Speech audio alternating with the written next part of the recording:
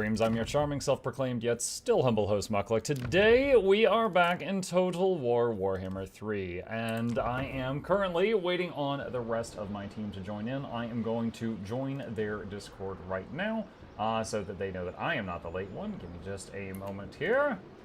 Alright, I am officially in the Discord channel. It looks like PC Space Goon is here. And we are still waiting on the... Oh my gosh, that is a big thing. Okay, we'll... Apparently, if I have this turned on right now, it does that. So, there's his pretty mug. Okay, well, we are waiting on 4 other people. Fairlight, as we know, operates on Lorenity Standard Time. She's always late. And thus, he's always late. The other folks, I don't know well enough to comment on, but at least they're late today. For now, this is a solo campaign I was playing around in today. I was trying out this guy. His name is Nakai the Wanderer, and he's this big crocodile dude. And he is also Lizard faction, but he operates very differently. He's basically a walking city. Like, this is his unit tab, and this is his buildings tab. So, if he loses a fight, he respawns at another lord. If you don't have another lord, like, that's it. You're gone. So when he, the green is my area, when he destroys a city, he's like, you can keep your town, but you're my vassals and you pay me each day, and then he leaves. So these are just, like, I don't control these cities, they're just towns that we, you know, whipped into shape to work for us. That's it, that's how he works. But, been trying out the different units and stuff like that, because, you know, we're going to be getting back into this real soon. Time to slap some peeps with lizards. Yes! We're going to slap them with the frog. Is that my main hero in the campaign with for the 3v3 looks like this. It's a big fat frog. It's one of those. Let's see. Oh, I see. I just got pulled into a channel. Okay. It looks like it's okay. Bombjust and Fairlight are there now. Still waiting on 2 more people. So it looks like 4 of the 6 people are here. Watched some Warhammer 3 videos today, 10 out of 10, saw lots of Chip in the videos, gameplay is interesting too. Test? Yes. 1 sec. I hear you, Bomb, just... Oh. Fairlight has his thing deafened, so it's just me. I thought everybody else was deafened, so I was just like humming or just whistling our theme song to myself. Oh, dang, I shouldn't have said anything then. We could have, me and my audience could have just kept, like, listening. I was about to get into a sick guitar riff and go.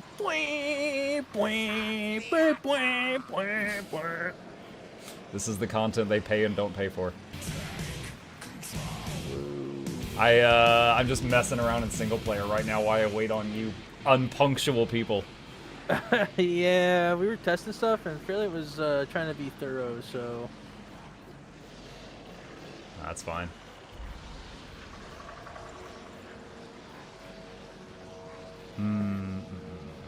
I'm in a single-player legendary Nakai the Wanderer game right now, just trying things out. One of my favorite lords. Oh yeah?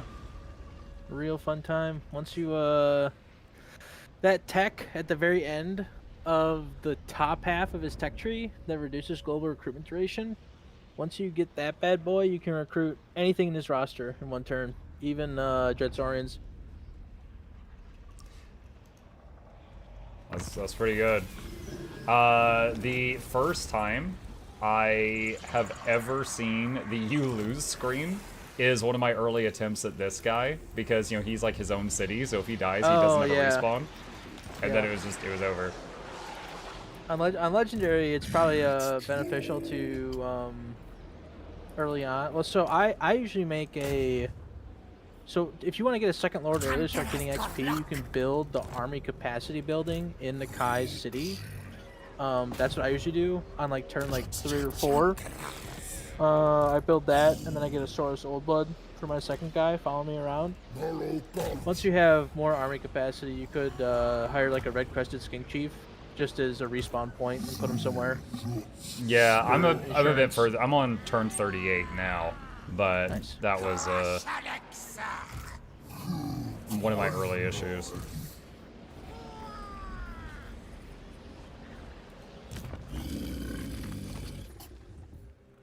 Yeah, I definitely, another thing I kind of felt with him is most heroes I play, you know, when they get their quest, like their first personal quest to get some like really sick item, most of them are, I feel like I can do it like right away or within a few turns. Nakai's This guy's, oh my difficult. god. They are extremely difficult. Dude, like there was one of them. There were like every time I attempted it, I would fail and get 10,000 XP though for trying, and I was like, I wonder if I should just like try to farm this, like just know I'm gonna fail it and just do it every turn. And I was coming up with really probably stupid strategies, trying different things out.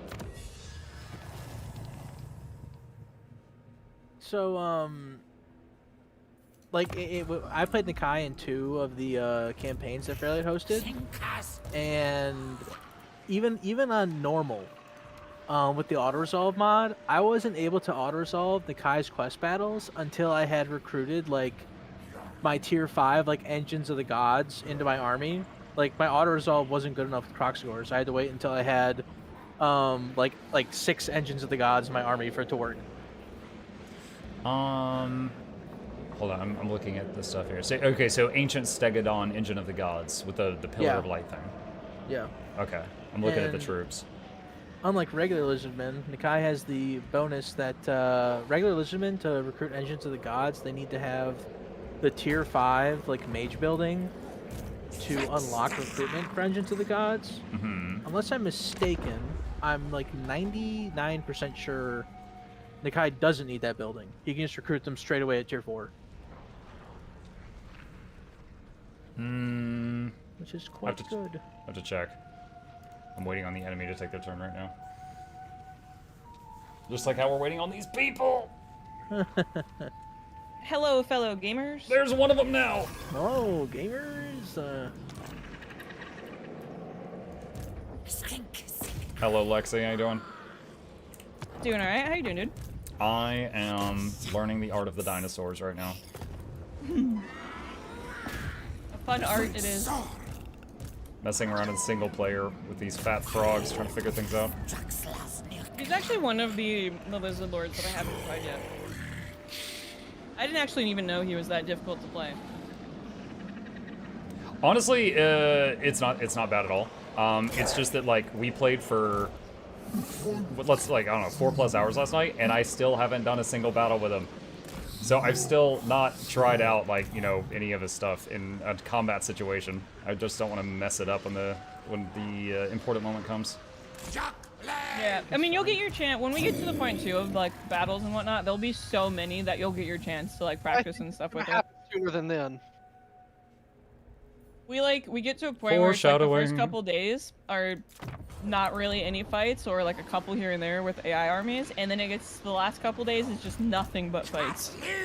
To be fair, we did have one fight with Lizardmen, so yes. A little bit of... I won that one. I'd hope so. I'm taking credit. No, blame you. Saurus Warriors were skeletons. I'd hope that'd be done. Blessed Saurus Warriors at that even. Oh man, I love blessed Saurus Warriors with swords are probably one of my my favorite like units with Nakai to use because Nakai can use his Temple of the Old Ones to like get blessed spawnings. I'll just like spam those as an emergency. Like that'll be my emergency stack with Regiments of Renown because that perfect vigor on them is so strong. Oh yeah, it's incredible. Honestly, they might be like one of the best infantry in the entire game, if not the best. Let's rock. Lobby's not up yet, is it? No, this Jesse dude's late. Yeah, what's going on here? What the heck? Is it time for Muck's Big Boy stream? Yes, it is, Samantha. We're here. It's a good opportunity to introduce your fellow gamers to chat and introduce yourself to their chats. Actually, I can turn this back on. One second. Also, I noticed that Jesse left Chaos Events on, so I can't wait till someone triggers that and it affects me yet again. Oh my god, he left that again, son of a... one sec. Oh boy. I mean, if it's Chorfs, I'm the thing up fucked. so you If guys it's can see who's Greenskins, I'm talking. fucked. If it's Skaven, I'm also fucked. Rip. Let's see If here. it's and we're all fucked. If it's Had, Dwarf... 2 events where the Chaos Events have actually triggered, and both times all of the armies have spawned right next to me. You know what's funny is I was actually... Okay, now you guys can see who's talking in the corner. And I saw that they were, How are you today? they were checked, but I think Fairley was either deafened or I didn't want to interrupt him, and I forgot to mention it after. He'll probably be the one to trigger it again, too. Watch. No, he can't complete his long victory, I'm pretty sure. Oh yeah, that's Yeah, right, he because he'd actually have to can't. kill his teammate. Well, I mean, I'm pretty sure I have to kill. I'm pretty sure I have to kill like Cathay for mine, so it won't be happening for me either. Well, why don't you do that? Get on that. Yeah, I know, right? Just fight Zhao Ming while Grimgore's looking at me. I'm pretty sure I had a dream. Grimgore, like I woke up and like I ended my turn, and somehow Grimgore had taken one of my cities without declaring war on me, and I'm like, ah! Ah! You're dreaming about Grimgore? That's so romantic.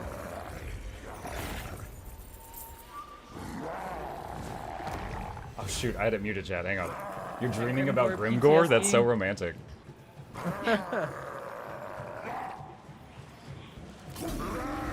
Dreams, nightmares, same thing. Dreaming about my queen, Ilario.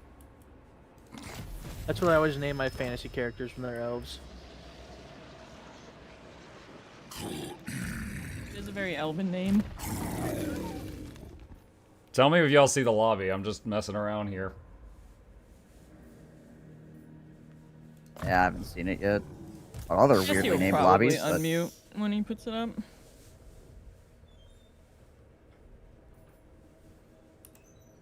How goes the showdown? I gotta make sure my mic's muted. Me and Fairlight might be doing some have you ever sneaky gotten attacks. the shotgun marksman thing to work to do well? The assault marksman.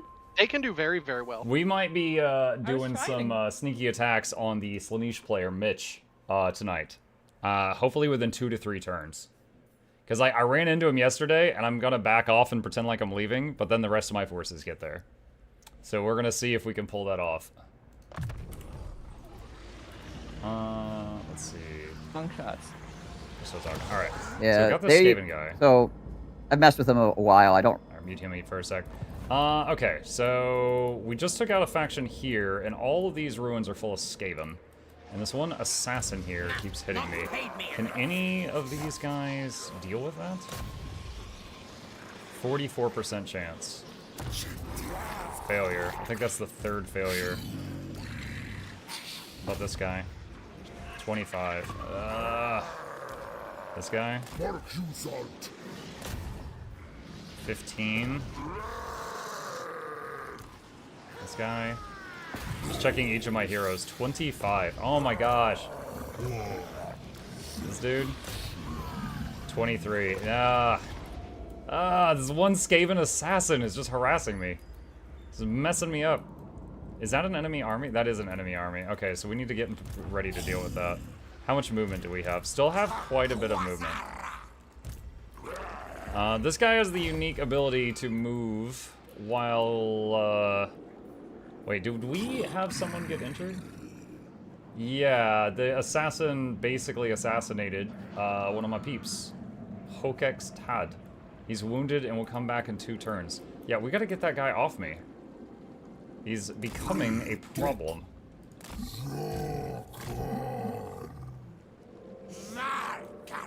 This guy just got a mount called a Ripperdactyl, which is like a pterodactyl, but instead of sitting on it and throwing bombs down and spears, which is what most of them do, he just dives in and tries to eat people. Uninhabited Norscan settlement where they had the city but had not raised it to level 1, so it had no garrison.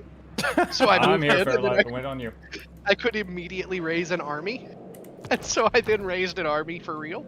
Very nice. Muck, everyone's like, yeah, Mukluk said, let me know when the lobby's up, and then muted, so literally no one can actually tell him that the I muted a second ago to talk to my chat. We've been sitting here 15 minutes. Listen to this guy 15 minutes late yelling at me about punctuality. Hang on, let me find I this didn't game. say a thing about punctuality. I just feel think, attacked. all right, I just think, hey, let me know, and then muting is hilarious because no one can answer you. You let me know successfully. You added me. All right. What's the name of the game?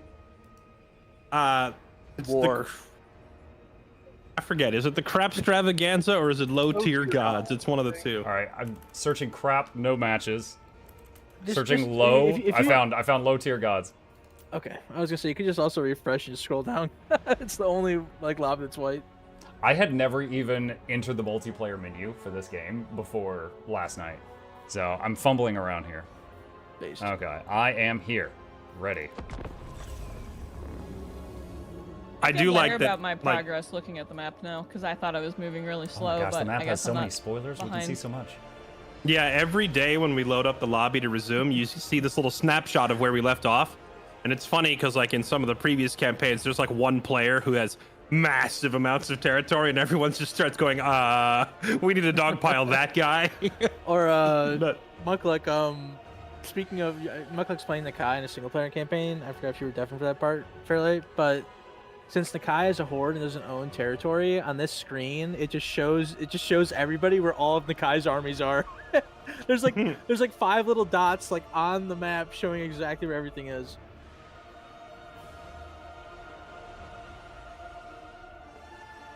That's like when I did the Changeling campaign, and the map really doesn't show you at all until you zoom just the right distance in, and then you can see the cults underneath the cities, and it's like, oh, there's 194 of them. Okay. Mr. Space Goon. Yeah, Badass. my bad. Sorry. No, I tried reading up on like Tomb King lore on like why Khalida always says bring me Neferata's head or whatever, and it was like Game of Thrones, dude. I could not keep track of the characters. Yeah, Oh yeah, it's pretty wild. the Tomb Kings and Vampire Counts lore, like you'll go back far enough and it all intertwines with Nagash. They backstabbed each other so much. I still think we'll probably see Neferata in game at some point because her faction's in game. The Lamian Sisterhood and the Silver Host are both in game and they're both tied to her. Speaking of Yeah, Game I of really hope Thrones, so. Rakarth is a Targaryen, and you cannot convince me otherwise. What? Rakarth is a Targaryen, and you cannot convince me otherwise. He needs I to didn't be finish Game blonde, of white, Thrones, chat. I and don't know what you're insane. talking He about. only meets one of those 3 things to be I think he Targaryen. meets all of those, honestly. And he rides around He's- on a dragon? He's definitely not blonde. Is he not? I don't think so. I'd have to double check. I don't know if I you thought can he. actually I see thought. his I don't know if you can even see his hair, but I thought he had black hair. But all the Dark Elf lords get dragon mounts except for like, I think Marathi gets 7 seasons. Did she get not a lot. dragon? I watched like Did she Yeah, get a two the way he seasons. talks too, and then like, stopped. if you've been watching, like, have you watched House of Dragons? I have not. No, he reminds me of Well, some of he- the characters from House He of is Dragons. voiced by Ramsay Bolton, so Who's that? from Game of Thrones, Ramsay Bolton. Guy who Yeah, tortures what, people. like, who does he play, though? Ramsay Bolton. Like Ramsay Bolton is the character in Game of the Thrones. character I'm Ramsay Googling. Bolton. The sausage meat. Oh, is he guy. really? Yeah. Yep. I think I had already done everything I could do at the end of the last one. So chat, here's the issue. I also didn't know that guy's name. That's because I've only watched See the all this first pink last right season. here? That's If Mitch. you want some more cool He's tidbits, very strong. The guy who He's a problem. voices Thorin Oakenshield and the He Hobbit saw my is boat. Be'lakor. So this boat is going to go, And oh the guy no, who and run back. voices Aletha And he's gonna meet Nar this guy. Is, one of And the then twins together, who live in Zack and they're Cody. going to go back in there. That We're- one I we're knew. gonna pick The a fight. Zack and Cody guy being Aletha Nar. And He posted some weird stuff on He Twitter might come about it, join me, like but it'll people take him a accusing while him to of get not, of like being a fake That's, nerd or Fairlight something, and right he's like, there. "No, I'm a real nerd," or some. I forget exactly how he phrased it. It was a weird conversation. we're going to give him the frog. Whenever you click on Be'lakor, sometimes you get like a dialogue feedback where he says "the first," and when he says that dialogue, you can really hear the Jake Armitage coming through. It's like, "Oh, hey, it's Thorin." Yeah, I didn't know that they had such a crazy list of voice actors. That's cool. I forget. Were you in here, Lexi, when I pointed out the Henry Cavill reference? I feel like I was. I don't remember Yeah. exactly what it was, but I remember us talking about Henry Cavill. Someone has a potato PC. Yeah, we had Eltharion to the wait on Mitch for a Grim minute. has a. Waiting on um, Lexi, Mitch, and Fairlight right now. He has a unique, what is it, lore master of Hoeth character, whose trait is called the White Wolf, and Oh, it yeah, gives 'cause him, it's the Witcher one, right? yeah, and it gives him, and his name is Cavill, and they call him White Wolf, and he has a bonus versus large. I wonder if he knows that that exists. Oh, 100%, I'm sure he does. 100%. I know he likes Warhammer and stuff. I just don't know if he plays this.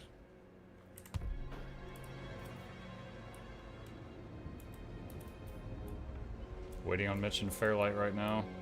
Also, that's interesting because I crashed yesterday. It put all of my units in a stance that's not possible for them to even be in because they were out of movement. But because they're taking damage from the attrition up here, it did it anyways. Okay. Nice. What's wrong? Hack of the game. I see. Yeah, they're all like full movement with march stance. Oh! But it put them all in camp once they got to the end of their march. Miao Ying, your trade agreement is most welcome.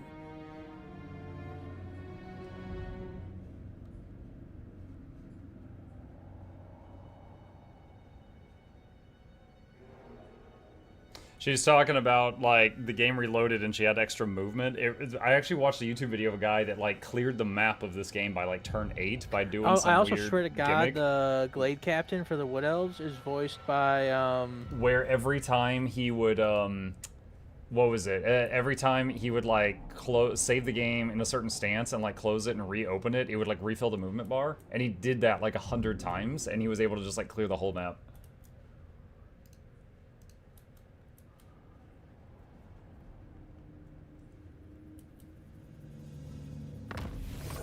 Alright. Tablet of Crafts Research. Tradable resources produced plus 5%. Income from industry. Vanguard for Skinks. Leadership plus 3. Recruit plus 2 for Saurus. Sequence of construction. What is this? Waiting on Bombjus. It's doing something. Construction time. Construction costs. It's upgrade income, I guess. Alright. So...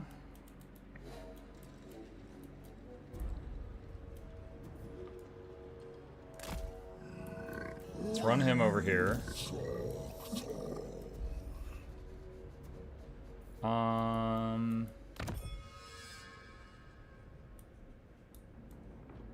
Mitch is fighting Kane? Slaanesh versus Kane. Scourge of Kane. Not to be confused with Korn. Different guy.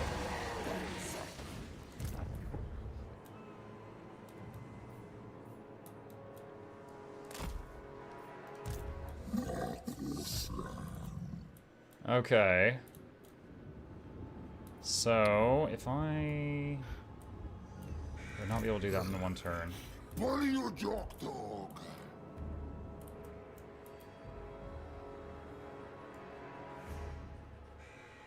Alright, so if I go here, I should not get attrition. Oh my god.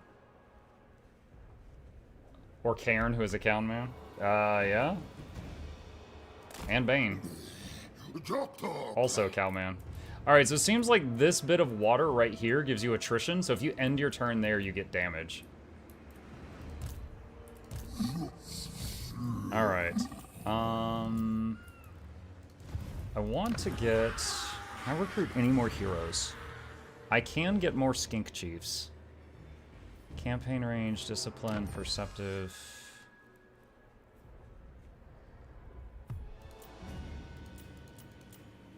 I can get one more Skink Chief. It says I already have... so I've got one right now.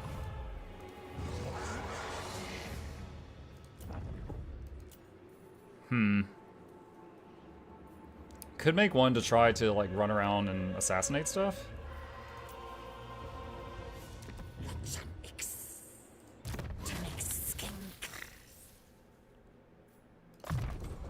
Assassinate, specialist. Alright, so we got him. Probably should have done that earlier. This guy leveled up. Fairlight is fighting Skaven right now.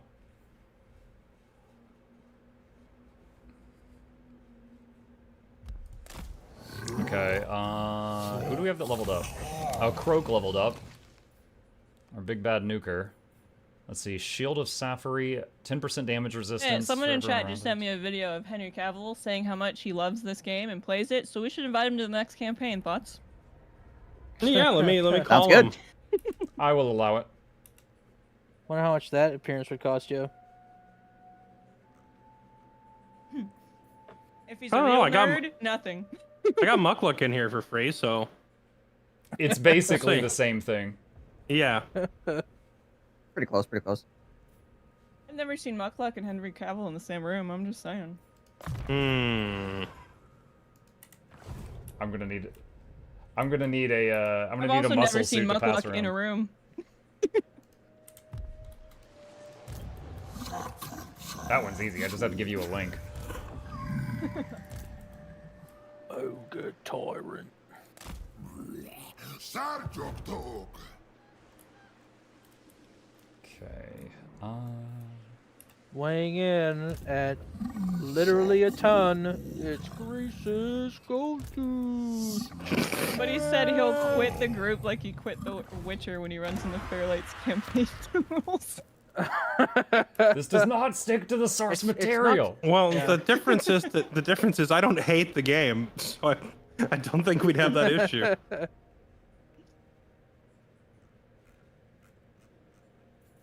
I don't think so either, but I do think it's a funny comment.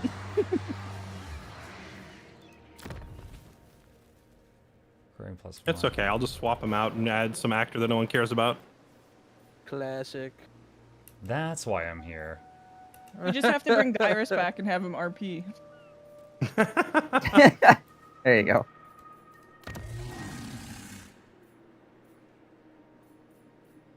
Do what I say.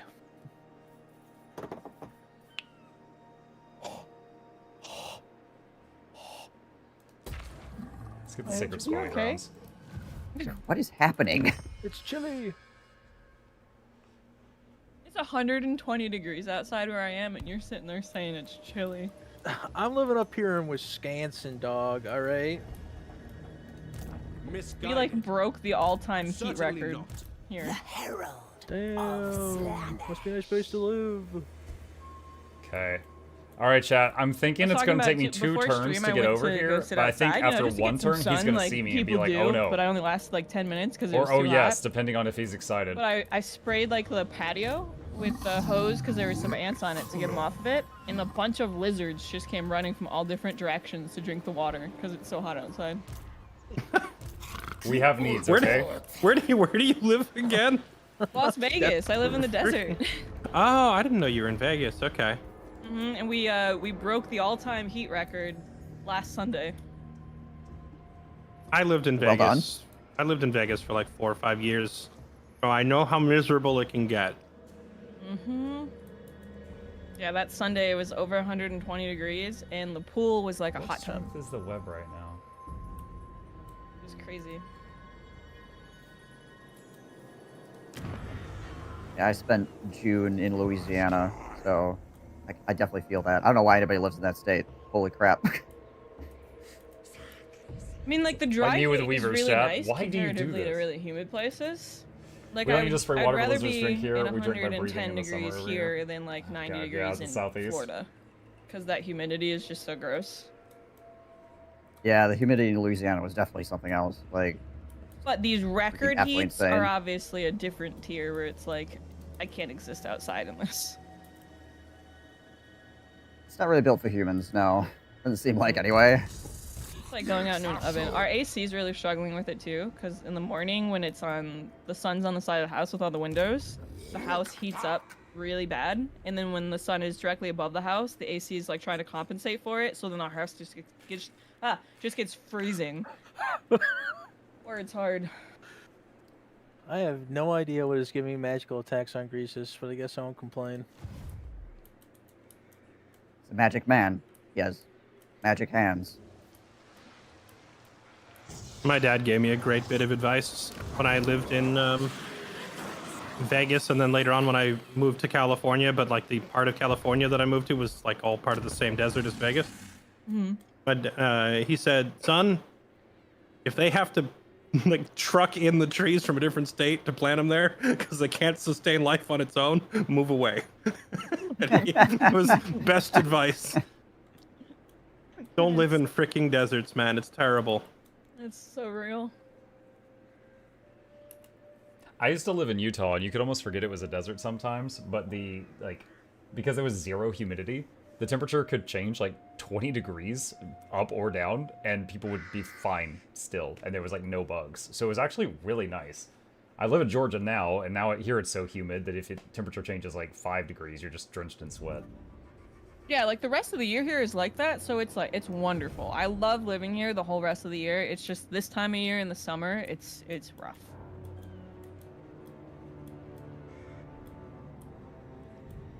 Although, like 2 weeks ago, we went up to the mountains to get out of the heat, because there's like places you can go up in the mountains where the normal trees are, and it's a lot cooler. We actually went and saw some snow, which is really weird.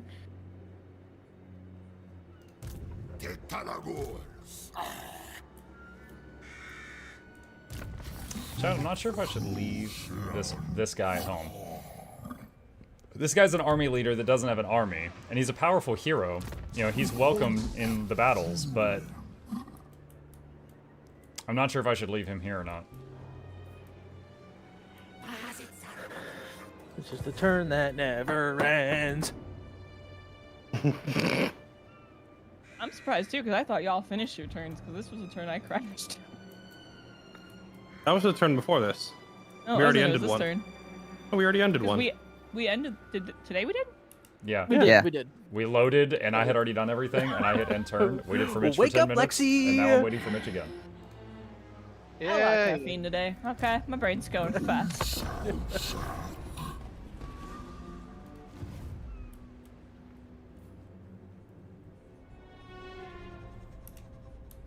We don't get snow here, we get ice apocalypse every decade or so. Yeah, here in Georgia, it'll snow like once every Dry heat 5 any years and day. destroys everything. Yeah, well, here's the thing.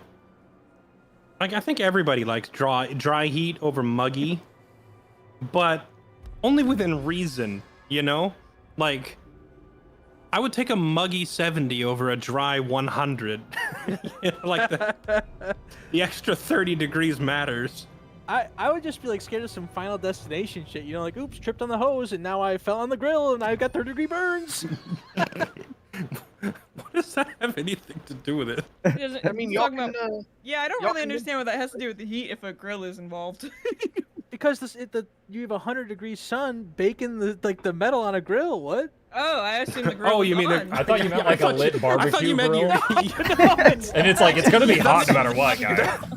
That's how I took it. I was like, yeah, so you go to a picnic with your family, you pull out the grill and die. What does that have to do with the weather? The outside is a scary place, all right? Don't forget. He's like, I tripped over a hose. Nothing had to do with the weather at all. Chat, some This rats just entire declared war story. on me.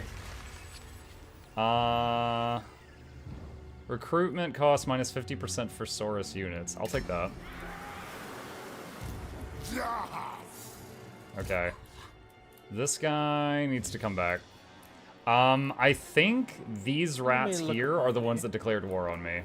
I think.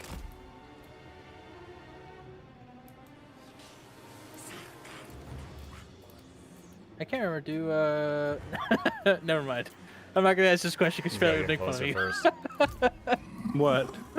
No, I'm fine.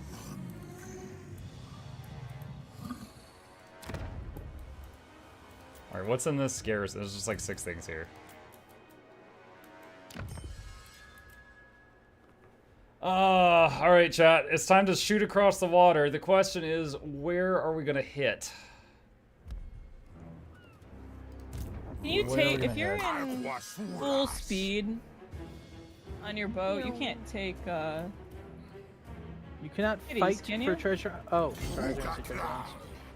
No, you can't.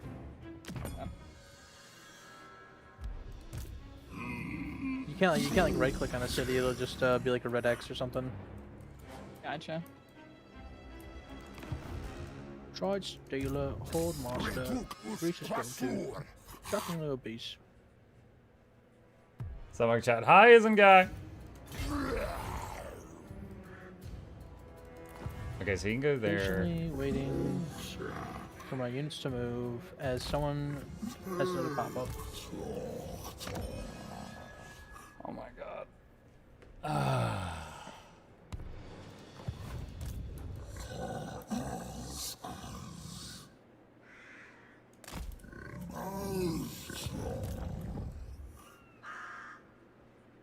Hey, my growth is 420.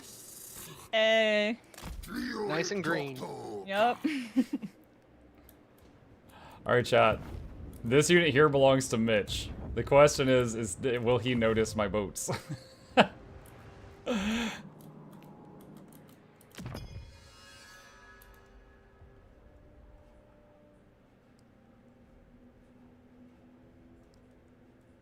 We will see.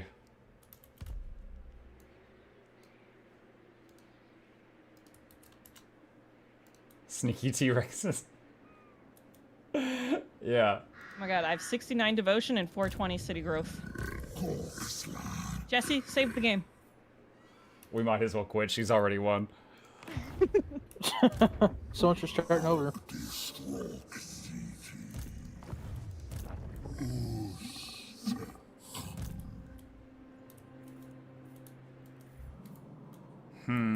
Alright, can these guys go across the water? Yeah, they can. Okay. Alright, he's gonna go try to be annoying. Is anyone playing Skaven? Okay. No. So the whole thing was you get to pick your opponent's race, and everybody What's doesn't this like picture fighting we're looking Skaven, at, so Mike? no one gave anybody Skaven. So everyone gave their opponent what they felt was the worst thing. They gave me fat frogs. My one Empire general is fending off like an entire stack of Empire coasts. Okay, goodbye. One man, one destiny, 700, 506 kills. Easy.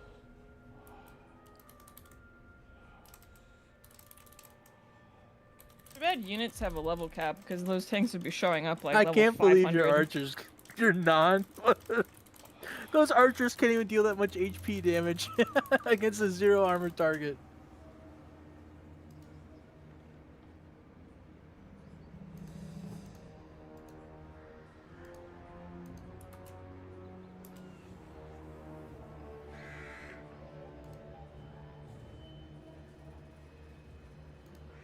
Mitch, maybe wait till the end of or the beginning of next turn just to make sure one of these other armies don't take it. It takes a turn to do it, so it won't happen till the start of my next. So chat, Oh, I did okay. something Gotcha. very stupid. I just realized how many armies are. And they haven't. I don't think anyone noticed. All right, hold on a sec. Are we Well, done these with this? Empire engineer heroes, they're not kidding around with fine, that that's fine. damage per shot. Like 600. So real quick. So I'm in a Discord call with these guys on Fairlight's Discord. We've got a group chat for everybody in this game, and we've got a group chat for just my team. I posted something about our sneaky strategy in the group chat that had everybody. And Fairlight was like, "Did you mean to post that here?" And I deleted it and went, "Nope." Whoops. I did not. But none of the others are mentioning it, so they haven't said anything about that yet. By putting that picture in the wrong chat. Crap, they noticed.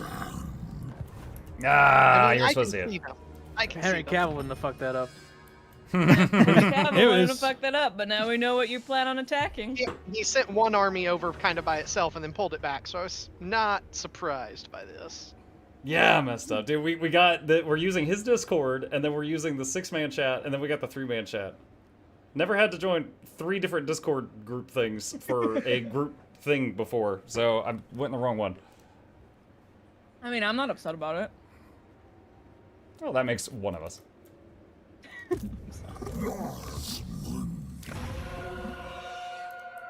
I'm just here for the high elves, Slaneesh. Don't you worry about it. Those don't exist anymore.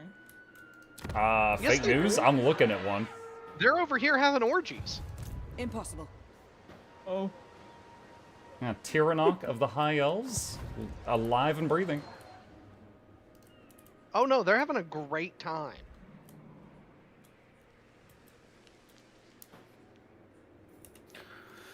I fucking hate Chaos Dwarves. Chaos Dwarves are on my shit list because of auto-resolve as good as regular dwarves.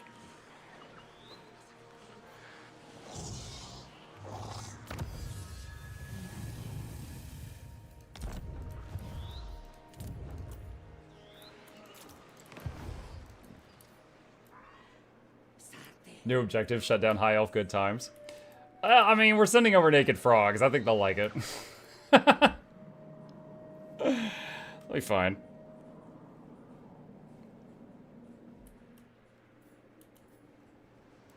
Metallic might.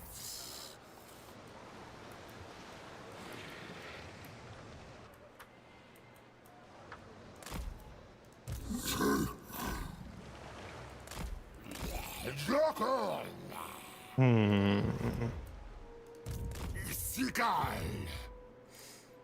Might be a good time to send a small scout on the I sea do lanes around the boat. love the non-stop, constant incursions of lizard Can I men. afford another small scout? I mean, that looks like free money to me. I can't get another hero. Won't let me. It would be if they would spawn like near my other armies instead of forcing me to like stop and turn around to go deal with them.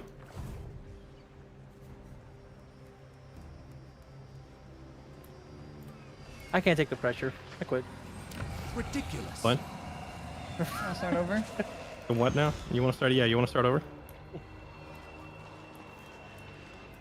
We could start over. This time I'll have assassins ready on like turn 3 to kill these cultists.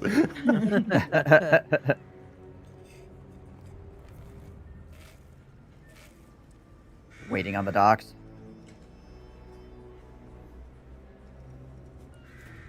Muck, you're the I don't diversion, know why right? you would want that. It's a fun cult. Yeah, I am. I mean, he again, he had vision of me, right? He could already, like, I can see him, he can see me. But before, it was like, maybe he won't notice. And now it's, I basically announced myself. But the fact remains, he is whatever distance away from here that he was before. It's just, he has a chance to react to it now. No. Have you ever heard of the campfire song? Who?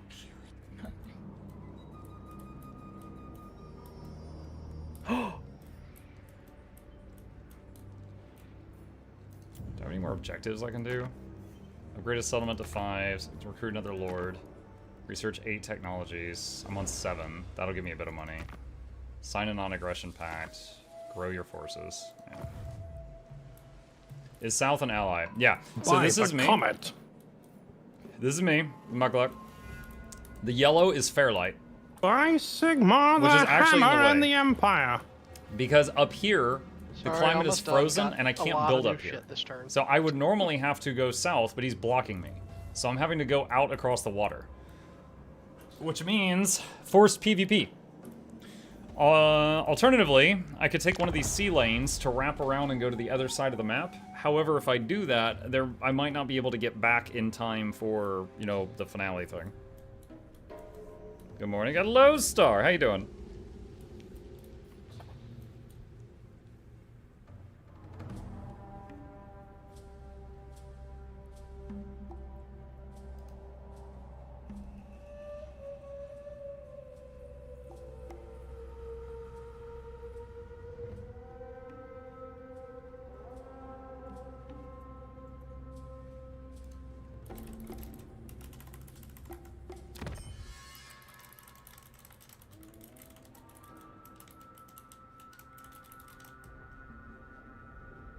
By Sigma, no! By Sigma, no.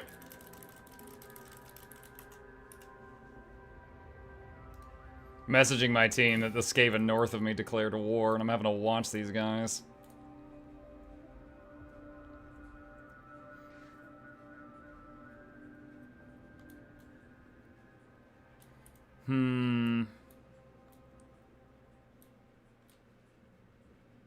There is the, what is it? It's like 8,000 gold. You but good, there's that Mitch? one ritual. Yeah, I'm That good. I'm someone's trying a- to figure out what I can seduce out of their army that's going to make a difference. The most difference, rather. Okay, there we go. Who do I curl my finger at? It's a good thing they don't have animations for everything in this game. I said, come here, shame. girl! I know, did you bad. not do the thing, Mitch? I did. Ready for duty. Hunt the Zach Red Crest is king. Okay. Oh, you did the other one. Alright. So I can't move yet. What? Alright, so I'm worried that these rats are going to attack me, Chet. These guys right here. No, I did the one oh you'd said the other one originally, the temple. Oh, no, but then in the last DM I said the other one. Sorry. That's alright. It's fine, though. 8,400 for that. You want to hop down to that? It'll only take like one more turn. Hold on, let me read what that says. Oh, I don't have enough growth for that. Constantly having to save up money.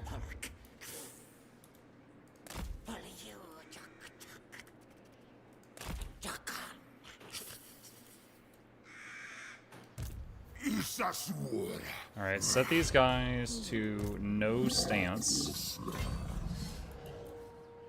Why can they not attack that right now? I don't know if it's lag or if there's something in the way. Okay, now they can attack it. Okay. Never.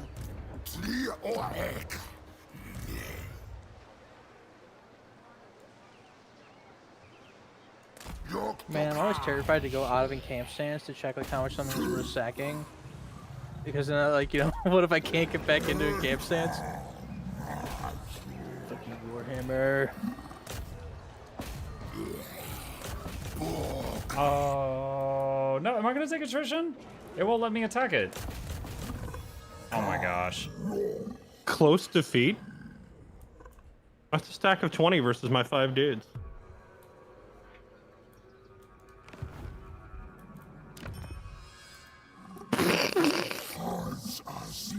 Are you serious? You can auto-resolve that? That's so busted. That secondary army is in. That secondary army is in force march too.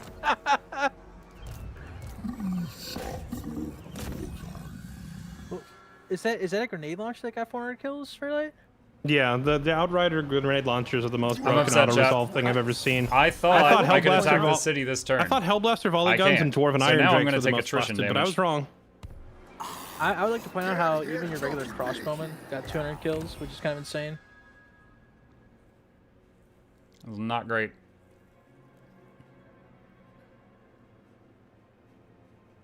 So all of these two armies here are all gonna take, like, I don't know, 5 to 10% of their health and damage. Like every single unit will for that. Need to check the line, change color. It looked like it. I mean, like the green there is how much movement they have. Like it looks like they can reach. Oh my god, the game is like lagging bad right now. So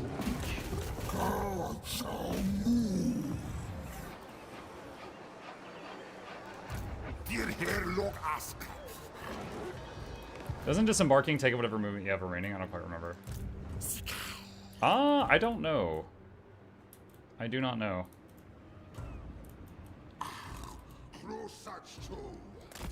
Oh, does he not take attrition? I guess because he's a hero.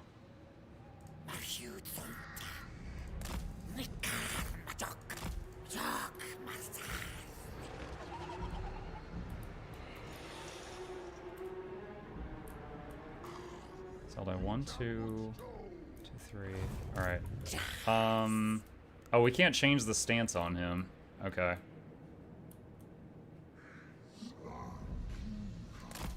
We'll go scout around. Oh, hold on a Tools sec. of Judgment ready. Okay. It's getting Is that when my pictures from the ogres say real corruption is bad? Like the word, like the line they just said, corruption's bad. Corruption's bad. All right, so this guy is sitting at home now. How many things can I recruit per turn? Only 2.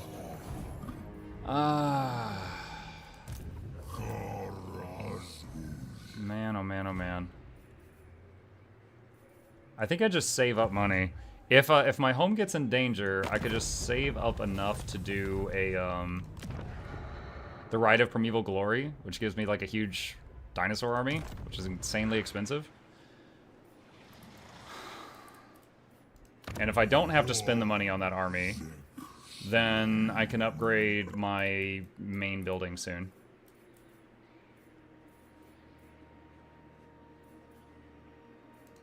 Let's get that now for income.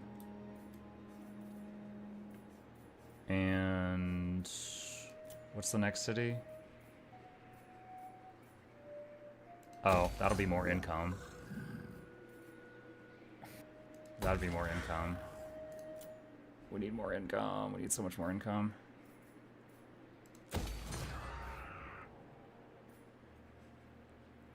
Alright. I think we'll just do that for now. That'll put me at 5k at the start of the next turn. Makara.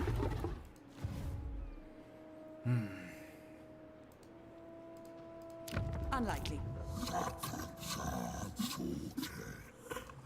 I haven't used boats much in this game. When you disembark, does it use all remaining movement or just a large chunk of movement? It's a large chunk, but if you have a really high movement range, you can sometimes take a few steps afterwards. If you're trying to attack a city that's like right on the coast, if you land like right on the city, you can usually then attack if that's what you're trying to do.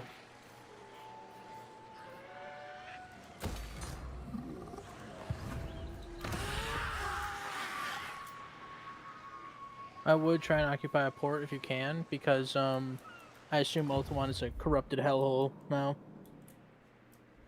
So you'll take attrition if you don't take a city. But if nothing's close, it won't matter that much. Yeah, I mean, they can see me, so I'll just say it. I landed at a spot thinking I could attack the city, and it was like, 5 feet from the shoreline. And then I was shocked to see that I could not reach it. So I'm you like tried right attacking in front of it. not a port, right? I didn't realize it wasn't a port, but I believe you're correct. Yeah. I know exactly the city you're talking about. I don't even have vision, and I can ping that shit. It's right. Let's see here. Was like the one like right here or something? That was dead on. Yep. That was dead on. Yeah, that's it. I didn't even realize we could ping from the screen. Many a Noctilus campaign was had attacking cities there.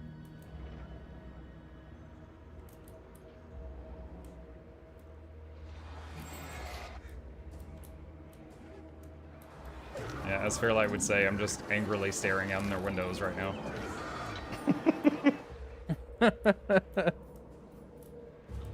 I'm pissed. I just I got. Hold on, my D&D. home because northern rats are angry at me. My D&D party is having character development. Hold on. Your mom died. What? No. Plot.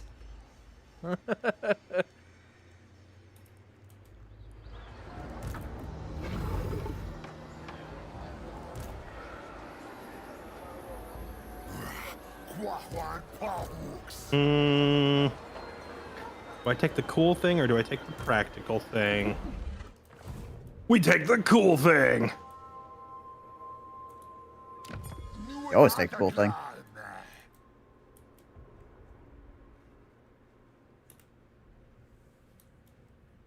Tyler says, is the goal to destroy the other team? So it's a 3v3. So here's how it is. There's like 270 factions on this map. You see, this is the whole map. All right?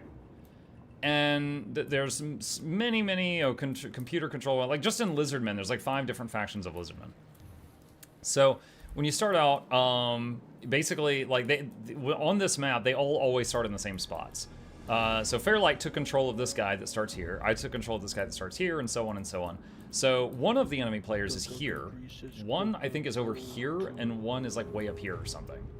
So I'm here. Now, the pink is one of the enemy players. That's Mitch. The blue is actually an AI. Taking a really long time with their turns. I like to zoom in right so onto the map. the goal is and, to like, take out the other bob and 3 weave players or through set the, them back, so mountain that lanes when and we the all mountains clash above. on like turn 50, it'll be fine.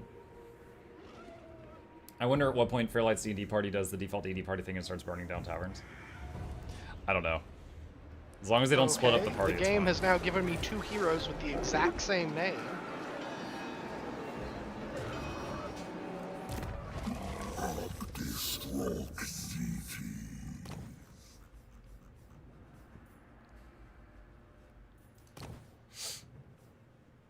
Ooh, this guy's got a Carnosaur. I didn't realize. This guy basically has a T-Rex for a mount now, chat.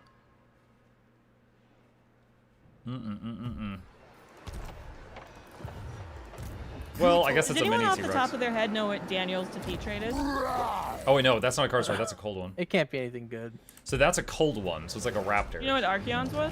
Later it'll get bigger. It'll. Doesn't it give you research rate or something? I don't know. That's what I'm asking. Well, I mean, you should have it on Boris or one of your lords, right? I mean, the thing is I don't know what trait score starts with, so I don't know. It It's should be probably- able to malform, and it should tell you it's gained from defeating.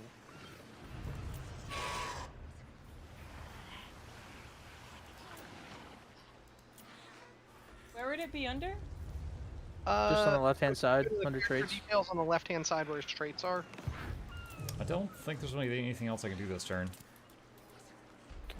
Actually, hold on. Quick deal, trade agreement. Curious creatures. It'll probably also savage have like a and meme name. degenerated. Like Speak, my if you defeating Kugath Once gave me the die, trait air Your freshener. body shall be another husk for my crew.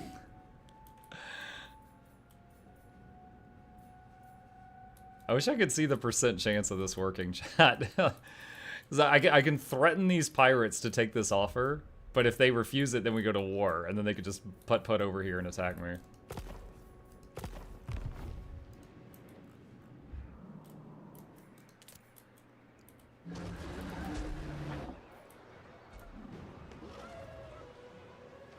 But yeah, to further elaborate on the point of the game, on no earlier than turn 50, we're supposed to meet in Bretonia, which is over here-ish. Okay, so Archeon's And then gives between me 10% spell resistance, turn 50 and turn 5% 75, we all physical fight over resistance, Bretonia. and And melee then attack at turn when fighting 75, whoever specific owns the most of it factions. wins. That's the rules.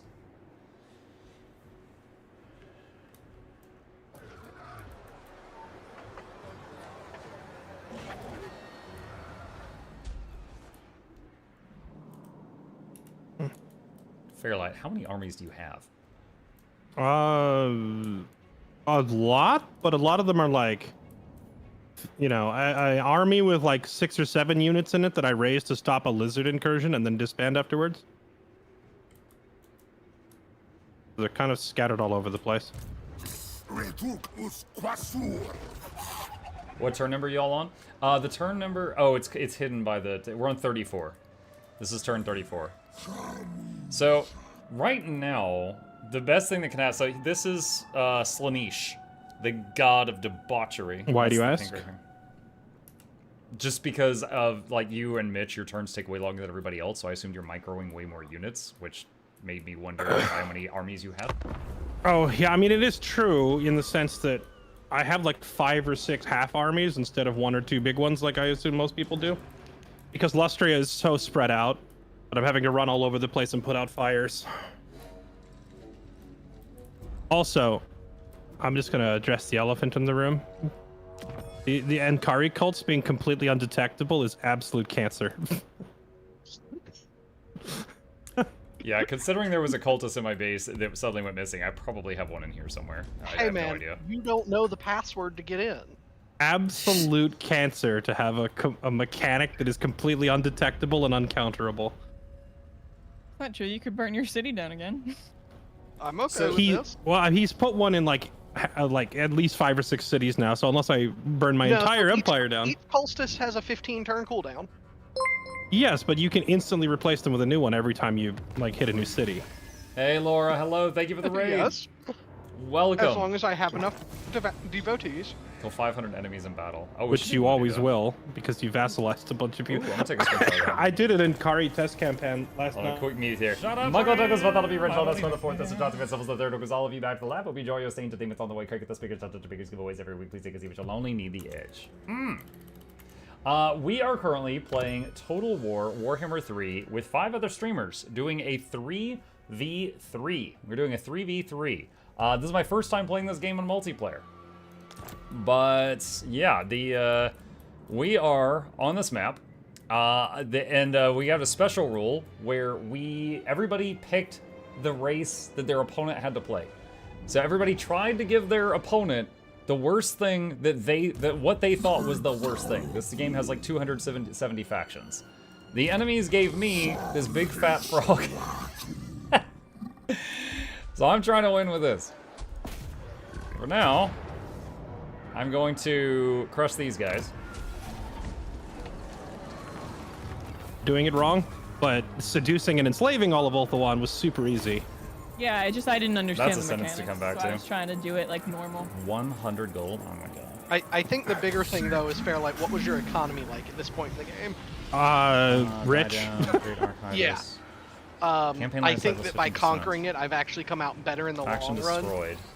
because Oh, I I don't think- have oh, them that was the seduced last and one? enslaved. I actually own most Spirit of the of Tebok. provinces. Coatl? That's like a max tier unit.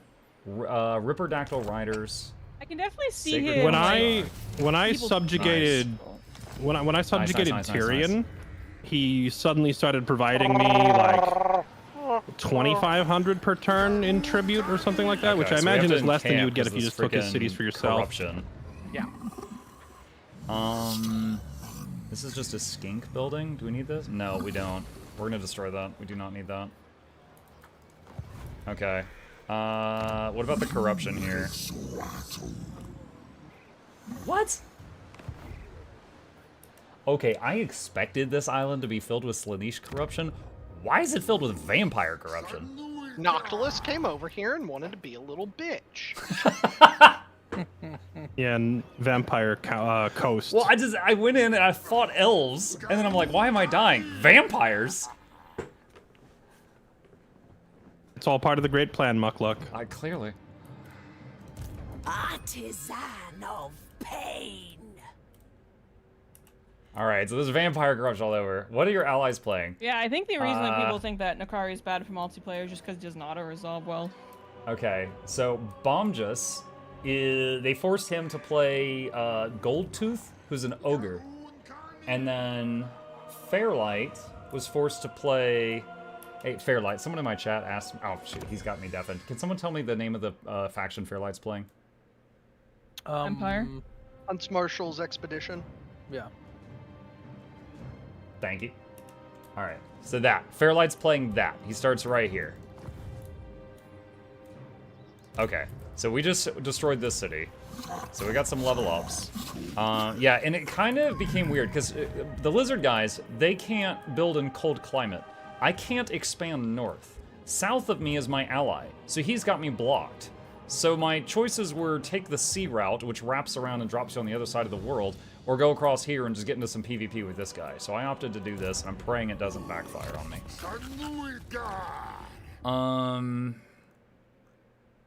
Let's see. This guy is 14. At 18, he gets a T-Rex mount. What do we want? What do we want? What do we want? Control. Sorry, another reason my turns are taking a while is because, like, I'm playing Dungeons and Dragons. I have, like, these 5 heroes, and, like, every turn, they have, like, personal dilemmas they need to solve. I've noticed. Oh, so I thought you were just saying that to be funny. Okay, you're serious. No, that's, like, this faction's mechanic is Wolfheart and his legendary hunters. It's, like, you get Marcus himself, and then he gets, like, 4 unique heroes with their own unique, like, storylines and such that they're doing.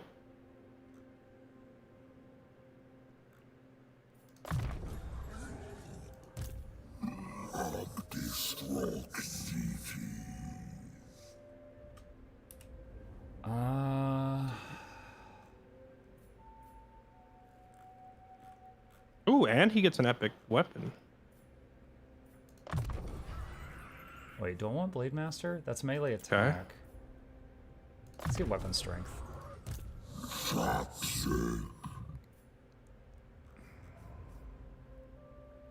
Bound spell banishment. 2 times per battle, you can cast a giant vortex for free. Sure. What's the next thing? Ruination of cities. 2 times per battle, you can cast this big thing. So you said your team should have no... So yeah, 2 of us. Well, it's funny because like the one guy on our team that they were like, you have to play ogres. He cheered, and he's like, fools, I main ogres. However, he didn't main Goldtooth. He mained the other ogres, but he wasn't opposed to playing them. And Fairlight cheered when he got this guy, and then we gave them, what was it, Tzeentch? No, sorry, not Tzeentch. Slaanesh, the schmexy one. And then one of the Tomb Kings, it was like an undead mummy lady, and someone else. They've got somebody else. I totally let my teammates do all the decision making when it came to like the bans and stuff because I didn't know what was going on.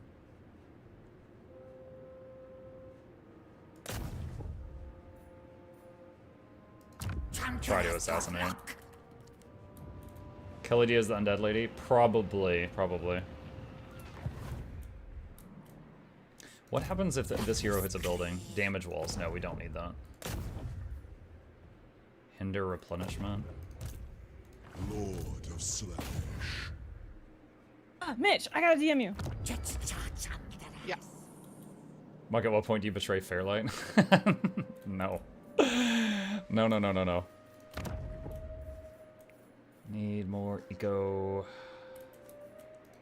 Alright. Next turn I'll have Saurus shields if I need those. Apparently, killing Daniel is really great for diplomacy. Yeah, let me see about that. Oh, does he give you like bonus relations with like demon factions?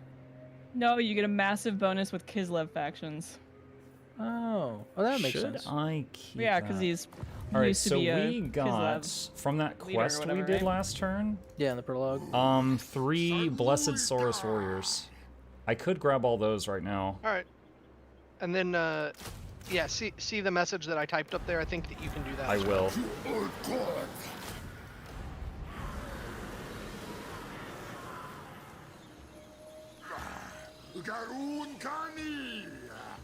Okay. You know what's so dumb is that I know I win this battle, that I'm probably gonna have to fight. But I'm only gonna have to fight it purely because of the blunderbusses. Fuck you, Jorps! Futile. Alright, so we see... There's 2 armies here, but they're mostly crap. Well, I shouldn't say crap. It's just a lot of tier 1 stuff.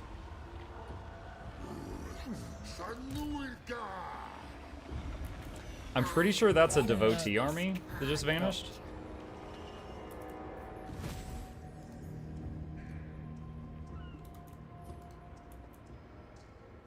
Saw that, Mitch. What? Pretty sure your devotee army just faded out before my eyes. You trying to do an ambush?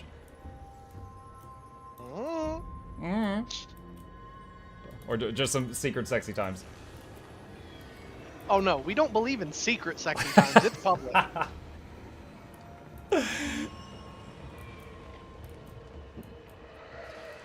Savor the Public is crazy. I was sitting here actually looking at one of his armies and taking stock of what units he has and trying to make a decision, and then it just faded away, and I was like,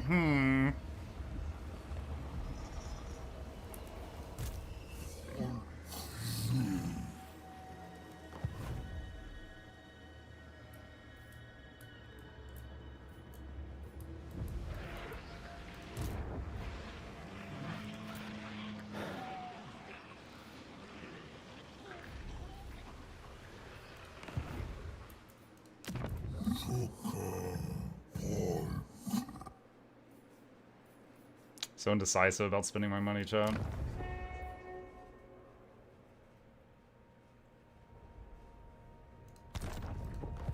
At least while my 2 armies are trapped on this tile, the corruption will be going down.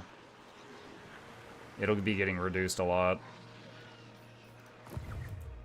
The question, though, is... There's this army here. I'm pretty sure he has a second army that's an ambush stance, so it's like invisible right there. So I don't know, maybe I just go north and try to avoid him. There's a... Well, that's a small army. That's not that bad. How funny would it be if coding were added as a playable race of the X-Pack and they just never Mitch, did address you like they do with the Griffin? recently kill an Ice Queen? Highly doubt that they're gonna do that. Highly doubt it. I federated them and she's dead. Yeah, they've been having some problems up there. I'm surprised. I'm like sitting here like looking for like the units and the armies, like looking around their cities. I'm like, oh, it's gotta be here somewhere, right? Nope, she's just dead.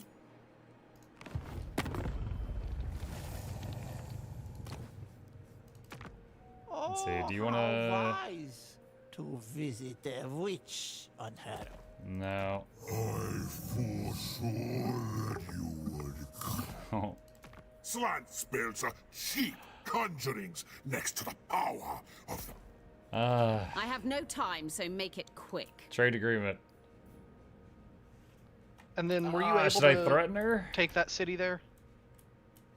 Is that her? I know Oh, you the just Vikings landed this trade. turn, but sometimes I think you can force the interaction by clicking it again. Yeah, I tried. It wouldn't let me. Oh. I'll get it this turn though. Alright. Next turn, I mean. Yeah.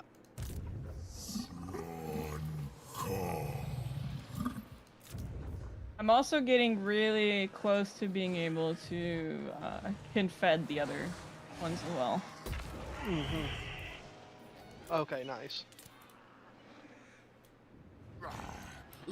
Yeah, killing Daniel, like, I was actually closer to confederating him than I was her, but then killing Daniel just made my diplomacy go flying with her.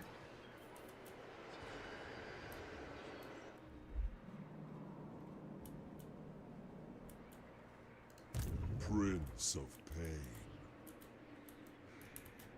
Do no screenshot.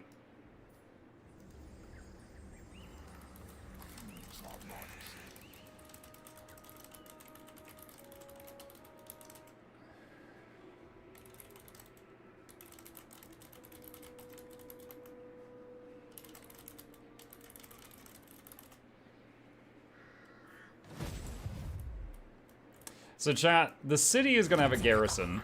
This army is here, and there's an invisible army here. So I think I just go that way. Aquasur.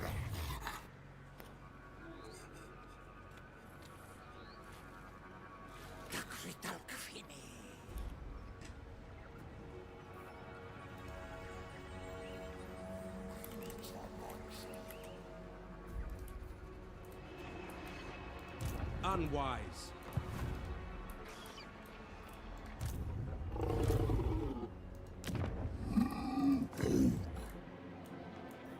How far north on that area before you get climate blocked?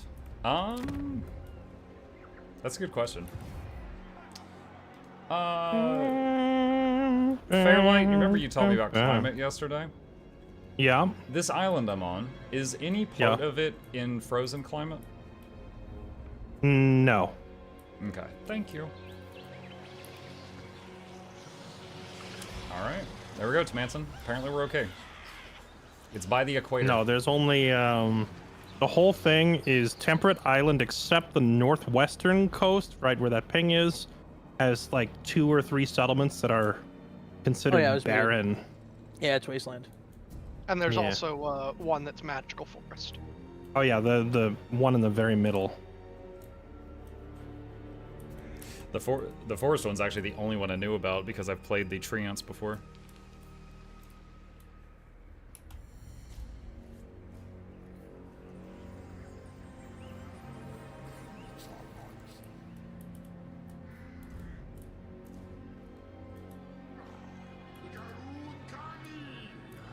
Yeah, right here, there's like a gigantic tree city, like a world tree looking thing. There's like half a dozen of them or so on the map that the Wood Elves really, really want.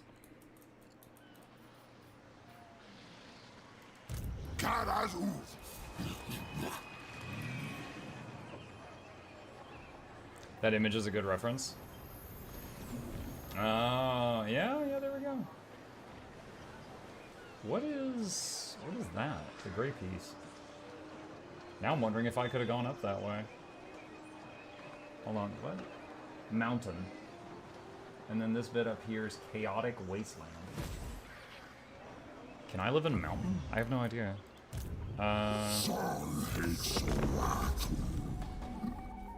Where was that screen that showed where you can live? Oh, here it is. Desert, savanna, jungle. Oh. Ah, too late. Maybe I can do this. Mountain. Oh, yeah, no, okay, we hate mountain. Nope, I could build there, but I might just be bleeding money by doing Lexi, it. how do you feel about the Chaos Dwarves? What's up?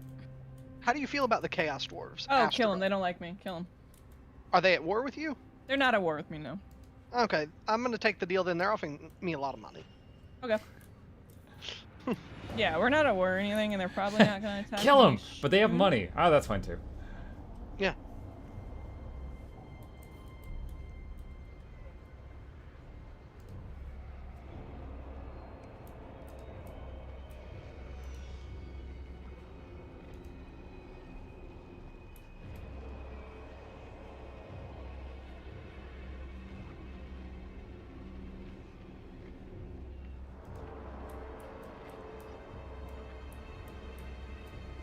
god, come on, dude. Give me a break.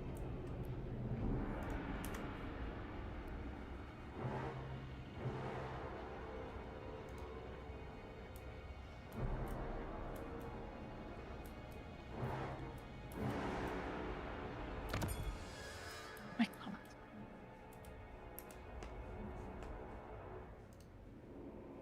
Sorrel.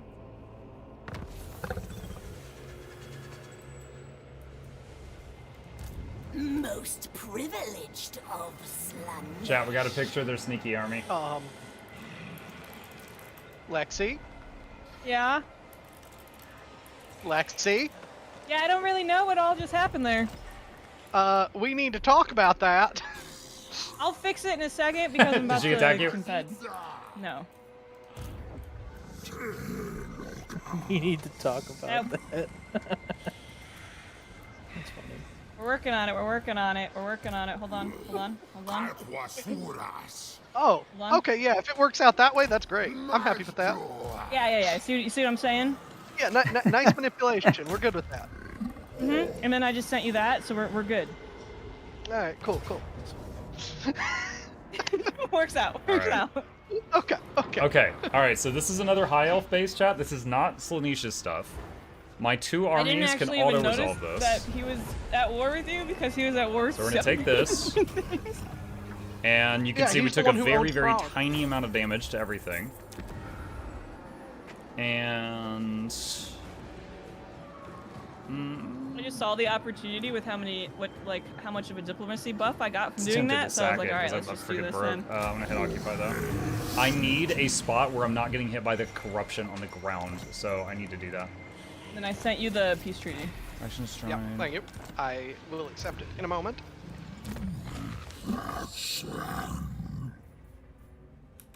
Question for y'all. If you've got an ancillary that increases casualty replenishment rate, and you put it on, like, 5 heroes in an army, does it stack?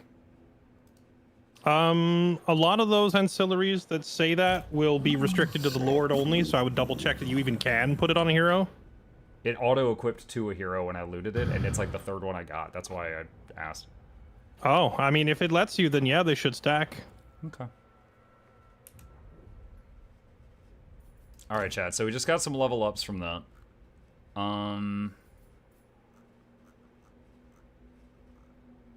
Okay, spread control? Okay, so just confirming. Policy on attacking cities that are occupied by other people. Declare it. I have to announce them it, right? hints to If I respond. choose. Yes. Attacker must announce their intention, and then defender can move or position accordingly. Once the defender gets where they're going, they stop and they must let the attacker approach. They can't just jump the first army that steps forward. And how do we Of handle... course, the defender is not required to disclose if they have an army sitting there in ambush stance, though. Yeah. How do we handle the fact that I can siege a city and then attack the second army? Let me think about that one for a second. I'm so talking- new, I don't know what that interaction would do. What does that do? So if he sieges the city, and then he can attack your second army outside the city, and your army inside the city would not reinforce the second army. I'll say in that context, the defender has the option to march, initiate the attack, because I don't think it would be fair to always allow the attacker to turn it into a 2v1 every time. So your end goal is to allow both parties to use all their armies if they wish. Pretty much, yeah. Okay. Because Okay. it matters for my faction specifically. Can I dictate which lord does the attacking out? Honestly, this is probably going to be some case by case stuff. I would need to That's see or why I'm- understand, understand what's going on. Okay, so you can see Mukluk's stuff down here at Torsathai. I cannot. Oh wait, yeah, because y'all can't be friends. Sorry. Hold on, I can pull up his stream. Yeah. Okay, what's It's going mostly- on? I'll zoom in on it. Yeah. So sorry, I'm I just took trying a to high elf clarify. city that was just north of him, and he's just south of me right here. I have multiple armies that can reach there this turn. The thing is, Mazda Mundi should have that trait that reduces Slaneshi seduction. The secondary lord will not. That trait is region-wide, so it doesn't matter which of them starts that fight. Yeah. Okay, it is region-wide? Yes, I double-checked. Okay, never mind then. Cool, So that doesn't matter. Yeah, so it probably doesn't matter. I would say, given that we've been doing like Defender's initiative anyway, Defender can choose which of their armies initiates the attack. Cool. I just wanted to confirm so that everybody's on the same page before we're... Yep, no, I appreciate it. Unfortunately, a lot of it is just kind of figuring it out as we go. Oh yeah. There's not exactly a best answer here, and I get that. I just... As long as everybody's on the same page for the fun. At the end of the day, we spend all this time raising and perfecting these armies. I want the armies to get used in fair fights rather than get cheesed in 2v1s and ambushes where possible. Now, I understand that no one wants to run into a losing fight, so if you're grievously outnumbered, then you are looking for a way to cheese it always. But, like, you know, I want to make that the exception and not the rule. Yeah. Mitch, can you accept that diplomacy? Because it's breaking my diplomacy. Oh, yeah, sorry. I'm going to accept diplomacy from Lexi real quick. All right, cool. Thank you. All right. Mukluk, I am going to give you a heads up. We will be fighting this turn. I'm going to save it for last on my end so that everything else is done. Oh boy. Do with that what you will around that city. Okay, I'm tinkering then. Yep. I would go and doing camp stance. Is there a way? Okay, so You can just move your I'm just, second army I guess up to the I'm city just gonna and- be blunt here. You can see my stream, Fairlight. I want to be certain that that dude that's riding a raptor is going to be in the same battle as the guy that just went in the city. Are they linked? I can't tell. Yes. If you so hover you over can- one of them, they show the arrow between them. So, well, no, so if he wants to see the arrow of his own units, what you need to do, Mukluk, is actually select the enemy army and then mouse over Mazdamundi to simulate an attack, and then you'd see a yellow line indicating I that... see it. Thank you. I didn't know about this. Yeah, the yellow line is the reinforcements on the way kind of a deal. Does Mazdamundi still have movement? No, he captured it. No, he just took the city. If you siege the city and Mazdamundi launches the attack, is it still a 1v2? How so? Like, no, if you... no, it's not. It's not. It's 2v2 then. Okay, I wasn't sure what the... If wasn't sure Mazdamundi how the attacks a mechanic sieging works. army, then everyone gets the reinforcements. I mean, I can just move Mazdamundi outside the city. No, because if I'll keep in the city. Yeah, I mean that's another option. I'm just like, so there's a it's a difficult interaction to explain unless you've seen it. If he were to send one army up and siege the city with Mazdamundi in it, and then send the other army to attack your secondary army, then Mazdamundi is not able to reinforce because he's sieged in the city. But the sieging army somehow is, which I'm convinced is a bug, because how are you sieging a city while marching to fight somewhere else?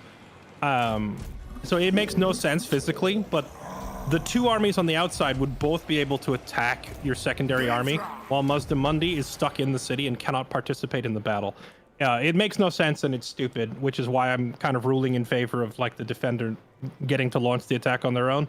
Yeah. I see no physical explanation for how you would be sieging a city, march away to fight a different battle, and yet the city remains sieged while your army is marching the other way. It's really stupid.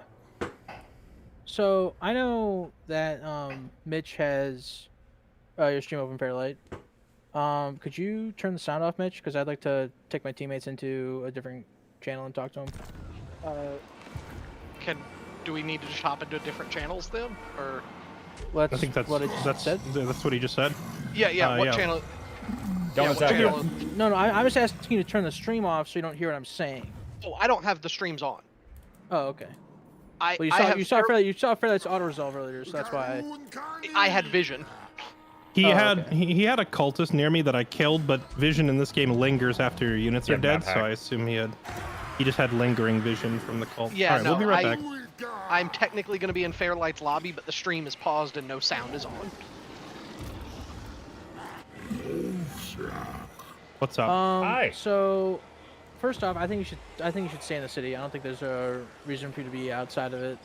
Secondly, Fairlight, we should probably talk about if he should use his right of Sotek or the... I was going to ask that. So you have a right that spawns the army of dinos back at your capital, which is unfortunately very far away, and you probably don't want to keep them. However, it does give him the army ability to summon those raptors for 15 turns. So he would have an army ability to summon feral cold ones for this upcoming battle. 3 times per battle. Which might be pretty relevant. Also, how many skinks do you have in your army? Because then if the 10 melee attacker skinks might be more relevant than the feral cold one ability. I tell you what, hang on. I will go into our thing. Make sure I'm in the right channel. That is one army. And that is the second army. Definitely some stuff to micro if we end up going into it. Is Inkari there? No. The enemy army... Well, okay. The enemy armies I can see, I am linking. He doesn't know that I've spotted his ambush already. So there's 3 armies there. So there's those 2, and then the garrison is this. I've sent you pictures of all. So the second enemy picture, I'm pretty sure, is the devotee army. And the first one is just like a, fodder army. You said there was an ambush army, though. Is it still invisible right now? No, the second purple picture was the ambush army. I detected it at the start of this turn. Okay. Mitch must know something I don't, Fairlight, because this looks like such a colossal win for Lizardmen. I don't understand. If there's a third army, I've not seen it, and I've had a hero here for like 2 turns. Yeah, Inkari might be sitting around. Wait, who has the Sword of Cain? Does Inkari have it? It's possible. Because I see a red swirl on the north end of the island. I don't know if Inkari took the Sword of Cain or not. Can you look up there? Is it in the event log? Muck? Do you have vision of the north end of the island, Muck? There's a red cloud up there? Is the red cloud on purple territory? Hold spacebar. Province, Crace, Slaanesh Corruption 100. It's sitting right by Shrine of... It's sitting right by... Yeah, it's sitting by Shrine of Kurnus, which is like Inkari's starting city. It's gotta be. Yeah, he's gotta have it. So it's him or it's one of his vassals. But I mean, if you've had a hero there and you haven't seen Inkari this whole time, then Inkari's probably not around. I don't see how the hell you lose this fight 2v2 if when you have Croak. Like you have better units and you have Croak, and his entire army besides like 6 units is infantry. I will say, just to give you all the information possible, I just took this place, so the garrison units are like at 1 hit point. Irrelevant. It doesn't matter. Your armies are so much better.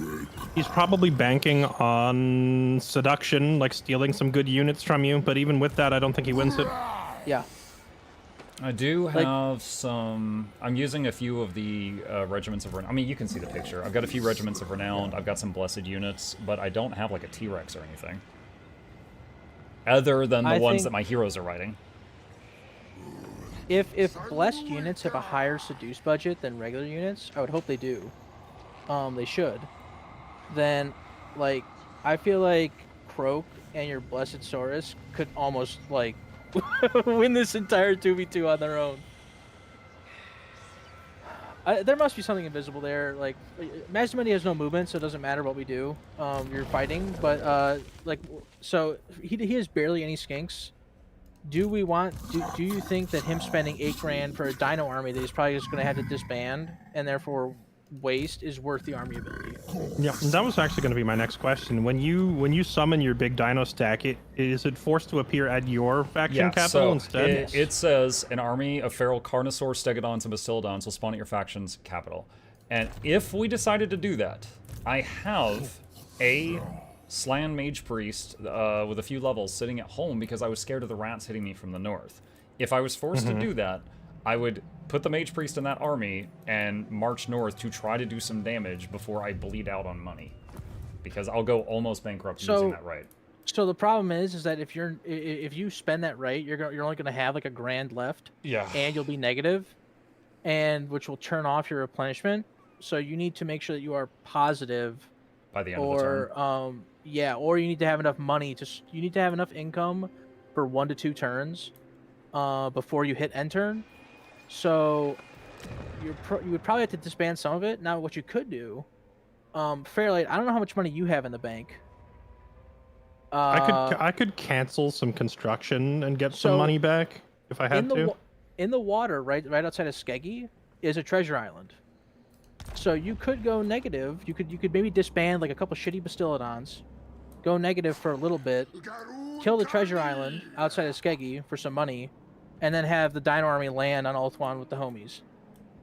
Sorry, I'm looking for Skeggy on the map. I don't know where that is. Skeggy is the Norskin settlement that you took on like turn 10 to 15.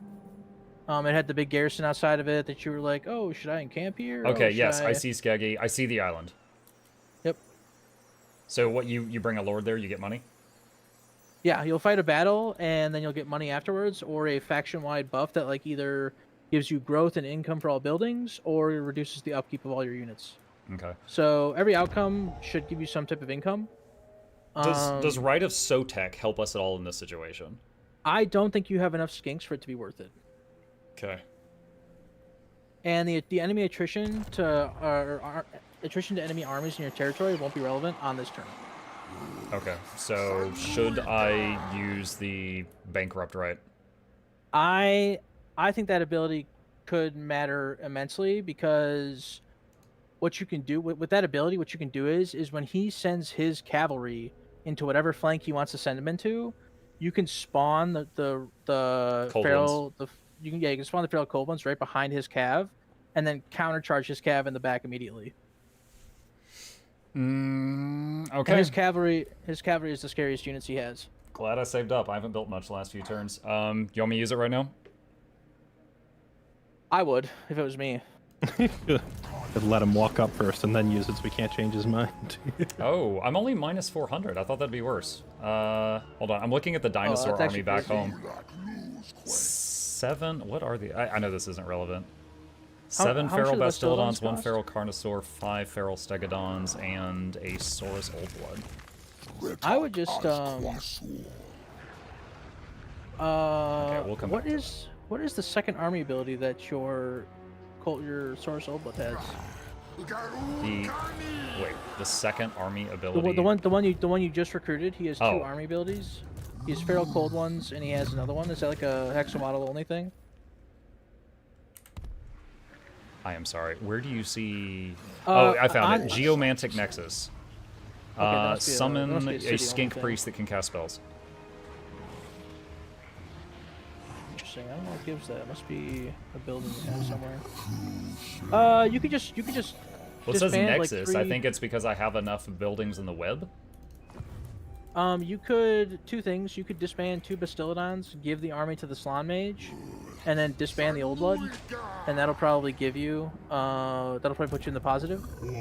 Well, for now, why don't we deal with the battle? I can come back to that after. That's true. That's a good point. All right. How do you want to just tell them I am ready to be hit in the face? Like, how do you want to start this? That's pretty much how it's gonna go. Because I mean, it's not like you have a choice. If all your armies are out of movement, then yeah, you're fighting. Yeah, I can't like move troops around. Mesmer's out of movement, but your secondary army has that bonus from encampment, which is gonna be big. I must be missing something. There must be some sort of like. Well, we'll see if he's got some trick up maniacal his plan sleeve. at work. All right, I'm gonna put us back in the other call so we're not keeping them waiting. Okay. Oh, they're back. Hello. Hello, we're back. Hello.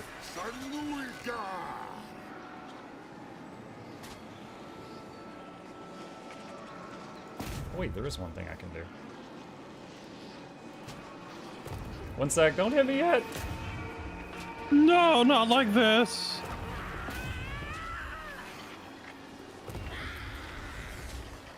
I'm gonna go to the bathroom before this pops off. I guess I'll just say it out loud. Fairlight, I had a scout on that island. I could attempt to assassinate a hero, 37% chance, or just throw it in the army for one more dude. Oh, what is the odds of failing and injuring yourself? I mean, it's a 37% positive outcome to assassinate. This is a low-level scout. Yeah, but there's also a percentage chance of injuring yourself, like hero wounded or red number. If that's higher than like 10%, I usually won't take it unless your odds of success are really high. Yeah, so you got a 7% chance you just lose your hero, so it might not be worth it. I'm an idiot, so I screwed this up. Never mind. What? Hey, what'd you screw up? I used a right that disables movement. So apparently that's Okay. Keck? apparently that's the thing. I only thought it was a different one, not that one. So what you're saying is Mazdamundi could jump out and kill the one that stepped forward. Well, she just backed up a step and then went invisible. I mean, I'm out of movement, so I can't step out to meet you. I guess you guys will resolve it next turn. If that ambusher gets detected, they might be in trouble. I mean, next turn they'll be able to have units move to them. That's true. Unless I'm missing something here, there's no rule that prevents Mukluk from just simultaneously turning fucking Mitch, right? On the start of the turn? Not really, but you know. Well, if you click fast enough, Muck. I didn't want to have to make a rule for every single circumstance of every army type on every single terrain. I mean, hey, somebody rule fight. Somebody didn't have to move their armies forward, and they did. So they did, but neither of them have movement now. So doing the whole click first thing is just. So is there one in ambush outside of the city, Muck? I am pretty certain that can you see the situation on one of our streams right now? I'll have to open it for 1 second. Pretty sure where. Oh my gosh, hold on.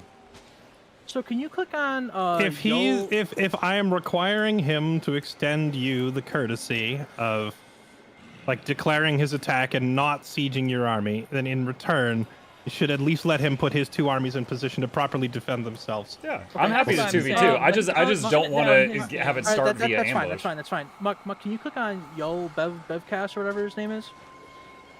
Yo, oh, I see it. Yeah. Can you swap him into Astromancy stance real quick?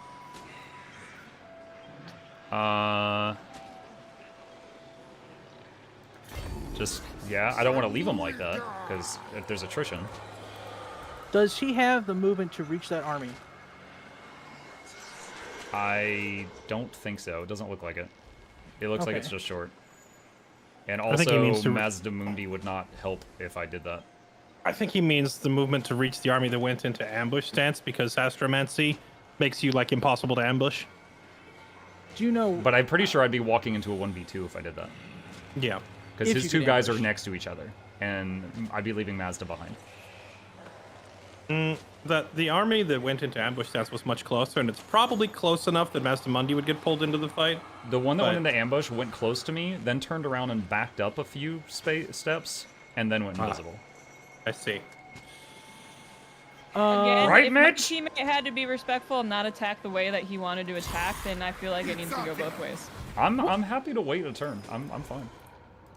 I feel like someone moving forward and losing all of their movement when they said they were going to attack this turn, and now we're not attacking this turn, should be punished if we have the ability to punish them. True, but what they were doing is different than what they wanted to do because they were told that they couldn't attack the way that they were planning on attacking. Hey, look, I was a little banged up. I'm happy to wait a turn. I'll get some health back. I have never played this faction long term before, ever. I used an ability that didn't work quite the way I thought. I can't move the army. If only Rita told you about your campaign movement range. Son of a bitch. Okay. All right. Enough of that. There's not going to be a fight this turn. If the spirit of these campaigns is not win at all costs. The spirit of my campaigns is let's have some fun battles. Now, I don't mind some sweating. I don't mind some try-harding. But if you have 2 armies and he has 2 armies, then just have the 2 armies fight. I don't want the circling back and forth trying to bait people out of position. What? So can you click on Mazdamundi for me, Muck? Yeah, done. Can you click all I was saying. Like if like it's told to do a fair fight from this point of like it's got to be fair on both sides. I understand okay, that. A fair fight would have Okay, been look- keeping his promise to attack. Just instantly, let but- me talk. You're digging. You're in a pit. Stop digging. The concept here of like showing some common courtesy, let your people move their units into position and whatnot is all fair game. I will say that if a person makes a grievous blunder, like moves out of position, accidentally activates an ability that screws themselves, I'm not gonna tell players, you can't jump them for that after they make a dumb move. I will say, and maybe this will calm Bomb just down, I will be recovering health this turn, and for some reason he's taking attrition damage. So we're still getting something out of this, even if I don't act like a jerk. Can you click on your regiment server now button? Yeah. Yeah, I got some good stuff in there, but I'm broke. Yeah, and he's broke because he spent 8 grand on a right. He didn't have to because we thought we were fighting this turn. Banger. I literally can't get there. Yeah. It was not intended to be a bait. I literally can't move there. I don't understand. Like, I don't see the need for raised voices or tension in this scenario. You can simply end the turn and fight next turn. It's fine. My So right yeah, still like, gives me both of them dinosaurs are, next like, turn. on the same page, Bob. Just let them be on the same page. As long as You we were fight the one next who was turn, saying my we weren't right being is still courteous. going. What? No, I'm not. I was responding to you. I was trying to take punish. advantage and change their plans. I was Oh, trying this to guy in punish chat, for Bomb not Just is having movement, crazy. And you said I wasn't being courteous. Do I need to stand physically between Bombjus and Lexi right now and just be like, shush, let the two players who actually have their armies there sort the situation, please? Thank you. That's the thing. That's what I'm trying to let them do. Lexi, but stop! Bob is trying to find all the cheese he can to get advantages. No, Just shut up. This I'm is gonna crazy. I'm This is literally gonna insanity. mute both of you. How long is the right? I'm pretty sure it's for 3 turns. Intolerant. He's bringing No, all it's this cheese 15 turns. It lasts 15 turns. Anyway, my turn's done. It's been done for like 15 minutes. What's My mine turn. been? Hold I had a on, couple things I'm that you moving could click my on, but I brand didn't new want to screw expensive anything up. dinosaurs to go attack rats. By the way, the duration of the right that I went bankrupt using is 15 turns, so we're totally fine. Oh, did you use the army spawning one?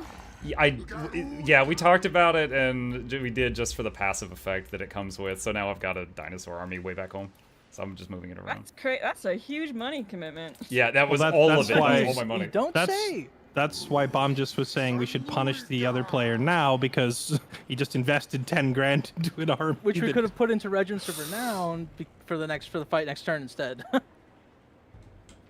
Right, I get it. Stuff happens. It's a game. Move on with life. How's your turn looking, Space Goon? So I wasn't clicking on stuff because I didn't want to screw anybody up. So now I have a couple things I need to do, and that'll be good.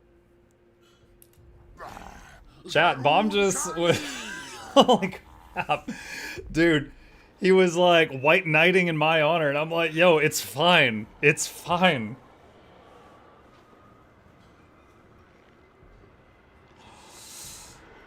Said he's going to attack you, Vert 8K to help her fight. Doesn't attack you, be courteous. Yeah, I know, but the right will still be going. The right will still be in effect. If you hear this. I'm not sure if he hears this.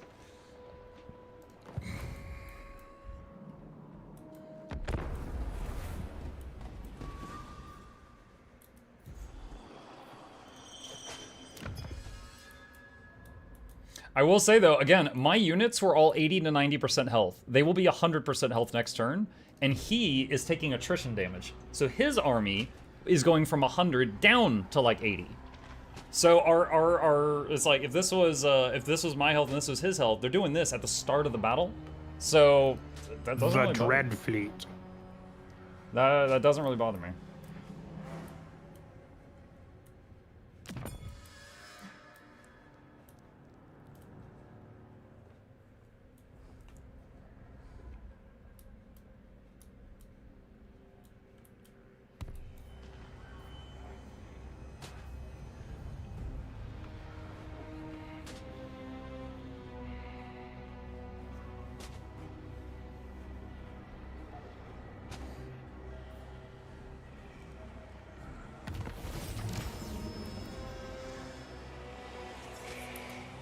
Oh. Well, I see something I didn't see before. Herald of Slaanesh. Call There is a third army. It's like half the size of the others, but there is a third one. I never spotted that before. Wait, why am I gaining tons of items right now? What just happened? I don't know. I think some quest just finished. One sec. But Just was definitely correct in the Mitch knows something we don't department, though. Yeah. How did we not see that army if it wasn't moving in ambush stance? It's new. It's new this turn. Oh, is that like a devotee army? Yeah. Yeah, it is. Wait, just to confirm, because you said new. So you just made it. It didn't exist last turn. The right that I used that ended up eating my movement spawns a new devotee army every single turn for 5 turns. Okay. Whew, man. Just crapping out new armies every turn, huh? That's something. Does it also, make you pay heads up- for this? Courteous, Yeah. by the way. Hold on, I'm moving some equipment around that I just got.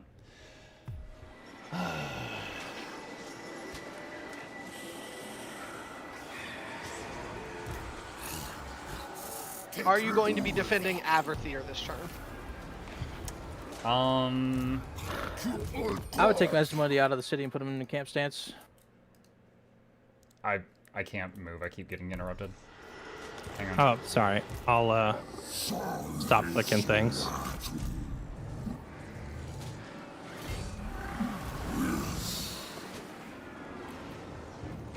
Savor agony. Most privileged of Slanesh. Since I did my right. Wait. Why am I gaining money? Something must have finished construction. I was in negative income last turn because of the Dino army, but now I am barely in the green again. One sec. Yes, I will be defending the city. I feel like we talked about this long enough that I should. No, the one above. The one above. The other city. Not the one that you're in. Avathir? Yeah, Avathir. No. I am chilling here to fight Slanesians. You got me all riled up. I'm ready. Well, actually, I'm not ready, but I want to. Do you have enough money to recruit any regiments of renown? Like replace some skinks with regiments of renown? I am looking at that. That's what I was looking at. That's the reason I was saying wait.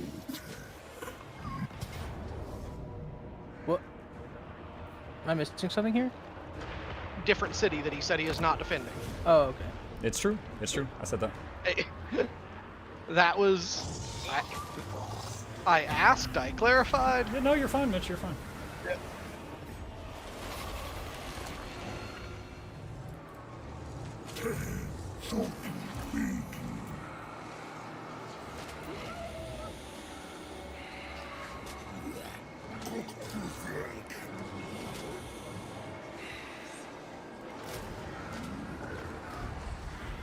Alright, I was able to get one regiment. Okay. Do I attack out to you, or do you attack into me? I am happy to move everything into place and attack into you. Fair I'm ready. fight. You'll let me bring all my army.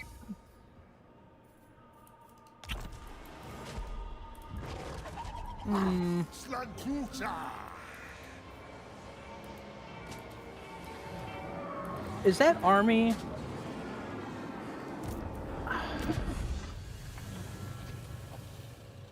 Thinking. Yes, it is. If it was me, I don't know what the movement is of that Slanesh army that's in force march behind you. But if you put Yo Bevcast into ambush stance, that force march army would not be able to reinforce because they would get ambushed. Well, I think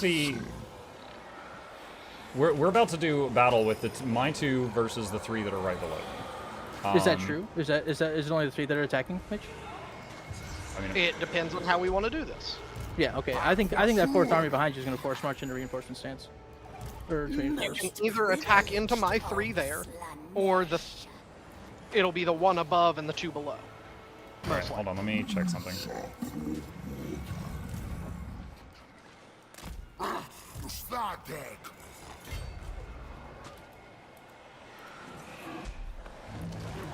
Gosh, there's so many units here. I'm just trying to make sure everybody's involved. I'm trying to do this right. It's a good old-fashioned fiesta. It's what we live for. magnifique.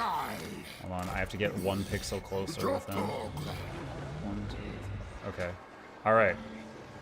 I'm attacking. Good?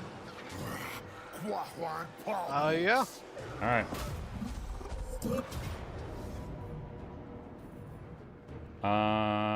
Hold on a sec. Okay. The nation calls. I mean, it says decisive, but am I supposed to hit manual battle? Yeah, we don't auto PvP battles unless it's like. Okay, I'm clicking fight battle. Yeah, that's totally fine. I'm just making sure I'm following the rules. No, you're good. You're good. If he thought there's no possible way that he wins, then he could, agree to auto it. But I'm assuming he doesn't want to do that since he has 3 full armies there. Standard is, I mean, PvP. One of you I go assume that ahead. if he feels like he can't win, he's going to try to take out some key units or something of mine. Yeah, one of you click the quick save button for me if you can. Got it.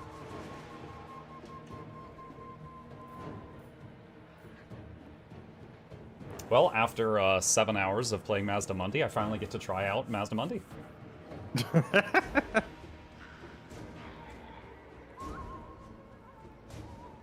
Okay, so he is taking a Pterodon Rider.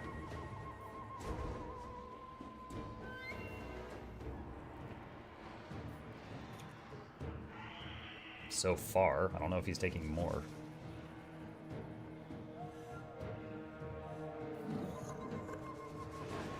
A game mechanic question. Is there any possible outcome where I get that unit back? Yes, actually. Since you're fighting in the open field, units who route off the field could survive. So if you injure that unit but don't kill it, it routes off the field. It'll return to you after the fight. If my knowledge of Slaanesh, like memory serves correctly. That is my understanding. Okay. That is what? That is my understanding. Okay. Yeah. If you're like in a city defending the city, it's different because defenders in city battles always get wiped. But given that you guys chose to fight out in the open, anything that routes off the field here should survive, and seduced units do return to the owner. Weird fighting This setup. is quite the big one. You brought a lot of big boys. Me or him? You both did. That's a lot of units. No, this is a dime a dozen. Yeah, I kind of figured because I saw your two armies. I'm talking quantity, not necessarily quality here. Because I see that the Slaanesh army is mostly chaff, but still.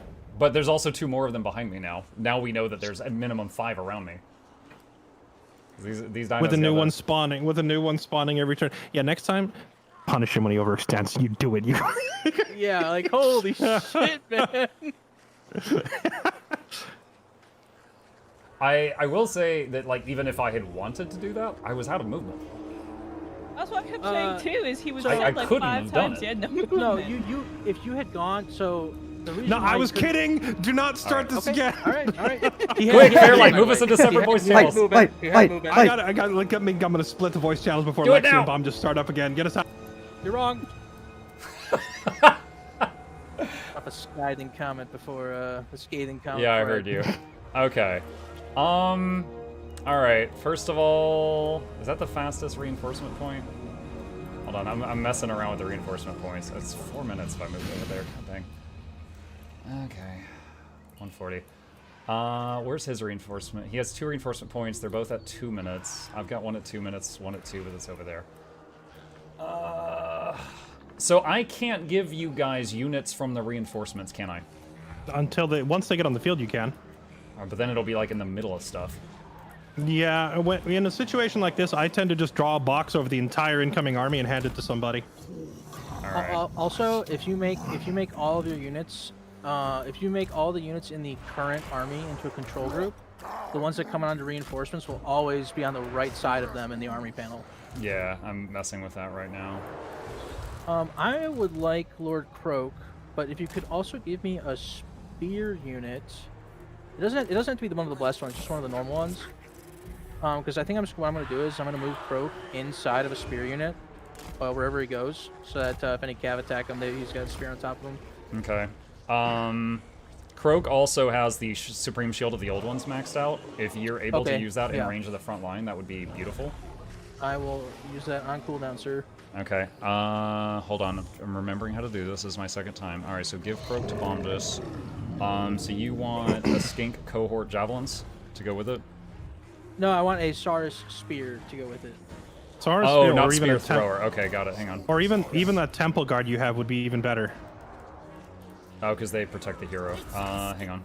I feel like the Temple Guard might be of more use on the front line, but because I feel like it'd be really tough for them to kill Croak through a Saurus spear before Okay, I there, can you got say your spear. anything like, hey.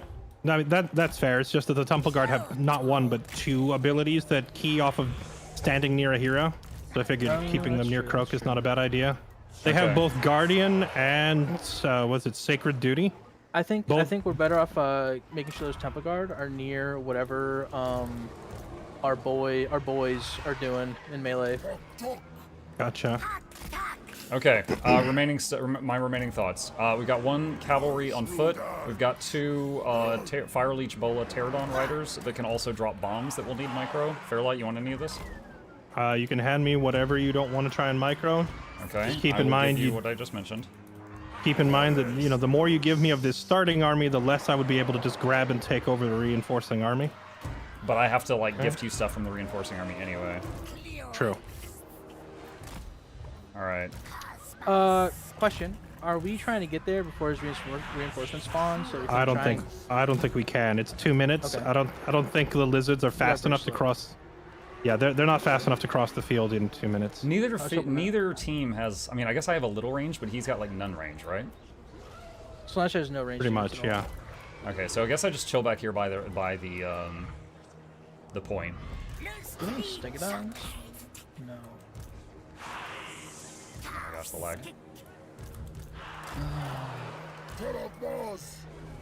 I can't really mouse over the unit card of those Slanesh units. Those like 6 cav units he has in his reinforcements. Do we know which ones those are, and are they any good?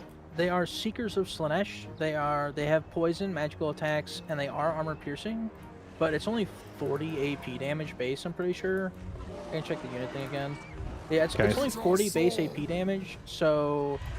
So basically, my cav probably shouldn't fight them. Do you have Spear Riders? I have 1 unit, but their AP value... I mean, their AP value is 34. You have any large, they don't. So Bonus Winning versus drive large. there. Yeah, there's 4 of them, so I'll probably get swarmed Yeah. if I go near them. yeah, that's true. Okay. Okay, I'd like to give one of you the melee specialist hero. Does anyone want to take that? I think I'm gonna have my hands full of Croak. I'm not gonna lie. All right. Fairlight, you could add him to Oh, with wait, the cavalry. wait, you know, They're I almost say the same that? speed, or you can have him on his own. I say that, but Okay. I not realize we only have 30 winds of magic. That's not. That's a shame. Would have had 35 last turn, but it's fine. What's this guy got? Anti-large, armor piercing. Yeah, I'm gonna use this hero, keep him with your cav, and try to counter the enemy cav flanks, because this hero's gonna tear them up. That hero That would, is the hope. Yeah, I made him He just to would- be a unit in melee. he would destroy. What's it called? If I can get on their lord with this guy, he's gonna tear him apart. Oh, you have Colossal Strike too. Oh man, I've got a bunch of moves on Mazda I've never used before. Banishment, Ruination of Cities. Okay. Ruination of Cities, that's the one that doesn't cost mana, because it's like an ability, right? Not a spell? Right, Or is it the just- two I mentioned are bound. Right, so Ruination of Cities is a massive nuke, which I think doesn't affect friendlies, or is that Croak? Double check Rogue the unit stuff does card. not hit friendlies. Okay, so Ruination of Cities will friendly fire. It's a massive explosion, like a nuke that goes off, spreading randomly in every direction. It's quite strong, just be careful where you place it. Oh my god, it's got 225 range, I just noticed. Banishment is like a swirling vortex of doom, but it will move randomly, so don't put it too close to your own front line. Yeah. And don't use any of the winds, because I'll be doing that. Yeah, Croak spells are better than Mastamundis at this point, so you should just ignore the stuff on the far right and let Croak do his thing. Okay. Let's see. I'm gonna wait for the fattest of blobs, because I've only got enough magic for like 4 spells.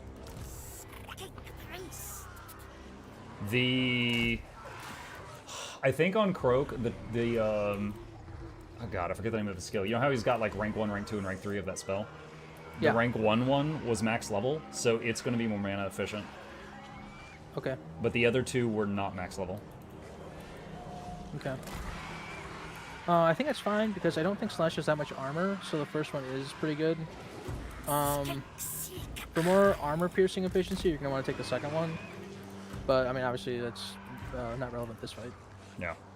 But for later. We're fighting. Yeah, because Kizov will have a ton of armor, so having the second skill maxed up for Kizov will be good. Yeah, I just hadn't gotten to it yet. I think I did have enemy gets minus 30 magic. I don't know if it's going to affect him much though. 30 magic resist? No, minus 30 to how much magic they have, like winds of magic. His Lord and the Reinforcing Army will have like the whip spell, I think, by default. But I doubt these Lords are that high level. Maybe I should spread stuff out a bit more.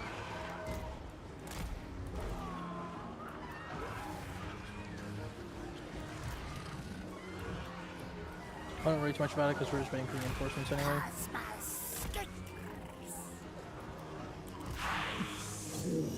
They said they're good to go, so All it right. is whenever you want to hit the button. I hit the button. All right. He did steal your flying unit. It was like a regiment of renown, right? Yes. What Yeah. does it do exactly? I never got to use it. Sorry, I don't know. we can just check the unit browser. It was the Pterodon Rider Regiment of Renown. I don't see it in the unit browser. Never mind. Oh, there it is.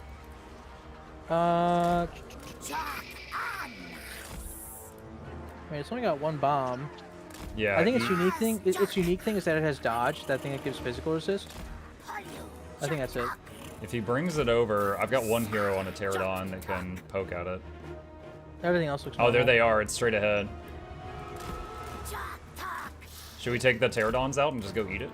I'm trying to take a look at what they do. They have slightly longer range than we do. Yeah, honestly, if we could take them out and route them off the field, that would be good. But oh, they have poison attacks, so I think they're just gonna kite you forever. Yeah, your wizard doesn't have a ranged attack. We'll see if we can catch them. God, the game is We wanna- so we- choppy. Do we want to move up onto this hill over here, at least? Not a bad idea. Move over to where? This hill up here. Moving. If you can catch them in melee, that'd be fantastic.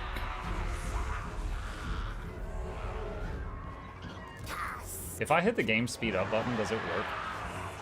No, It'll prompt both the sides other do. it'll prompt the other player to also press the button. I do see a unit over here for some reason.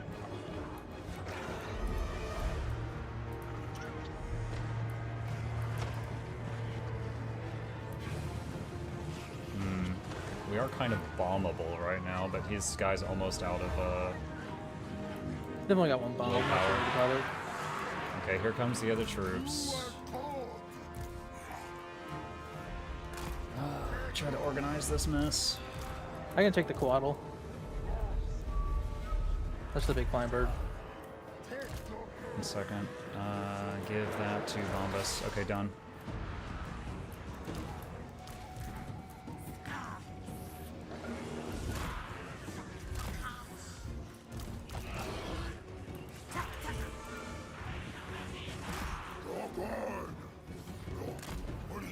I would spread out your lines a little more, facing like on the crest of the hill, kind of like all here, facing downwards. This is hilarious because these units just follow behind him, never actually attacking. Classic melee in the air. Aerial melee is fun. I'm giving Fairlight. I'm giving you 2 more sets of Pterodons. Okay.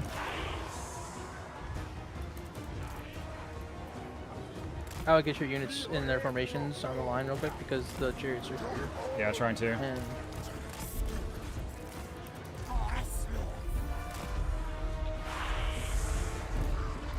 we're gonna get charioted while we're moving.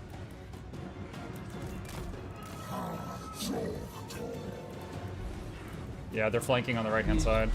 These spear units need to brace. Just they need to face forward and brace. Oh dear. Yeah, we need to get on top of this hill. Like we need to move up onto this hill now. Like I think you guys we need to move. We need to move. You guys would be best to avoid the trees anyway, because his units all have Strider.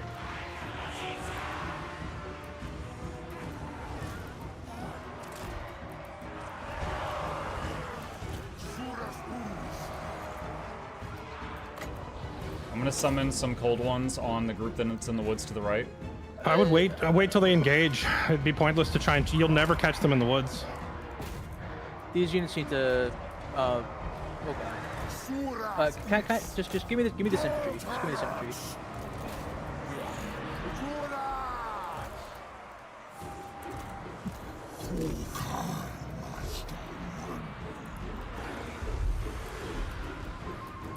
Nothing's grouped up enough.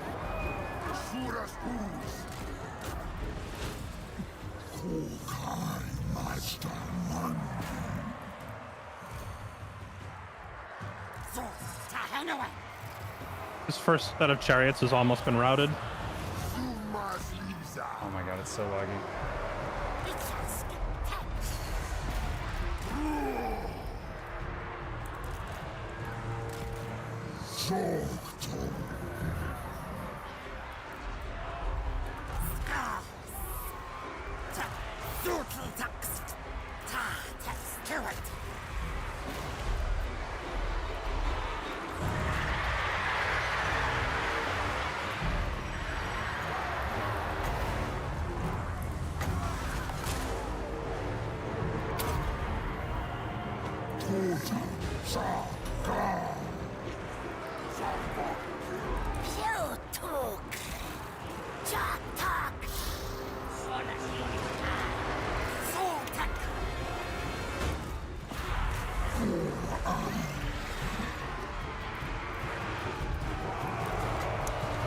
Would you mind giving me Maz to Mundi? I would like to play at least one of my heroes.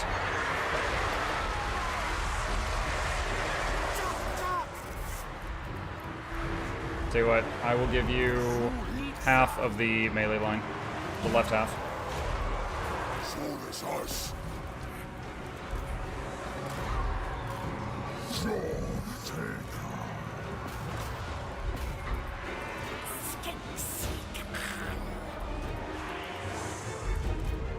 Your hero is doing incredible amounts of work smashing up this enemy cavalry. They're currently being forced to retreat. I don't know how the front lines are holding. It's kind of they're kind of completely surrounding us, so it's the front line is quite wide. Throwing more cold ones.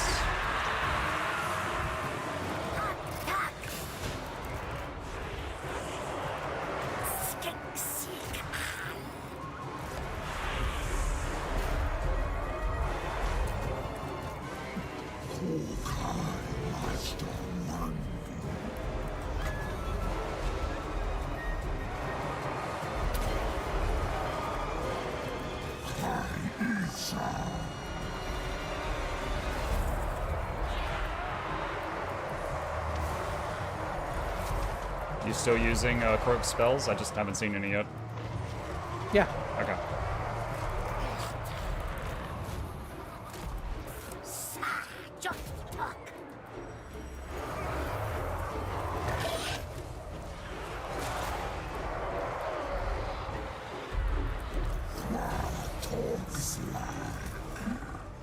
Is anyone's hero low? I have an Earthblood ready to go. Hero no, but the Cav unit Regiment of Renown could use the heal if you can. They are probably about to die. They're right in the middle. No, never mind. They're going down. I can't save them. Too much enemy cavalry. However, most of the enemy cav has been torn up. Is Croak okay? Or are they trying to get Croak? They're trying to get Croak, but I'm about to just bombing on danger close.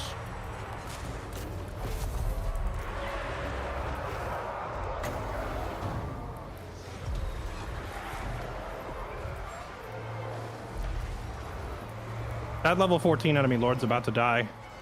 Nice. You can have Yul Bev or whatever his name is just standing there. If you get him to help, double team this lord with me. Oh my god, I'm looking for him. All right, I see him. I see him. He's going. Yeah, see the enemy lord right Tell you here? what, Fairlight, I'm gonna give you Yulbev because he does the same job as the unit you have. Okay. He's also got a Helm of Discord.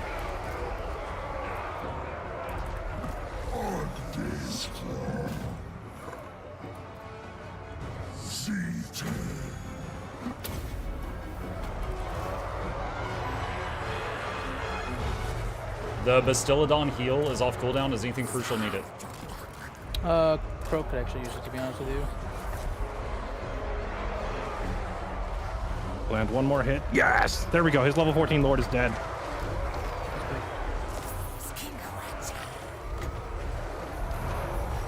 Alright, this fight's over. You win. Now it's just a matter of keep as many of your important units alive as possible and Yeah. inflict as many casualties as possible. I'm just trying to snipe his lords and heroes. Anything that is above level 1 needs to die. Yeah, his other lord's dead. Yeah, his other... Oh, I think, right? This right here. I'm trying to get this lord. Okay, you've army lost soon. There we go. They're disintegrating. Most important So thing I is being found that while I've gifted you a unit, I can't heal it using the pictures at the bottom of the screen, which makes it a real pain, because then I have to look all over the battlefield for you. Oh, I see what you mean, yeah. Let's see here, where is my Claw? Broke.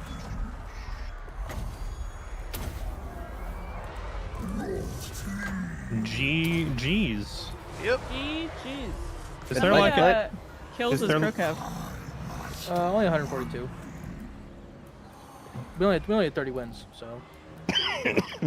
Is there like an unbreakable unit on the field preventing it from ending or something? No. There's a slow unit. I don't know. It should don't be know over, why. right? Here. Attempting to speed yeah. up. Oh, I just think click, you should just click click, N. click end battle.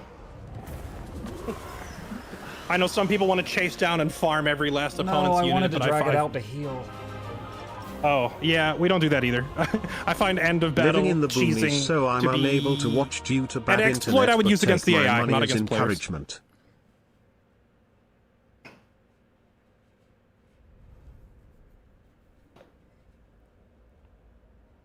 Because conversely, like if I allow that, the opponent could simply click escape and then click concede immediately to deny themselves taking losses as well.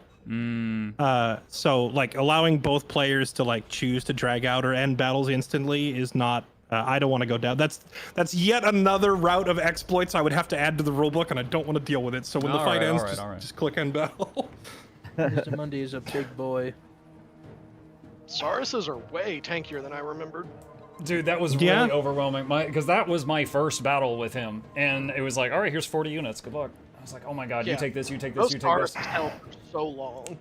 Yeah, I mean, this is when we were discussing this in the strategy, like in our other channel beforehand, I basically said if you just walk over there with 19 Sauruses and you will run over everything that he can field until like he hits tier 5 and he's flooding the field with Chosen or something. But prior to that, it's like, what can Slaanesh do against such reckless hate? I mean, lizards.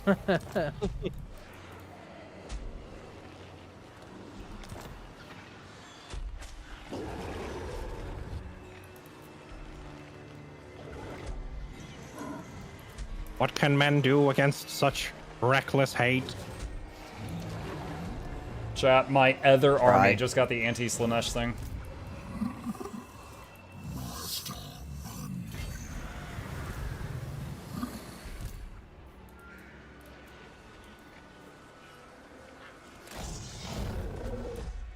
So I get started in this scenario? I guess so.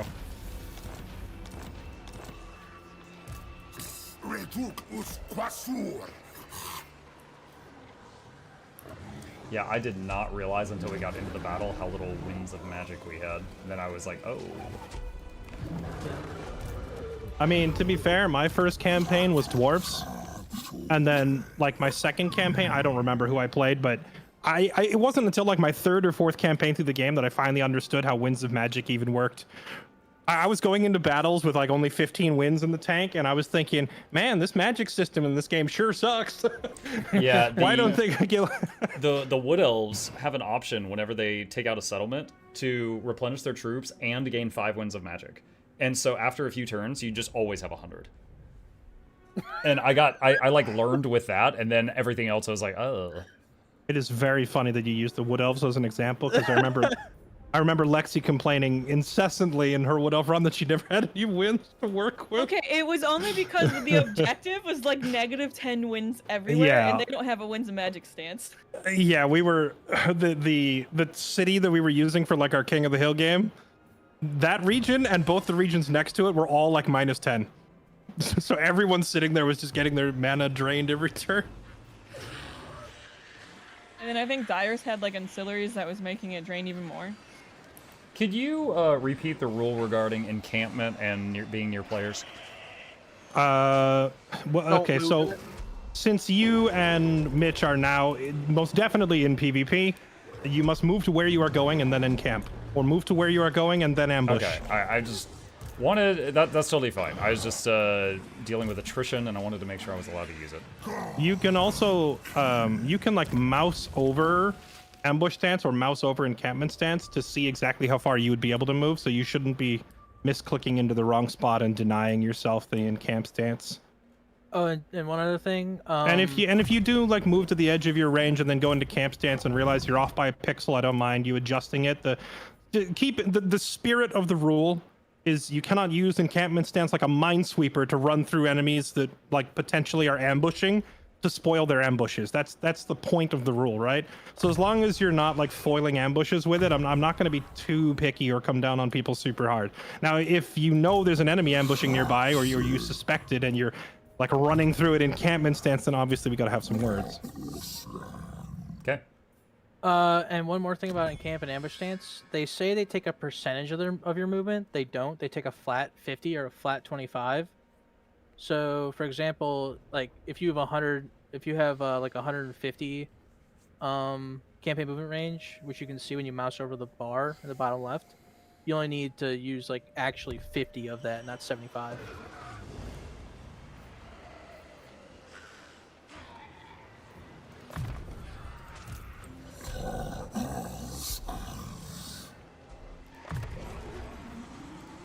Densra!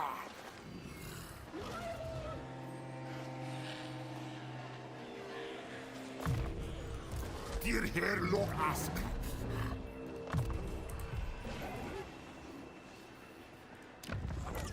Alright, hitting mute again, chat. Let's see. Specialist. This was the guy that was supposed to be like an assassin.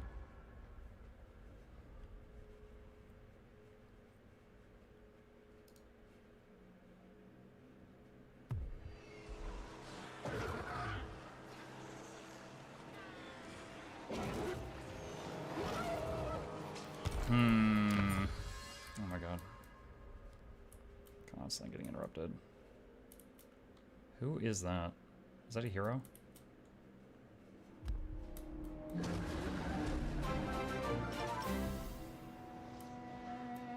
"26 months. At which point should I stop counting in months and switch to years? Is it like with a kid? Anyway, enough rambling. Thanks Muck for the awesome content. Less than 3. You are very welcome. Thank you, Canuck. Appreciate that. Welcome. Hello, hello, hello.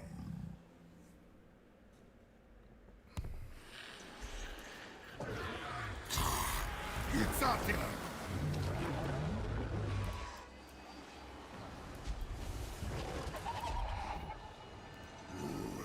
Sanuilka!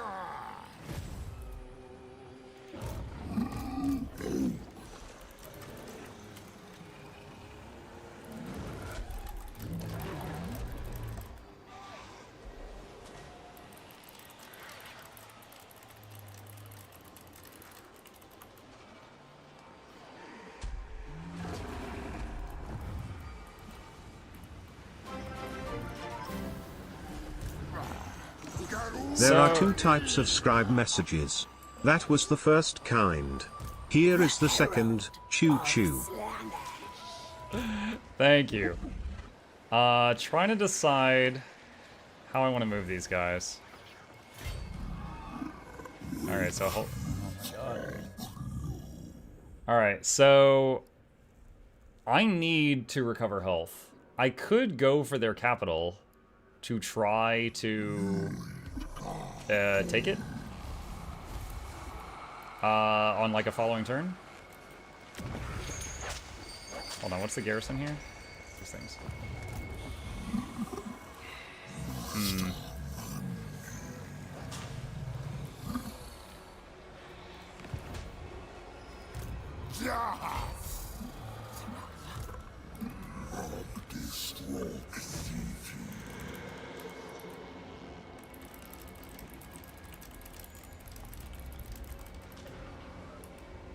To my team, I just sent you guys a picture and a question, if you don't mind.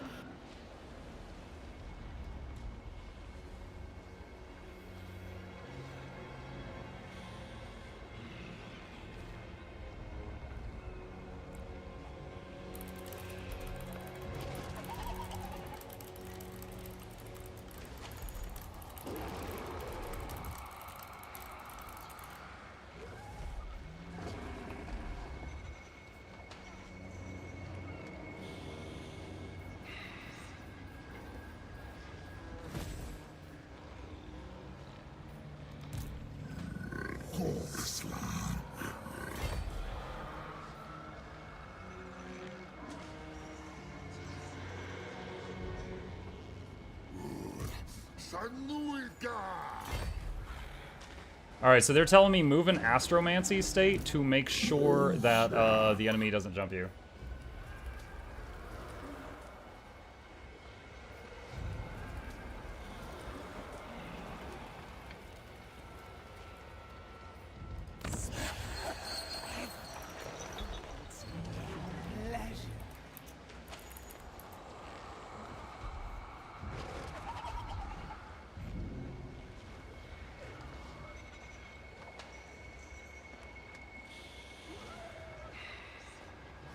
Do attrition? Yeah.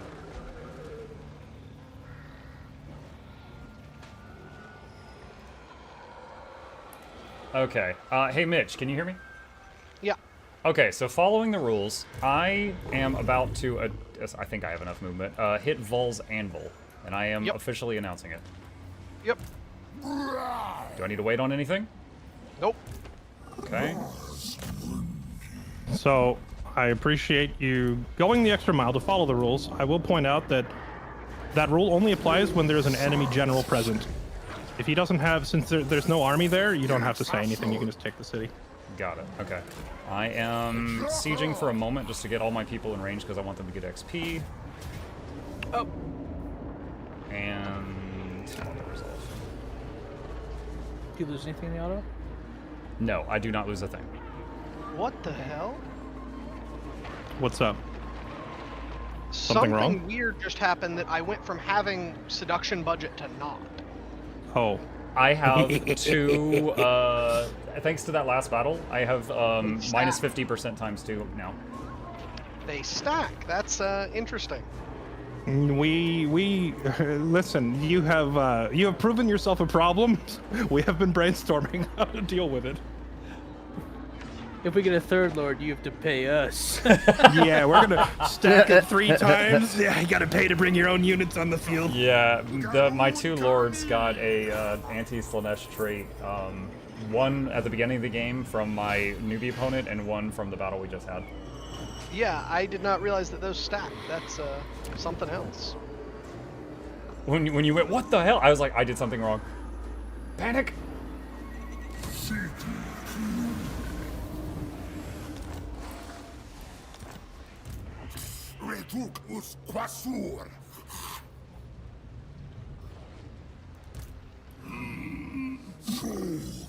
Okay.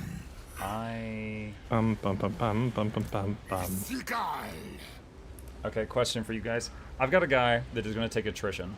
If I force march to move him into the water on a boat, will it protect him? It would, but I don't think you're going to take attrition anyway, because how much corruption are you clearing per turn? Are you suggesting that the corruption will change before it attributes the damage? It will. Okay. The question is whether you will purge enough corruption. And it'll go from 33 down to 11. I don't think 11 corruption harms you. I think 25% is the cutoff point. So you should take it well below the poisonous part, so you should not take damage. I would also move Yul Belkas past. Can you zoom out, Mark? Give me a little, paint me a pretty picture of Ultron real quick. Like that? Yeah, like that. Yeah, perfect. Paint me a pretty picture, he says.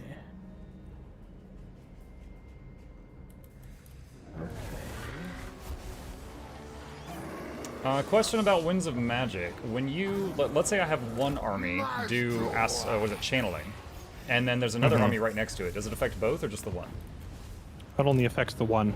Also, if you bring two armies into a battle, only the army initiating, their magic pool is the one you draw from. So if you have like one army that is full and one army that is not, you want the one that has more wins to start the fight. Understood. Which probably would have been a good thing to tell you before the previous battle, but I didn't think of it. It's cool. I'm learning a lot. I remember that came into play in the what was it, campaign that I played with Lexi, where she was the Wood Elves and I was Astankia, or was it the one before that? I can't remember. One of the factions we played, I had a guy who had like only half his wins and another guy with full wins, so I had to like bait the other team into attacking my guy that had full magic, because it was the only way I was going to win.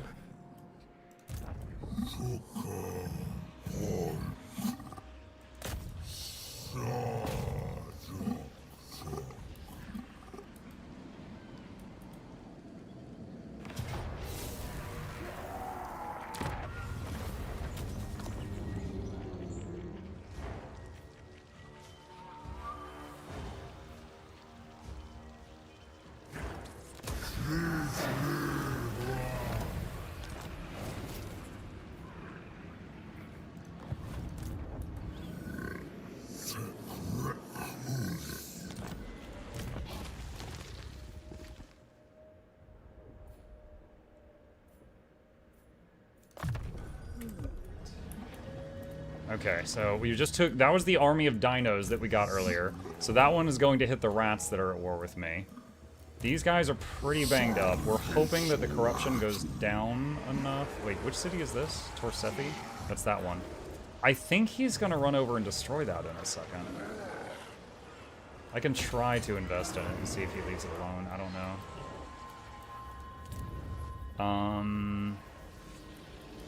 Jungles of Perthwa. I think we just go for money because we are so broke.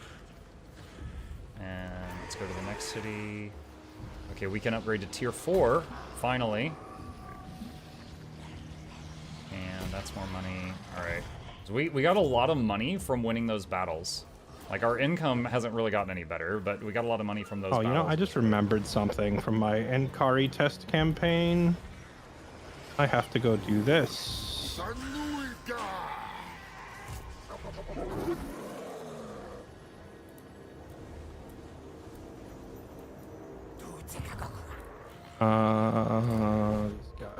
I think I'm gonna save the rest of my money. Oh, we've got, oh yeah, growth and income. Do that. Oh. Dang. Shame I don't think I'm allowed to do that. I was gonna hit up Carl for some money and be like, hey, I'll declare war on Enkari if you give me some money, and he offers me an alliance in exchange. Actually, wait, I can do that though. That's not settlement trading. This should be weighted fairly. Once you get ranks on those dinos, they will destroy Slanesh. Yeah, I mean, those are all... Alliance, that's fine. Those are kind of funny. Okay. That army of dinosaurs... Well, it's not the alliance bit, it's the...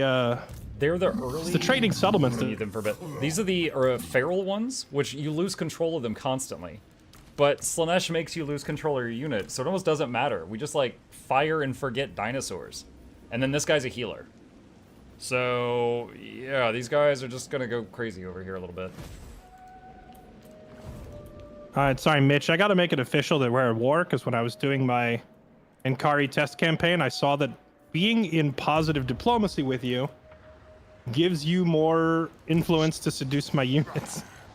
So I gotta start making sure you hate me. What? What? I'm just sitting here like I am shocked he didn't tell this to his teammates earlier.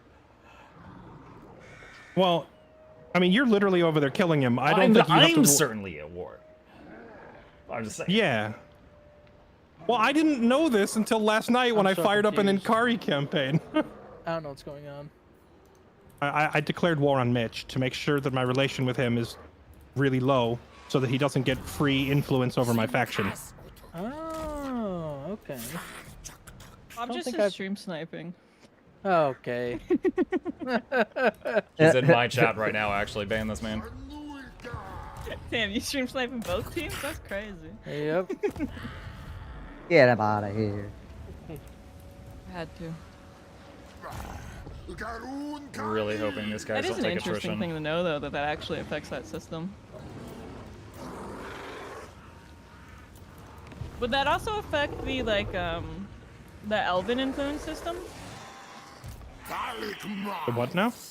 Like, you know how, like, the High Elf system, they can affect all of the different influences and diplomacy? If you're at, like, can wars affect that as well to, like, negate it? It'd be the other way around. You would use the Elven influence system to, like, counteract the effect of a war if you needed to, or something like that.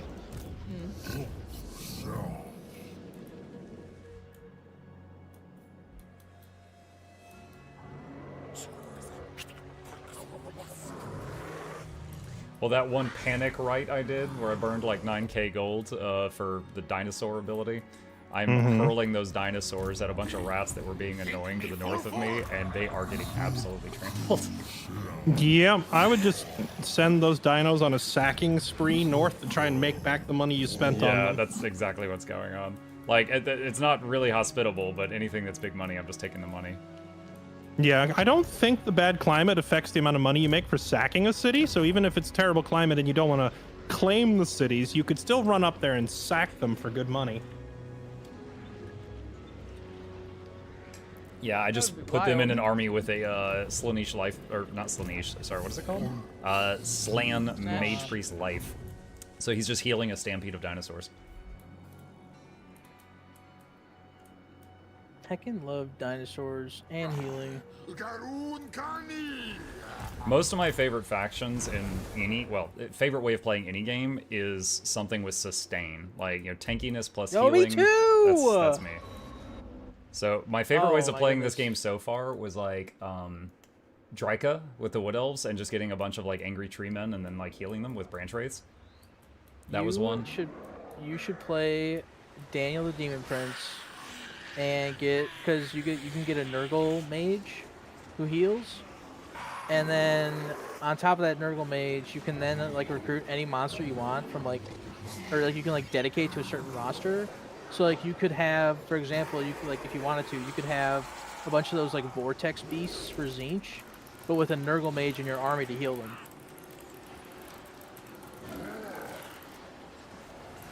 Yeah, I did just like 10 turns with Daniel once. I was really bad at it at the time. I'll have to try it again sometime.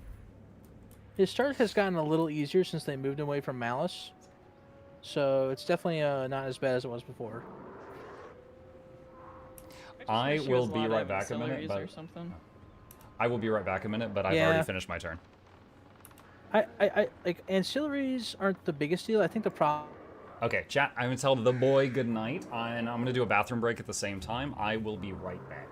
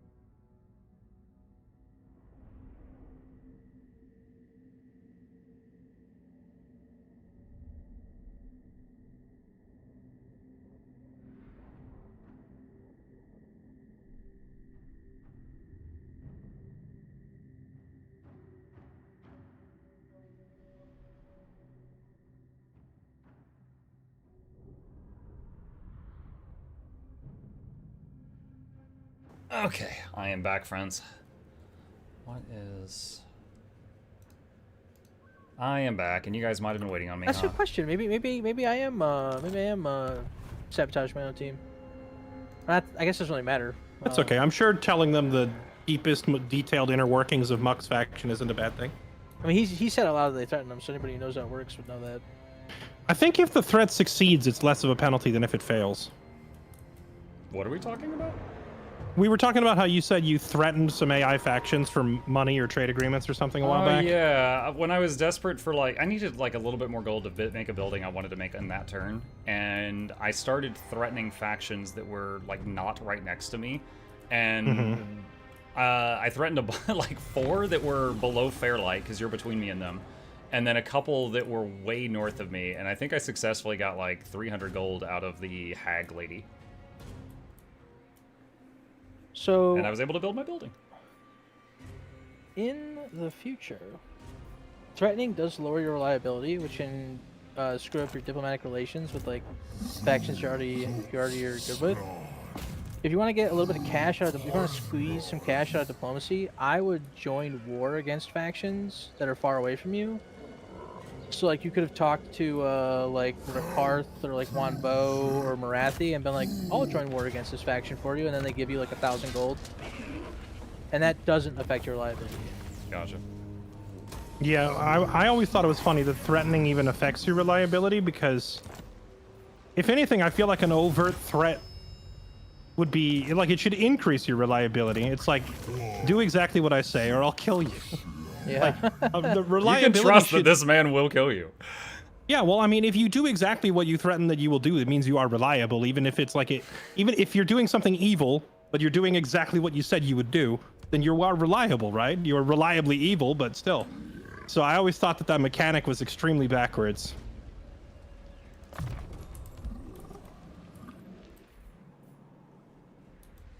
Alright, here we go. Cast Blunderbuss Auto Resolve. Pray for me. Thoughts and prayers. Oh, wait, shit. Tanking reliability is almost always a bad idea. I haven't seen anything negative happen of it this game, so it worked out this time. Alright, these guys need to get health back, so I need to back up into my area with this guy for a turn. Or, he can't switch to encampment this turn because he moved too much chasing that rat. Oh. You know what's really interesting? I killed Drazoeth, and his defeat trait is 10% income from province capital settlement buildings, faction-wide, when on map. I'm surprised Creative Assembly doesn't use that when on map more often. So you know if you can like disband a hero to keep the bonus, or like disband a ward, I mean. Yeah, no, I get you. Hey, is there a difference between wound and assassinate on hero units?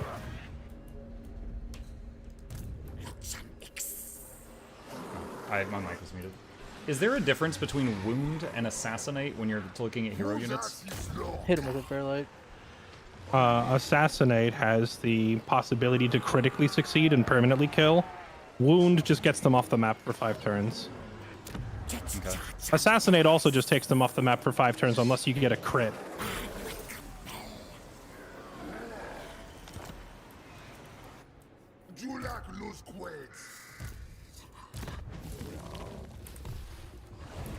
Okay, so I just got that guy out of here.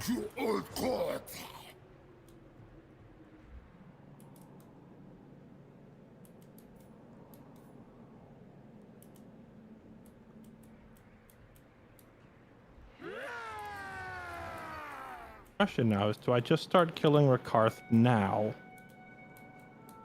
He hasn't declared war on me yet. I just need to assume that he will.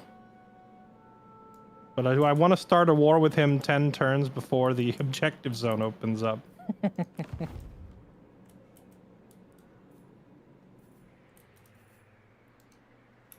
Team sent y'all a question.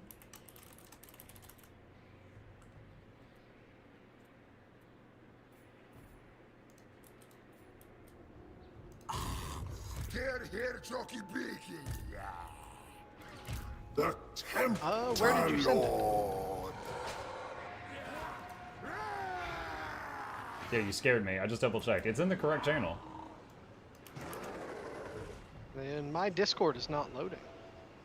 In team nap time. Strike! No, Okay, he you're sent talking to it Mitch, to- he who's not sent on our it. team. Oh, hey.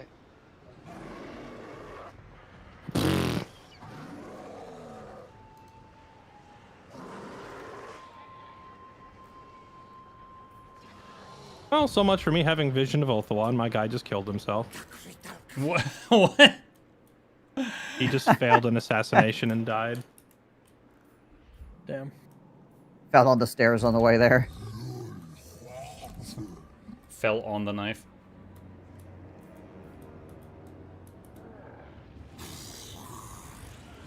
One Mazica!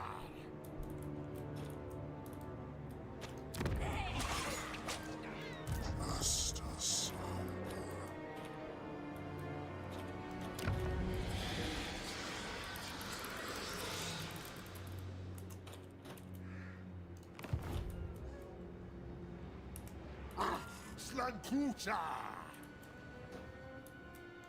Courtesan of the pleasure god. I will marshal the men.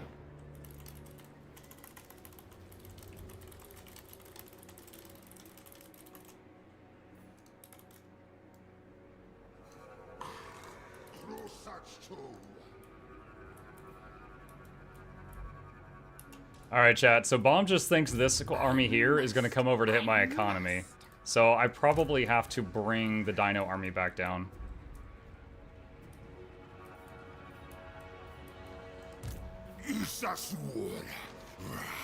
Let's see. We... Hold on.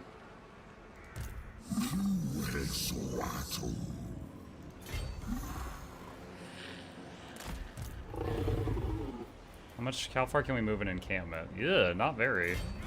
Wait, encampment doesn't matter if we're in friendly territory. Alright, where's the line? It's like right there. Oh, I can't move again. Let's see. My question, your Elder Ring character, are you in-base or arcane? Sorcery. Int. But we also have 25 faith to use healing magic.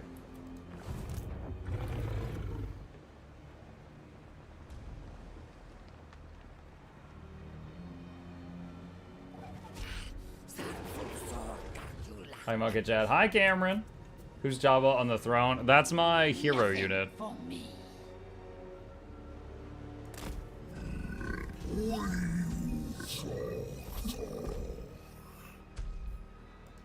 You talk. Alright. So I'm moving these guys like this and stopping right here so they don't go into the corruption. So they're still going to heal on the following turn.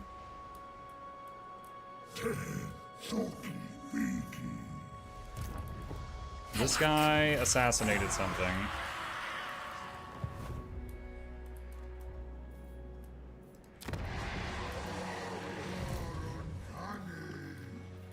If he force marches, he gets a bit more movement. Alright, bring him back. Okay, he's in friendly territory now, so the dinos will heal a tiny bit. I think I need to bring him back to deal with that.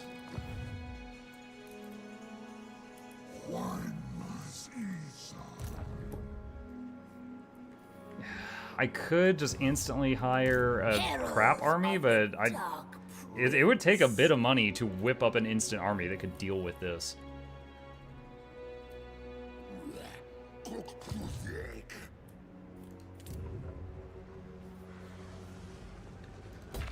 Do that for income. Hold on. If I do this, what is that? So 2 turns I can get back to the capital. They have... Slaanesh units are so fast. He might get to the land in 1 turn. Hang on. Dino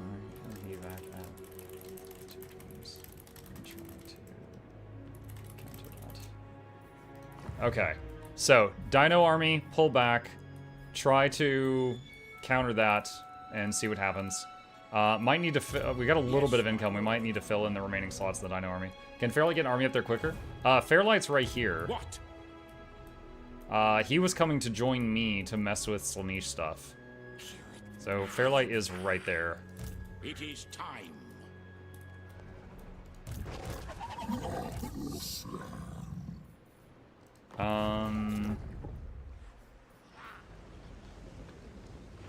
Medicinal plants. I don't know if I need that.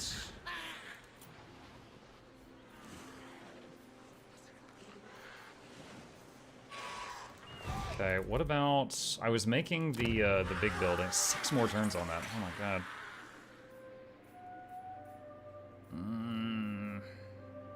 6 more turns to get tier 4. Temple Guards might be cool once we get tier 4, because Mazamundi has Temple Guards are half upkeep cost.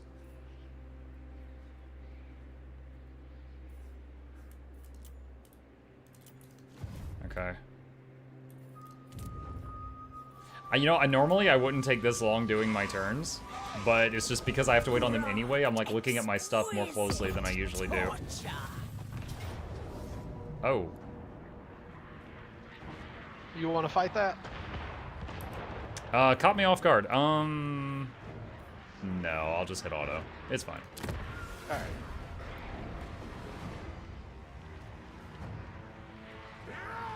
Best I could hope for would be taking out like one of your squads, and that would take too much time for that, I think.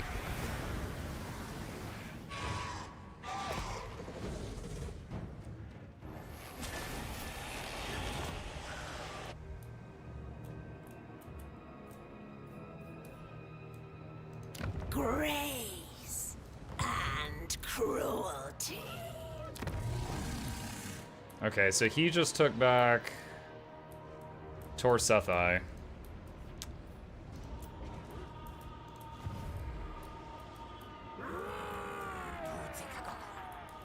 Dude, he has so many armies. He has so many armies, chat.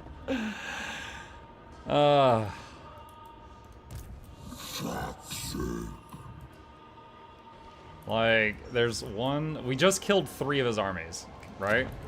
And there's 1, 2, 3. That's his main one. Is there another one? No, that's a hero behind it. Is that an army? No. That's an elf, right? It's got a Slaanesh icon above it. Gift of Slaanesh. That's a vassal? Okay.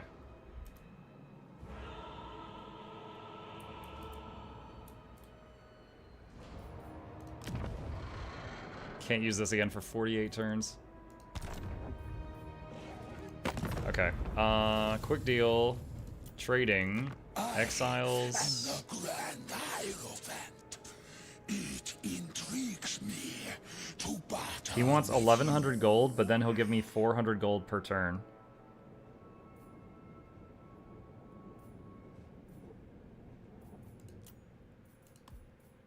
Yeah.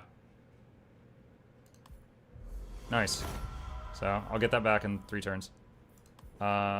Quick deal. Be quick about it. She won't take it unless I try to threaten her.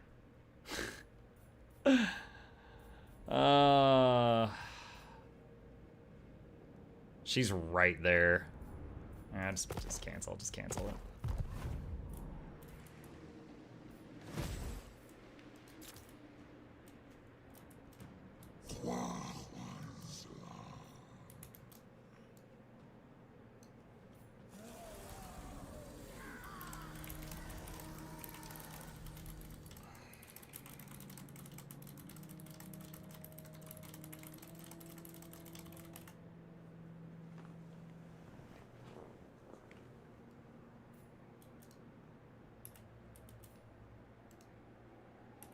Alright, so going east, we're gonna hit Lothern here.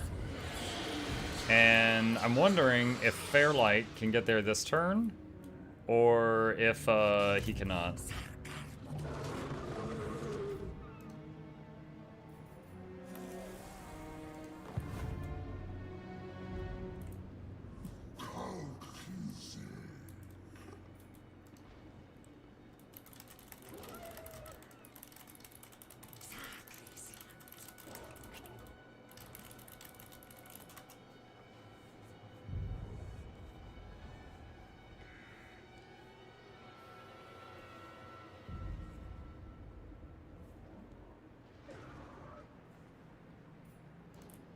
Alright, waiting on Mitch and Bomb.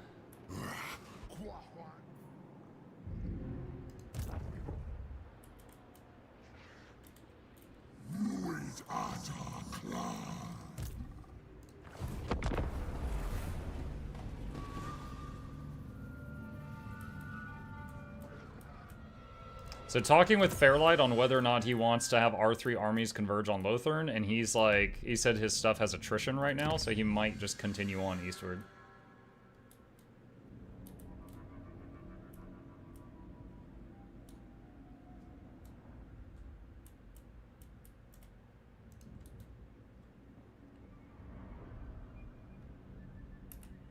Question. I see a elf dude here that has a Slaanesh icon above his head. Does Mitch control that, or is that just like a vassal unit? That means that he's someone currently in the process of tempting. Like, he's converting them to his side slowly. But he, as a player, is not in control of that unit right now? Correct. Okay. Showing him a little leg. Yeah. You've certainly got some legs. He's doing a little twerk in the distance, being like, look. He's like, we got demon booty over here, and the elves are like, Do it clap though?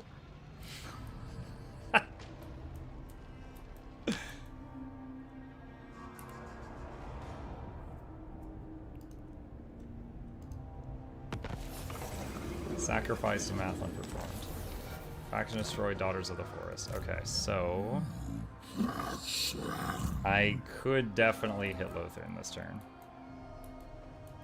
If I did I am so sick of these enemy lizard armies spawning in your city, Smuck, and then coming after me. I've literally never seen this a single time. Like, it's gonna spawn an army like here in your cities and then come south to fight me next turn. And the only way I can stop it is if I take those cities from you. No, you gotta be nice. No, not my economy, no.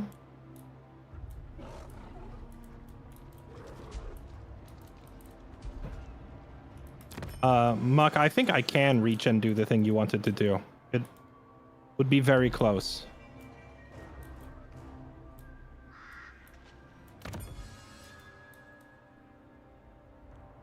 Alright, well, Nakari just showed me that he has way more movement speed than I do, and I think he's one turn away now. I assume he's racing you to Lothern? Possibly. You could always... Like, did he just now move down there from where he was? I'm gonna Did he move already? I'm gonna send you a couple of pictures. There's a picture... I mean, you can just... Hang on. You just... Yeah.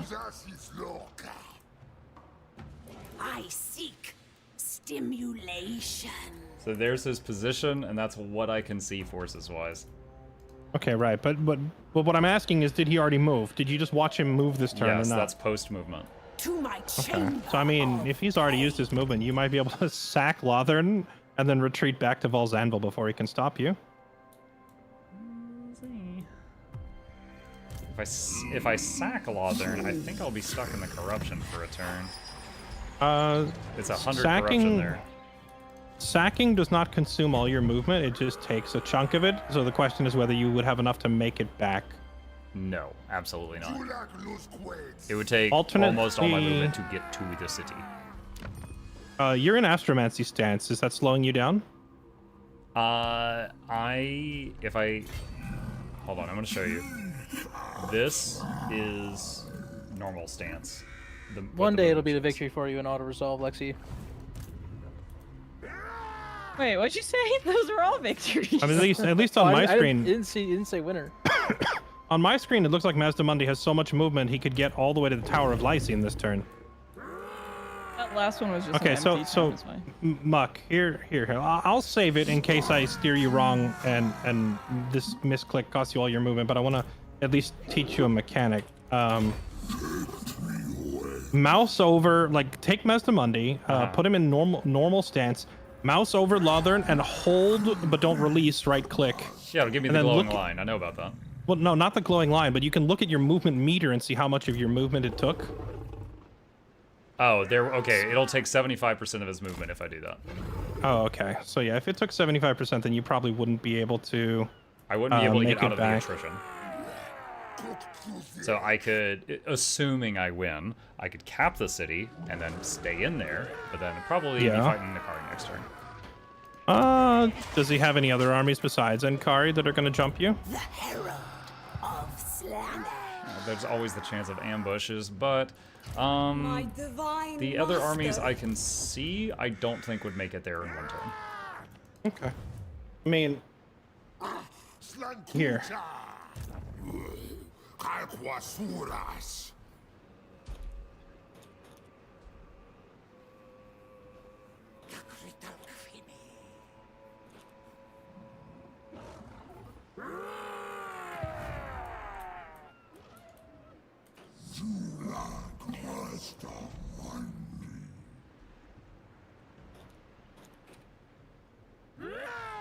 All right.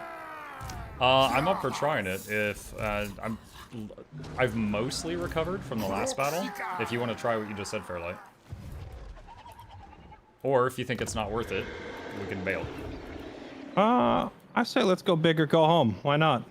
Okay, then I am gonna go Astromancy state while I walk over there. Wait, hold on. You don't want us using Encamp because it defends against ambush. Astromancy also defends against ambush. Or do you care if I use this? Astromancy is a unique privilege that the Lizardmen have. It is fine to walk around in that. Encampment is like the universal ambush counter for every faction, which is why if I disallow one, I have to disallow the other. But like, I'm not gonna go making separate exceptions for every single faction. Okay. I am... And in case the other team like objects to this, I made that ruling in the previous campaign. Wait. Oh wait, just siege it, but let me see if I can put to shore first. Okay, I'm hitting the siege button. Okay. And I didn't go out of my way to announce because there's no hero that I see. Yeah, I'm just trying to see if I can actually... Wow, it's like lagging like mad all of a sudden.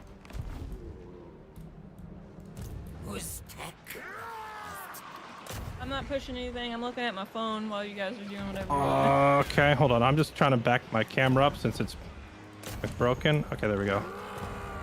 Wow, when I try to click my army near Lothern, the whole game is... There's no actual beach near Lothern as far as I know. You do some funky, like... this is my experience with coving Lothern. Like, if you try and, like, so if you hold right click on, like, behind Lothern, for example, Fairlight, I just landed at Lothern. Nice, cool. So, you ready for me to try again? Yep. Okay. Mitch, you okay if I auto this? Yeah, in a second.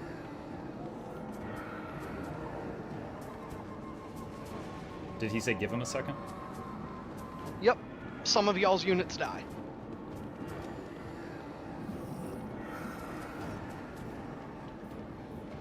Die to seduction, I assume, or... Yes. And I get to pick what? Wait, what? I have minus... Am I missing something? We've got the minus 100% to your seduction. Enkari is in the region, and Enkari probably is increasing it. So if he's increasing it by 100, and you're decreasing it by 100, then it's just gone back to default. Okay. So, does that mean manual or auto? No, it means... I mean, what's my math? If we manual it, then he can't actually kill your units, because we could route them off the field, but that would be kind of a huge... Well, Fairlight, we tested this, though. If it's that would be a battle, huge time waster, but yeah.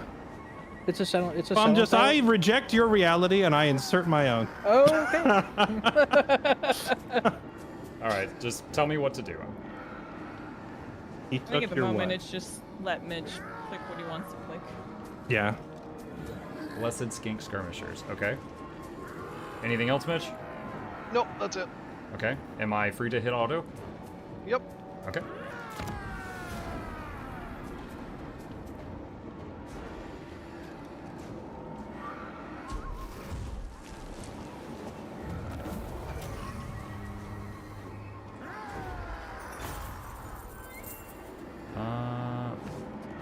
Looking at my troops, I wonder if it routed. I don't see that anything is grayed out. It's because the whole unit card moved over to his side. See, the last unit in his army is your skinks that are now dead. Gotcha. Okay, if I sack it, I'm going to take attrition sitting here, so I'm going to occupy it as much as I would love the money. Do not close the pleasure.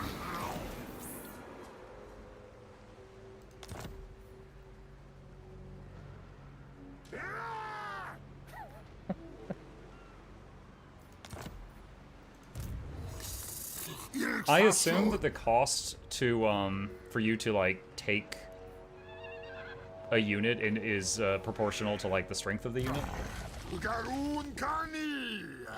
That is correct. Yeah, somewhat. Yeah. So you might could choose like 1 dinosaur or 5 crap troops or something like that. Yeah. Okay. It's got a few other limitations on it. There is it can only have like. Do you want to fight this one out? No, I'm fine hitting auto, but the buttons are grayed out. I can't hit anything. Oh yeah. Oh yeah. Wait. There are holes in the wall. It doesn't matter. Should have brought a cannon, sucker. Yeah. I'm totally fine with you hitting auto. I holes can't in do the anything. wall. The fuck is this? He doesn't have a siege attacker. That's what's wrong, Muk. Yeah, I mean we get that. It's just that the walls are already broken down. He shouldn't need a siege attack. Yeah, that's weird. There are holes in the wall already. Listen, when I took the city, I was very good to it. Carnage. You talk. Okay, here's a question that I've never considered before. So I know he's about to take that city. If I go to the city and just manually destroy the buildings that are in there, will that impact him when he takes it? So yes, he would get nothing, as he was trying to do to you last turn. Yeah, I don't think it might not let you make those changes while it's already under siege. It will not.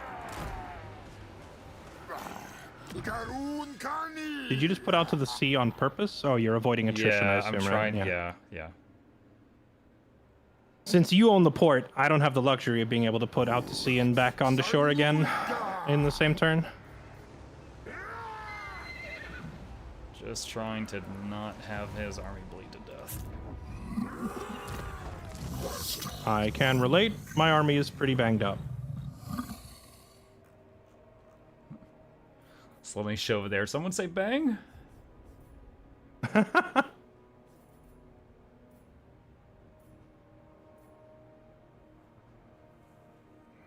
We march in rapture.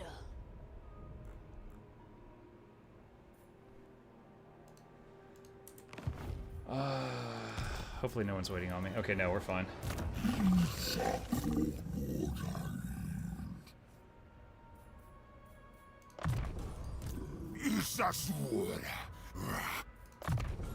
What was slippery again? I know it's good, I just don't remember what it is. Speed and melee defense. Net spell is good against Nakai.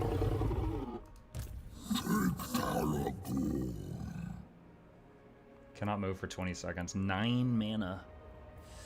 I'll put a point in it, but you... What does the Emperor bid?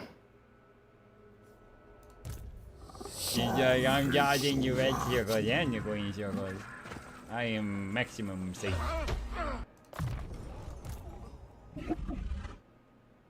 What is this? Bound spell fireball. Fireball is so bad. IMO.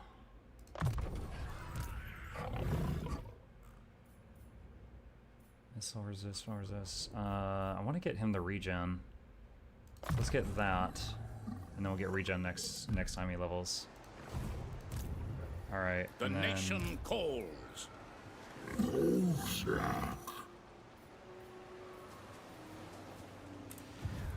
I know I just got some cool regiments of renown, but... Like, look at this thing. Feral Troglodyte? This thing hits like a freaking truck. I'm just afraid of him stealing it. I'm afraid of him taking it.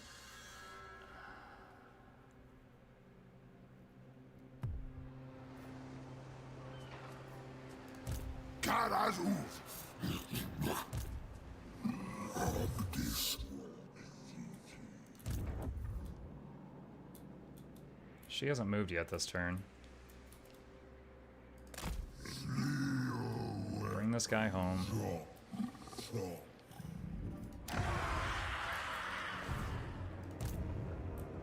Okay, they are healing. He won't have the seduction points. Are you sure?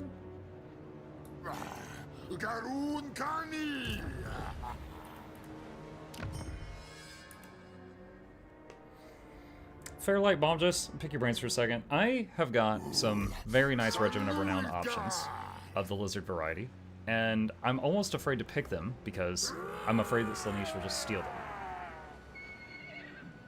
What are your thoughts on that?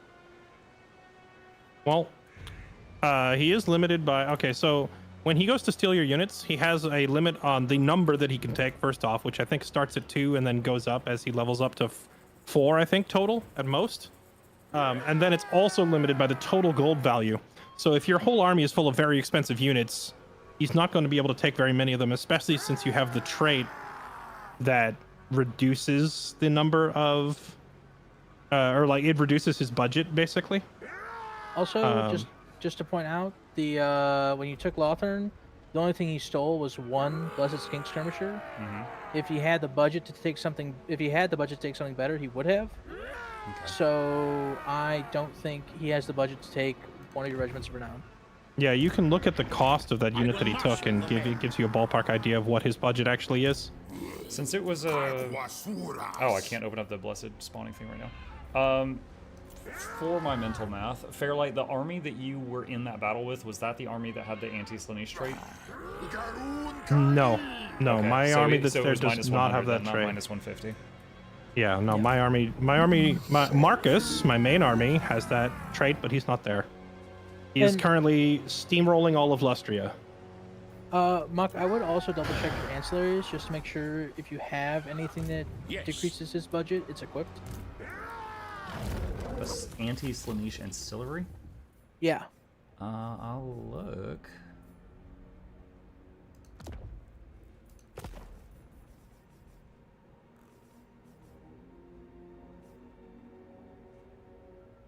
No, I don't have anything like that. I have a anti-human ancillary, but not that. Okay.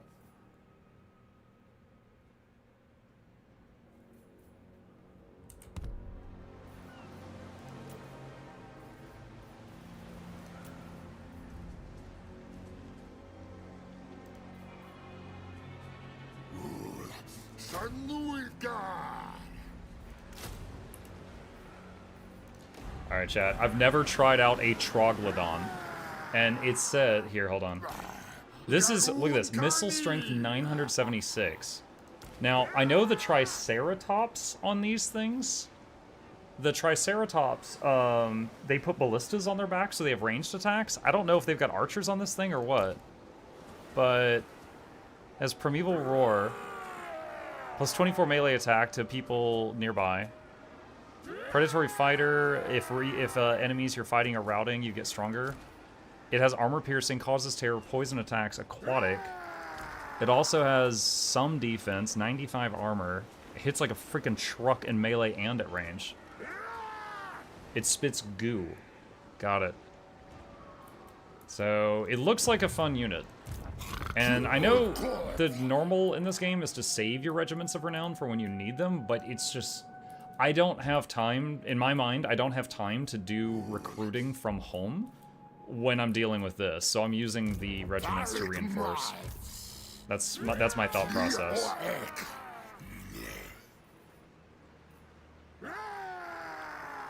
That's a Temple Guard. Temple Guards in Mazda's army are half upkeep. So... Let's move that there.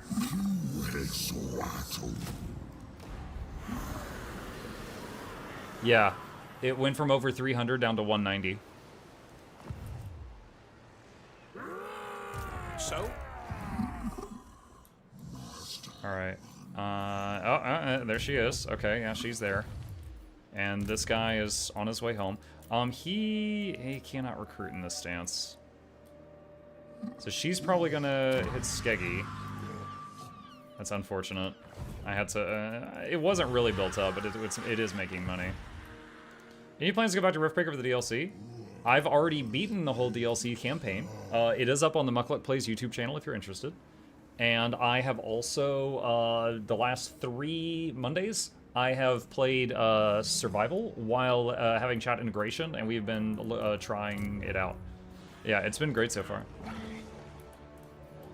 I would demo the buildings in Skeggy and the Ziggurat. Demoing the Skeggy buildings won't matter now, though. I mean, that's not going to get me any money back. Or does it just prevent him from getting money?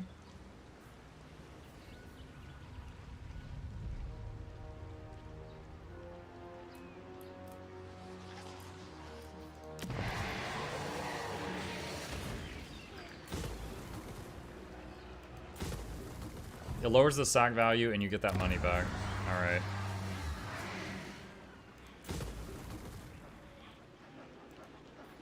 Wait, that abandons the whole settlement. Is that what I want? No, that. Okay. So I'll bring this guy here, recruit a few units, and then go over there and try to deal with her.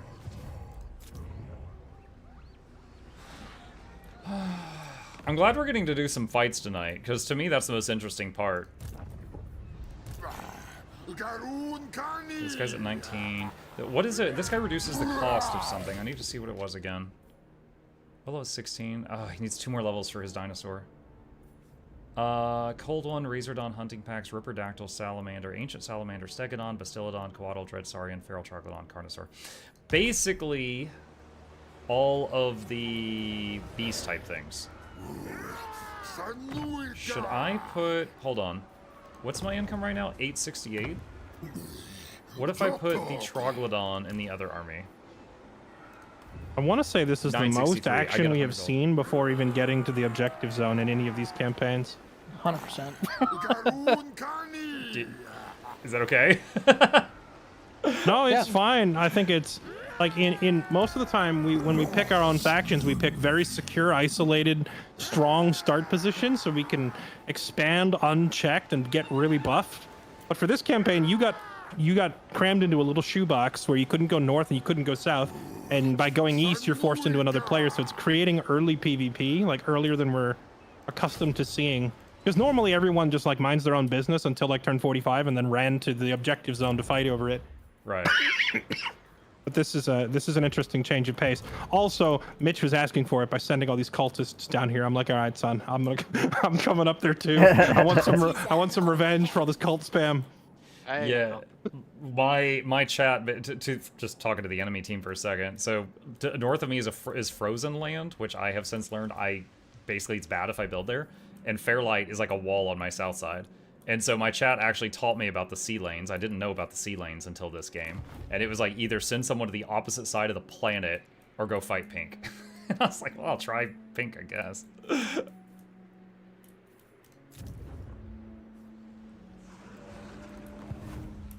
Recruitosaurus Lord at Skeggy to boost the strength. Really?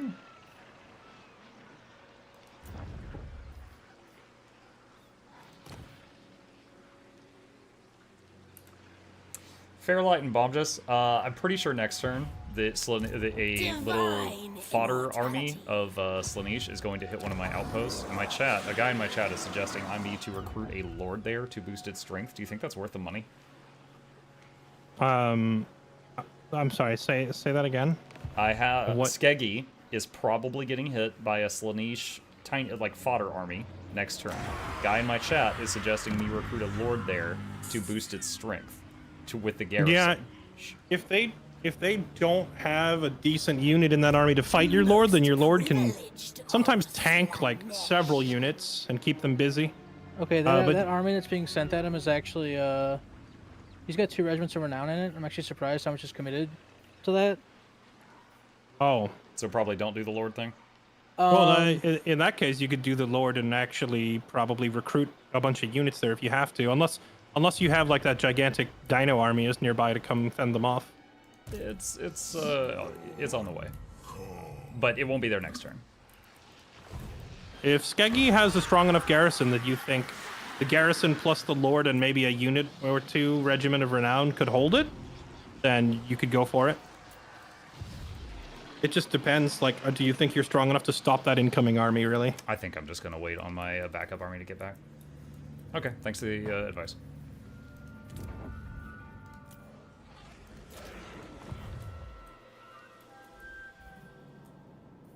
My economy is constantly scraping the bottom of the barrel, and I don't want to dump the rest of it in that right now. I know the feeling. I'm also in constant scraping mode. Despite how much territory I own, I'm constantly having to raise new armies to deal with threats in every direction, because Lustria is so spread out, it's impossible for me to, like, cover all angles. You're not enjoying your dinosaur farm? You know, if it weren't for the randomly spawning dino armies, I'd be A-okay with this. But it's the armies spawning out of nowhere, usually in your cities and then running south at me, that are currently the problem.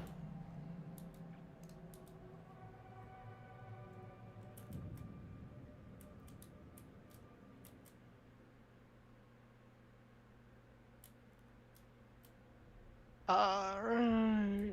Okay. Yep. Unfortunately, we have to play this out. Sorry, guys. Okay.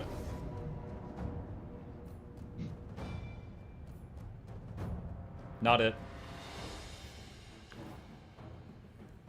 Why do you have to play this out? Are some of your units dying? Yeah. I guess I'll play it. Yeah, a lot of my units are dying to this. The Demonettes, the Chariot, like... Good old Slanesh auto resolve coming into play here. Yeah, I was like, I I'm gonna don't. go snack. It's like I don't see any way you actually lose this, but sure. Yeah. Just focus fire something down, Fairlight. Yeah, against a chariot that's just gonna run directly at the archers. Give it a flat tire.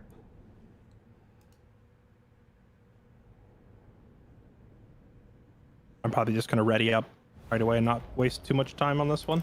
Yeah, I'm fine with that. I don't even think we need separate voice channels here.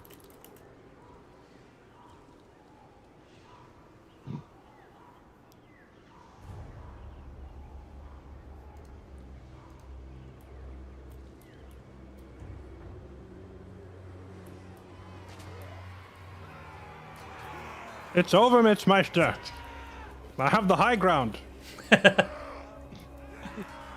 God, I've always wanted to say that. All right. Just chase that chariot on foot. I think one. you can catch it. You were the chosen one. Join them. My god. Well, I told you I was taking the high ground. What did you I think? know, I didn't think you'd actually, like, go up there to corner camp it. I'm not even corner camping. I left True, plenty he's of not in the corner.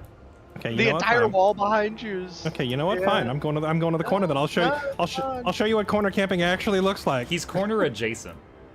Yeah. Corner adjacent.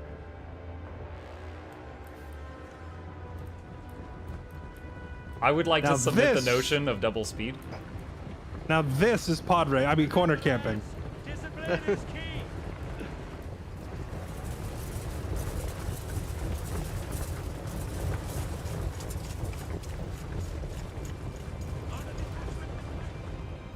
We can revert to single speed once you reposition if you want. I don't mind double speeding to Yeah. get you over here. Oh, yeah. Yep, we know this is going to take a walk for a minute. Yeah, I meant it literally when I said I was going to the high I ground. thought you were kidding.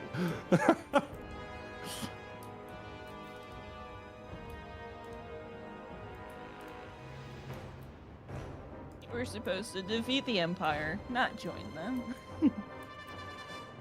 Now I'm You don't even looking have at a lord. Ignavia Mitchmeister. Oh, I just realized that was not part of her name. Lol. Hey gosh, she got those giant crab claws, and I'm just sitting here thinking, someone else does her hair. I don't know. Like if Yeah, you, it like, would be look hard at to comb the your hair crab that way, huh? claws, like the wrist, like that could kind of be like her comb, you know? Heat them up, use it to perm. Yeah.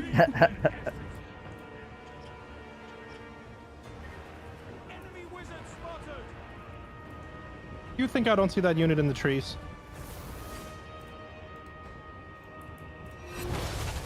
That was really unfortunate timing. Oh gosh. What unit in the trees? The timing on that shuffle was kind of rough. I want to not line everybody up. Beware the wizard!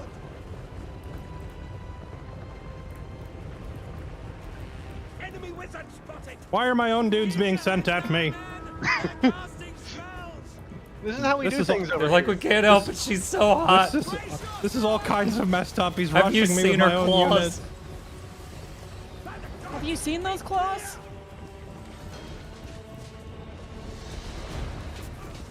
Oh my god, he took the shield troops. This is disgusting. They even painted their uniforms pink before the battle. How did they have that time? They just all happen to have those clothes. Like, oh yeah, well, here's how we have these. Might as well put them In the just in case of mutiny bag. on. Right? Yeah. They're like, luckily for you, yesterday was Wednesday, and on Wednesdays we wear pink. I mean, that's very Empire, honestly. So.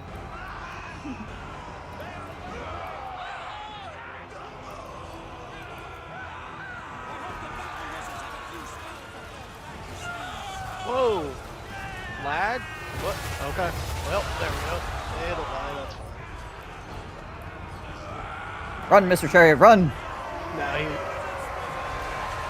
Dang it, I was cheering on the death of that chariot. I'm sad to see it go. 29 HP in a drain. 29.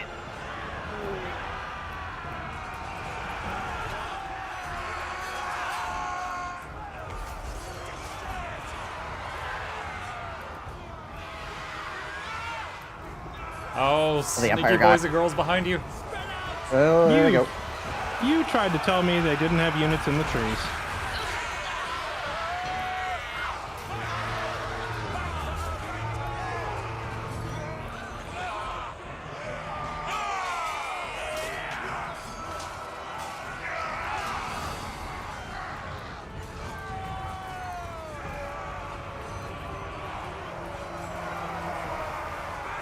Freeze, the greatest enemy.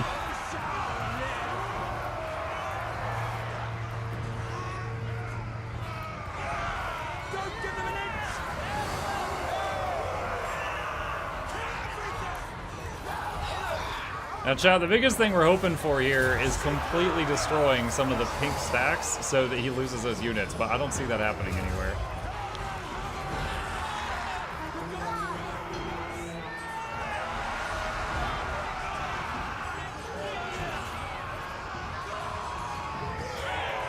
I'm not sure if he's going to finish a single stack off.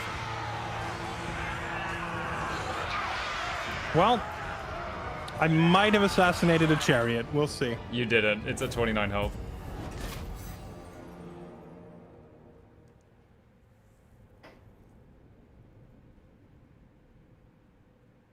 Now, looking at this screen, clearly everyone got out alive.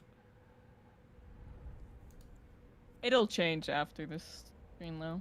This one, for some reason, always shows things healthier than the actual endgame screen. Everybody ran like 100 meters, just like, whew, that was scary.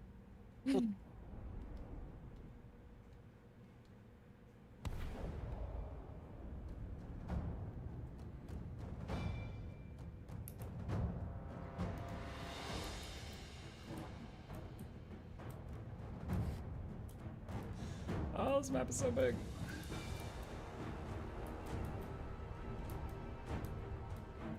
Oh no, not Claude Van Buren. Dang it, All Claude. of the units on both sides low. Except that was a city. Ah.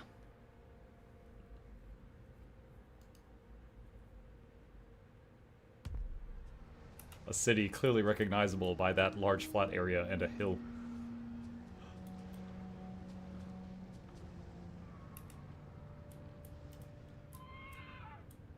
It's a really small city. Wait, what?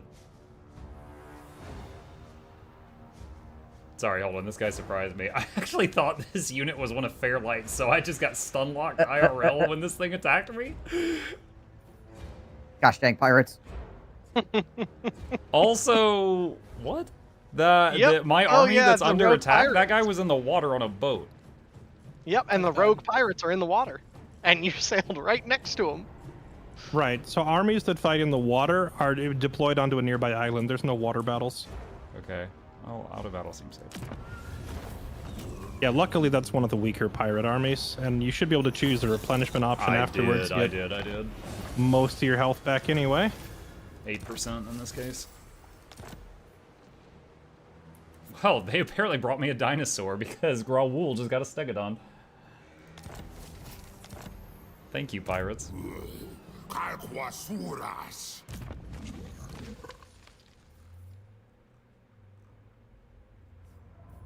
Mitch, I see you eyeing me. You keep those comms open. Yep. Fairlight, auto-resolver, play it. What now? Where is this? Ah, the crap begins.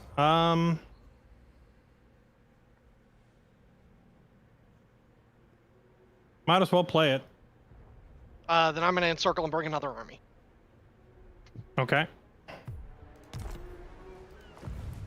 Why does it take me over to the middle of nowhere? Fairlight, is anyone else involved, or is this just your stuff? This is just my stuff. We can just auto that one. Alright. It's the undetectable, unremovable cults are now spawning armies all over my territory for fun.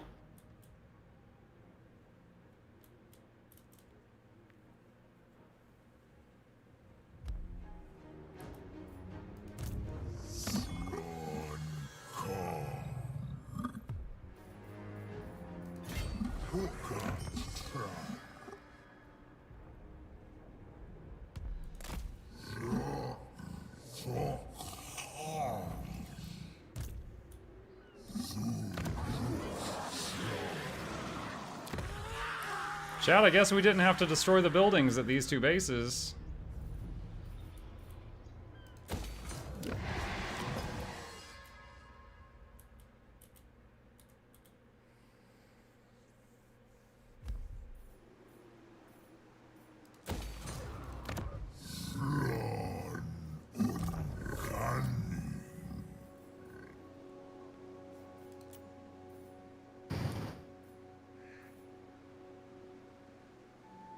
Oh god, my income is shot right now. Isasur. Ilxashun.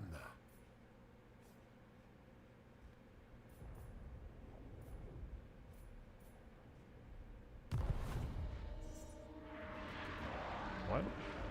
We playing it or are we autoing it?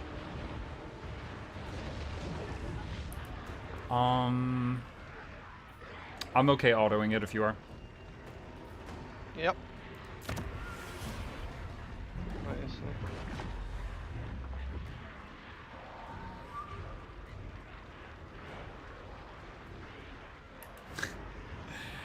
Shouty threw me off because I guess there was two armies here.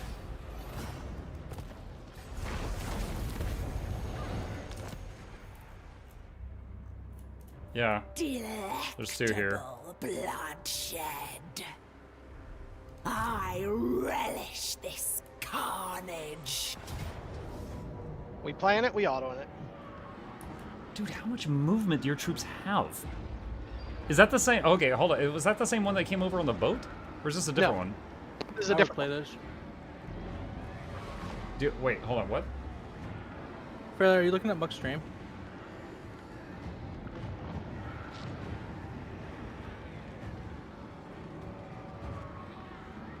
Fairlight.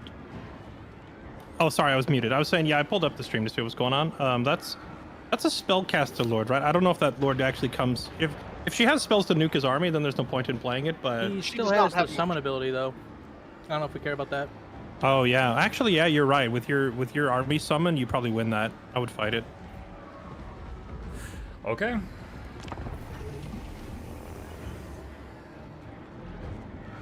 He had one army over here, and I've been keeping an eye on it, and then this one showed up on a different side. I did not see this one coming. It came from a cult, pretty sure, underneath Hexwaddle.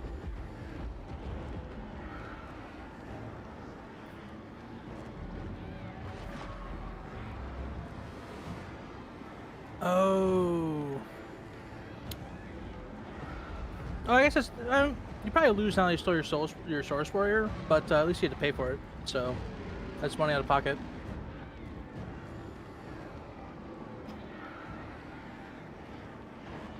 Oh wait, I joined the wrong team. Ooh. Definitely perma-banning mono gods with cults in the future until a mechanic is added for detecting them. Hey, you guys gave me this faction. This was your choice. And I just guess forced that's him true. to have to react to you guys because you guys are attacking his island. No, this the other is way in my around. capital, No, so this is a no, little no. different. No, hold on. Lexi doesn't get to gaslight us into saying we're making him react when he's the one who sent his army of cultists over here on turn 3. Like, we are reacting to him 100%. Hey, Yeah, but I they had weren't not taking a bunch of cities like that. I had not raised any armies over here. Okay, I think Oh we're all a yeah. little You're bit, totally just Yeah. harmlessly putting cults in Yeah. all of our cities immediately. we're being a little delusional if these cults weren't spawning armies eventually. Yeah, we're totally just coming over there to, like, you know, get a foothold in all of your cities for friendly purposes. Yeah. Yeah. Total friendship. Hammer time.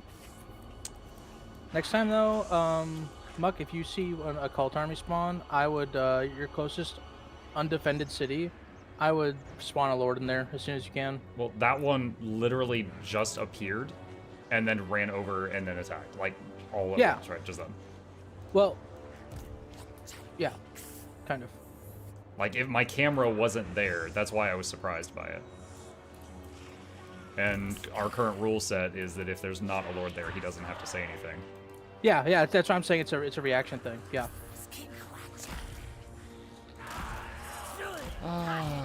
Let's see, she's probably got the big scythe thing. What is it, pendulum or whatever? No. This will be a level 1 lord. So my Asmos missed then. Your what misses? The missed shadow spell then. If it's a Slanesh Lord, if it's a Shadow Lord, it'll have the miasma. If it's a Slanesh Lord, it'll have the whip. I'm pretty sure. Alright, I'm ready. Not a lot I can do with these troops. Alright.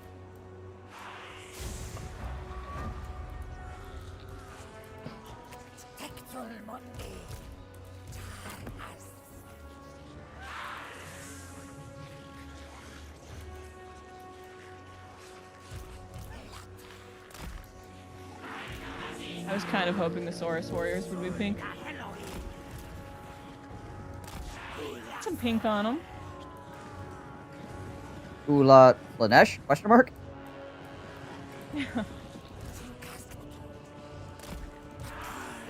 Got some hot pink war paint on their faces.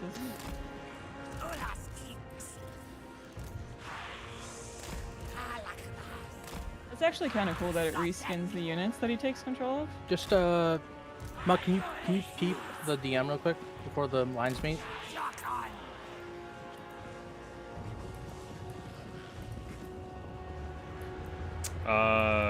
I see it. Okay.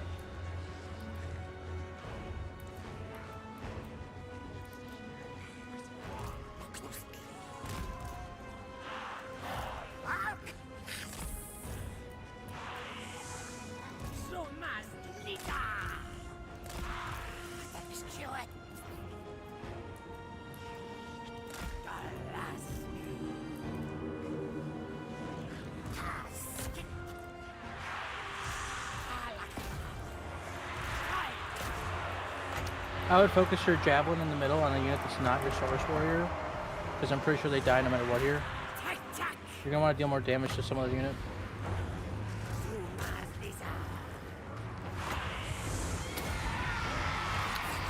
Do your units have skirmish mode on? Is that why they're running right now? Yeah, I'm just messing with it.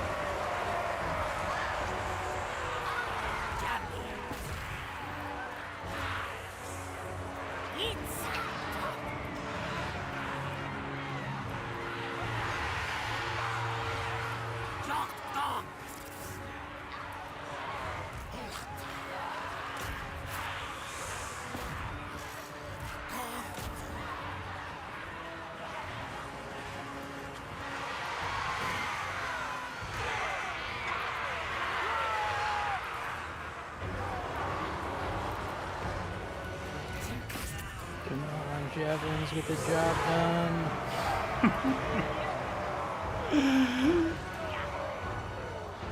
Yeah, all we had left was Nice. skinks. That's 100% worth it. I could do a little more if I can survive 40 more seconds.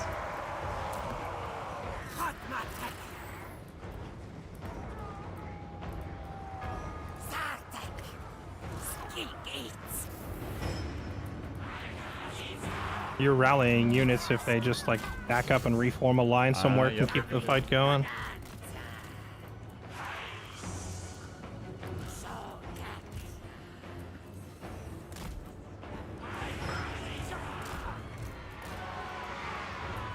Oh my god, it's so laggy. I'm not feeling any of this lag you keep talking about. I wonder if maybe some of your settings need to be tweaked. I don't know. I just assumed it was multiplayer because I don't see this when I'm in single. Might be. Well, even like what I would call buttery smooth multiplayer is still gonna be choppier than single player. Yeah. Like even like if you think this is bad, you haven't seen actual lag yet. What? Oh, What do that you was mean defeat? I unfortunate just summoned timing. more. Oh my god. That was unfortunate timing. I had to wait on the cooldown. Yeah, that one demonette didn't know what hit her. Those source units did work. Yeah, they did.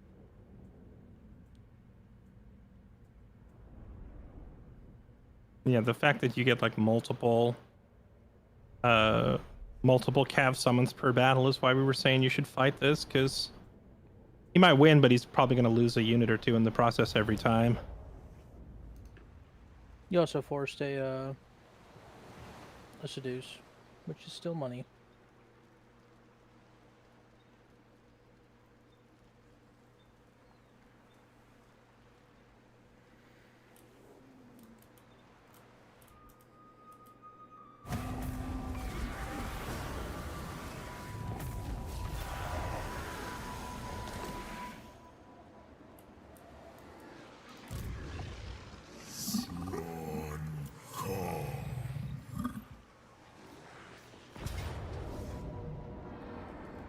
Jesus Christ. I'm just hitting auto. Alright. I feel like... Alright, never mind. I feel like forcing him to seduce your... I know we hate wasting time playing these out, but forcing him to seduce your Source Warrior again would bleed another like 1,500 gold. Fairlight, I don't know if you have anything over there. That army is right by you. Mm-hmm. Because he's hitting me from 3 sides now. He spawned like 3 or 4 armies in my back line as well. Mitch, I'm gonna fight this rather than wait for your other army to get in position. Unless you're gonna break the siege and back off. Yeah, I'm just looking, because my other army I think can make there. Mike, at what point do Betrayal Star wins this get all Game of Thronesy? Thronesy. I don't know that that's going to happen. Like, any of my armies can beat any of these, like, little scummy, these little trash armies. The problem is he's just got numbers, he's got them all over the place.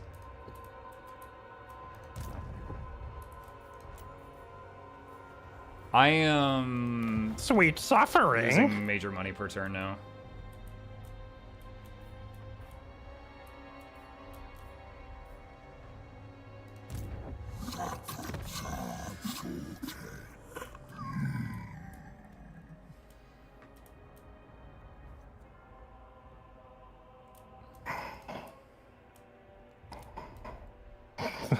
The worst part is, which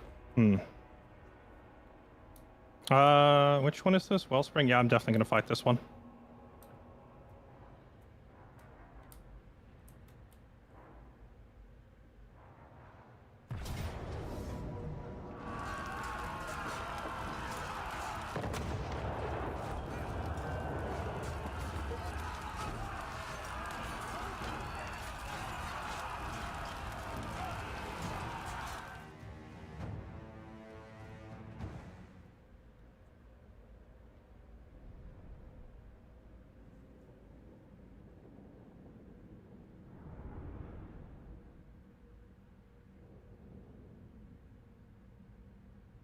Now, Chad, I'm the new great guy Slaanesh here. invasion of 2024. I'm the new guy here, but I'm not really understanding why people say that this, what is it, Slaanesh is bad. This is very irritating. He has, like, all these cults that are just... not going to be giving these units for this rally. Popping up all over the place all at Unless you once. guys want to participate, I can.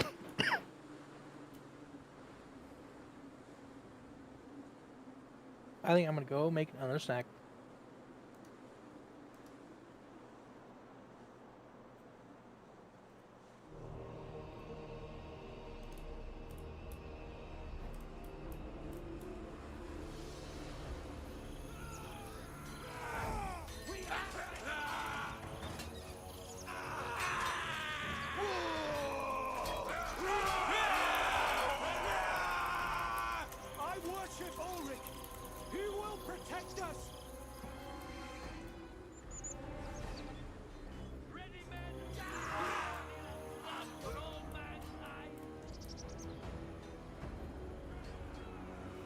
The Empire endures.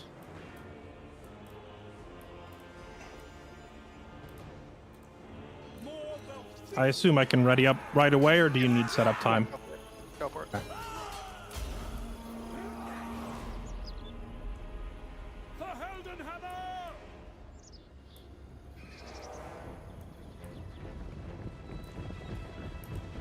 Level 1, so no pendulum.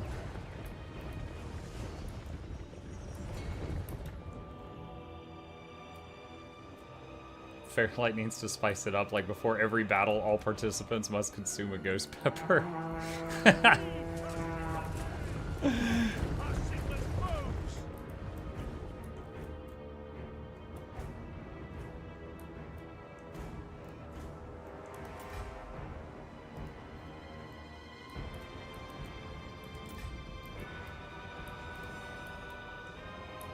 Ping 2 just to make sure you see them.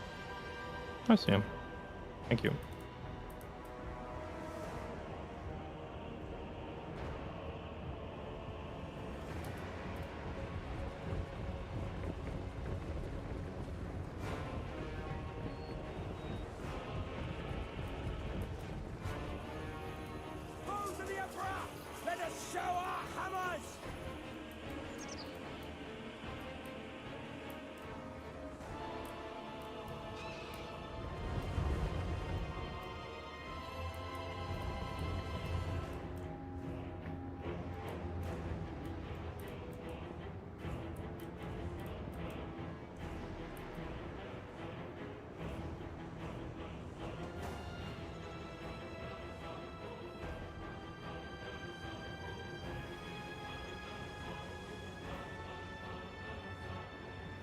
It occurs to me that I have never seen Bob or Lexi in the game.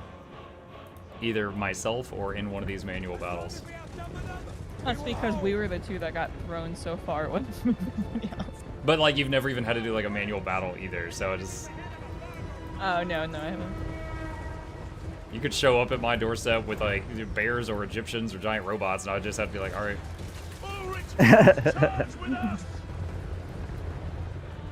Destroy it!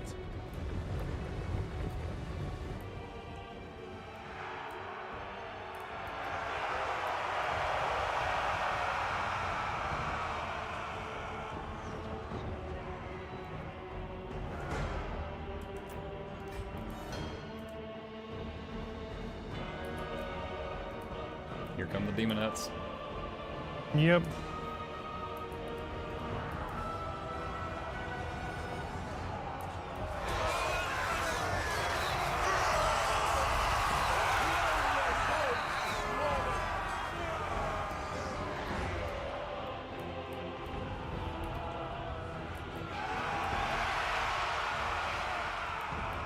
So you were talking about there's no counterplay for the cults, so you can't like detect them like Skaven? No, they don't have a detection mechanic. Near as I can tell, they don't.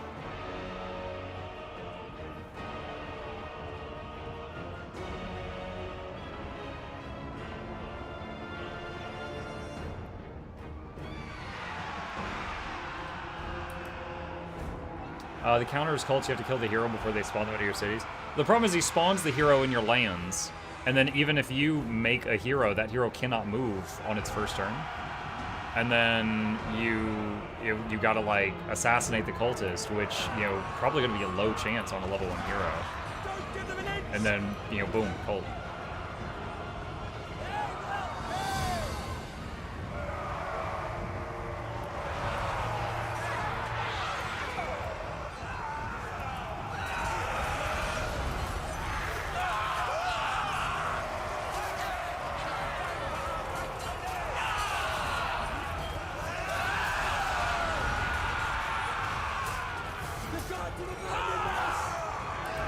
The Empire endures. Or does it? Does it really, though? Stay tuned.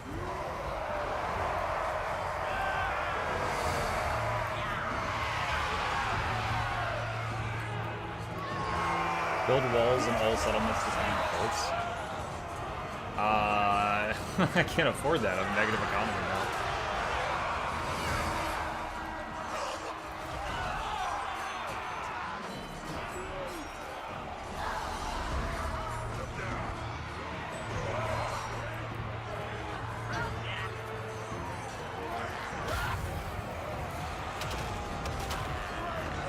I have no idea what that is.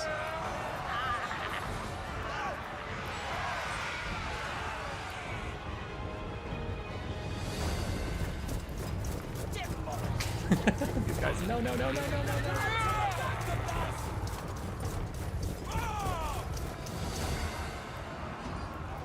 I don't know if Fairlight's gonna kill anything.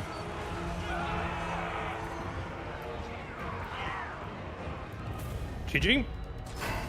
Yep.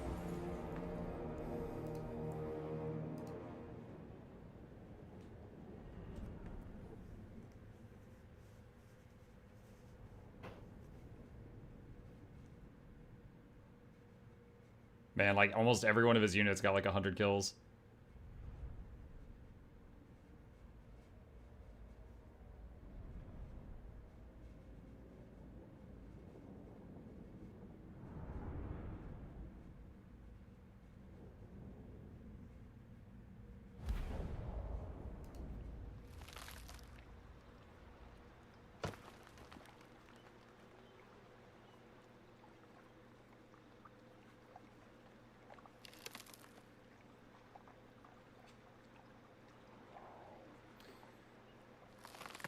The problem with Slaanesh cult armies is that their size is dependent on Slaanesh corruption, so if you have walls, the small army it spawns can't really take the settlement. But then they can, I assume, just wander off and take something else. Like, the one that spawned at my capital city, I immediately took my Dino army and brought it back to the capital right here. Like, he spawned one here, I brought this army back, and then it just went boop and destroyed that, and then came back here.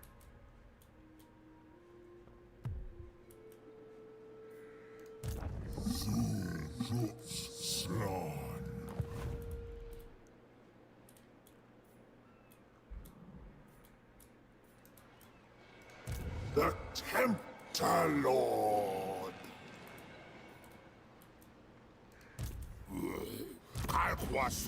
It's not your settlement if all your settlements have walls. That's a ton of... Would you like to play it? Would you like to auto it? No, I'm just hitting auto. Sorry, I've been trying to level my guy up, and this is like the 7th time it's been interrupted.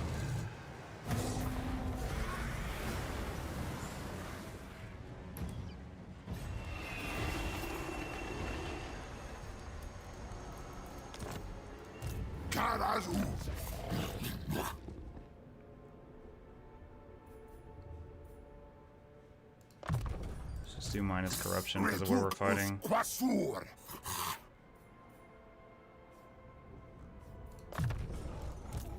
To old court.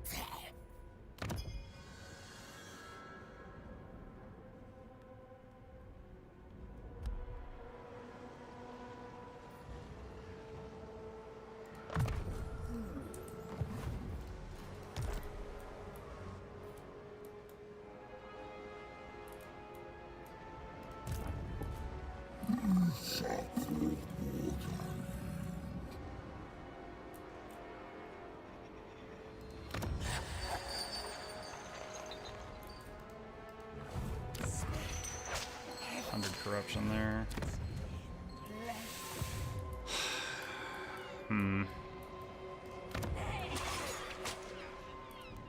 Salinisha suits returns your economy. Yeah, I know. You constantly saying negative things doesn't help me.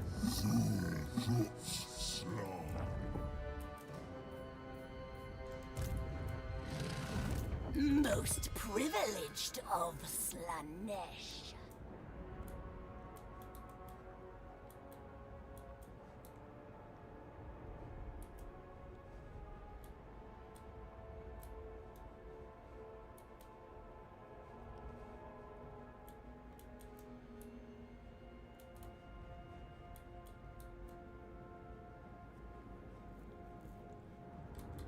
All of these town, well, probably not that one. I assume this town and this town are on the water. That one doesn't look like it is. Danger!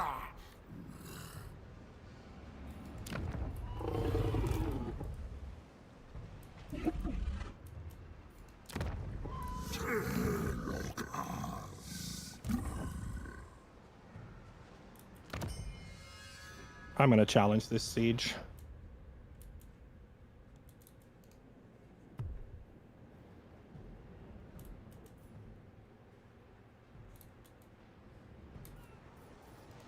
Praise Sigma.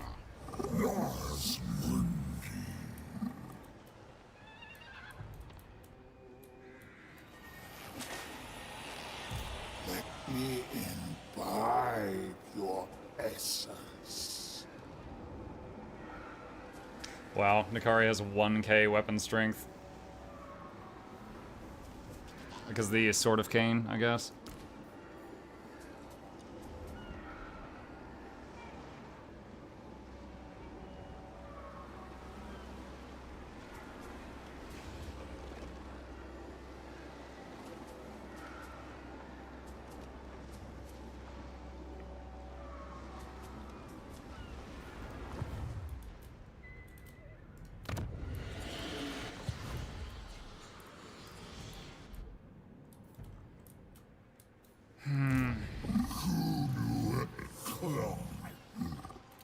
Yes, I bet what's gonna happen is next turn, he's probably gonna immediately grab that and just like take off before I can even attack it, I'm guessing.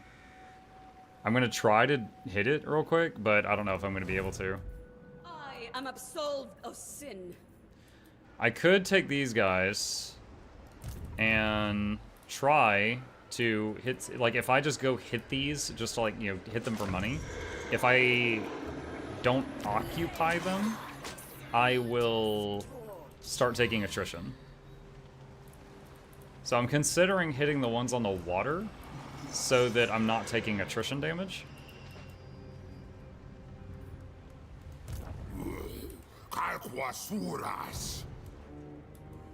Hey, Fairlight. Speaking. The town of Angerial to our northeast. Can that be hit from the water?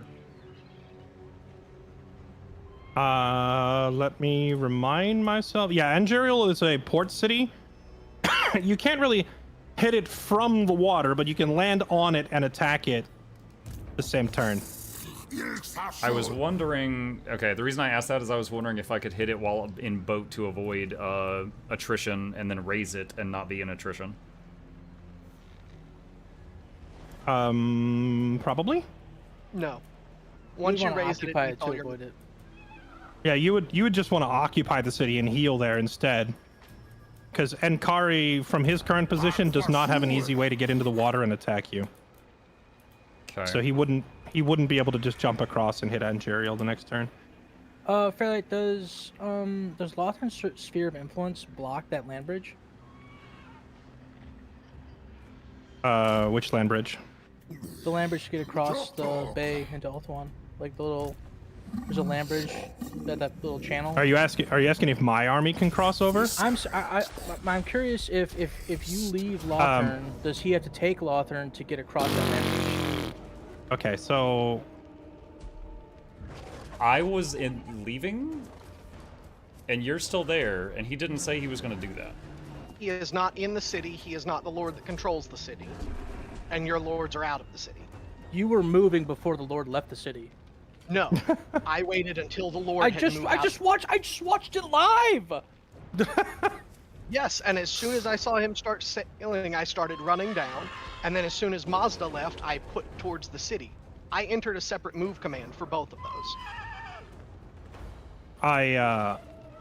I didn't realize you were moving all your forces, Muck. You kind of left me high and dry to die. All right, I'm just gonna. I thought he had to announce it, so since he didn't announce it, I thought it was safe to move. That's why I was asking. Well, you vacated the city, so he doesn't technically have to announce it. Although he's moving before the Lord left. Mm-hmm. I'm allowed to move before the Lord left. I didn't attack until after Mazda Mundi was way away. He's on the other side of the land bridge. So did you just see into the future and know he was for sure gonna click out of the city? I didn't click the city. As I saw the first army start sailing away towards Angier, I started running towards the city. And then I was going to attack Fairlight's army as he was going to be hung high and dry with the army that sailed away. Then Mazda Mundi started running, so I re-clicked Lothern because then he'd vacated it and I didn't have to announce it. But your initial plan to attack Fairlight would still require you to announce it because it's affecting a city. I do think he followed the rules to the letter. It's just he did it really fast. My initial plan I don't attack the city. He didn't technically break a rule, even if it is getting to the point of splitting hairs, and I don't want to dwell on that too much.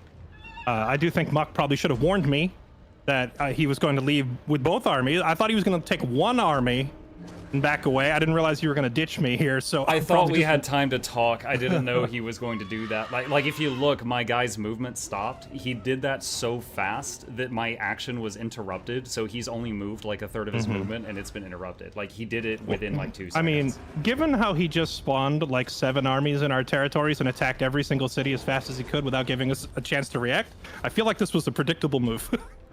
Y'all are over here running through my shit. At the end of the day, it's a war. You're trying to kill the other player. I'm not going to get bent out of shape over it. It is what it is. Maybe just clue me in on the plan next time, Muck, so I don't die I was in the pointlessly. middle of talking about it. I'm sorry. I did not expect him to do this within 1 second. So I'm assuming we're fighting. I'm not reinforcing that. I mean, if I hit auto, will it kill you, Fairlight? I declined to reinforce you. I said nope. Okay, then I'm gonna hit auto and let it be destroyed. Is that okay? At least, I mean, mouse over it and see if my army's getting pulled in, but it shouldn't because I declined. Your army is getting pulled in. It is. It does say you're there. Actually, yeah, we gotta fight this because it says I'm gonna lose units. Unless Fairlight finds an official way to back out completely. I mean, even if we started the fight, I would just back. Here, tell you what, I'm not gonna quick save it. Given the circumstance, I'm just gonna quick save it. You can try autoing, and if it does wipe my army, we can just reload the save. Because if you do fight, and it forces me onto the field, it updated that it thinks you're not there. Okay, there you go. I was gonna say if it pulled me into the fight, I would just turn and leave immediately by clicking. Retreat. I would just click the I would just retreat off the field.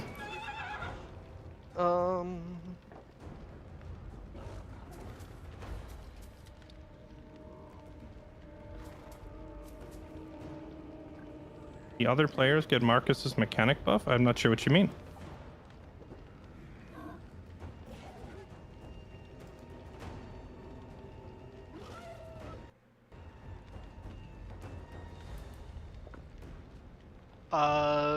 I think it just froze because it was going to let me seduce units from your army. Either way, and now I think that it's freaking out because you've chosen to withdraw. I just have a frozen image. Do you not feel like trying to seduce my army, even though No, I'm not even participating in the fight. It's not a little bit scummy. Hold on. Holy real fuck, quick. dude. My game just fully closed. Mine closed also. I'm just whatever gonna... you guys are doing, closed all of our games, I guess. All right, fair enough. I will say the whole paying common courtesy to the other player goes out the window after this point if you do this, because this is like some seriously try-hardy stuff. Dude, y'all are over here running 3 armies against me. Colliding against you have just 3 me. armies in my base alone. It's almost like I'm pretty sure I said the day we started this campaign that we were okay with Maz and Marcus because you'd have to go through Ulthuan to get to Bretonia. Yep. Yeah, we did say that. And so it's going down, but y'all can't expect me just to roll over and take it. Well, I expect you to at least know your movement, but I guess that's too much to ask. So, I mean, what do you mean by know his movement? He was throwing shade at the earlier thing. I don't know. I feel like Muck choosing to let you back off after you screwed up. He was in ambush stance. Muck would have gotten ambushed and screwed. How would Muck have gotten ambushed? Because Mitch put one of his armies into ambush outside of the city. Bomb, let it go. That was days ago. Yeah. I would like to point out that we lost Space Goon. Oh, is that why the game crashed? Space Queen just get abducted to space?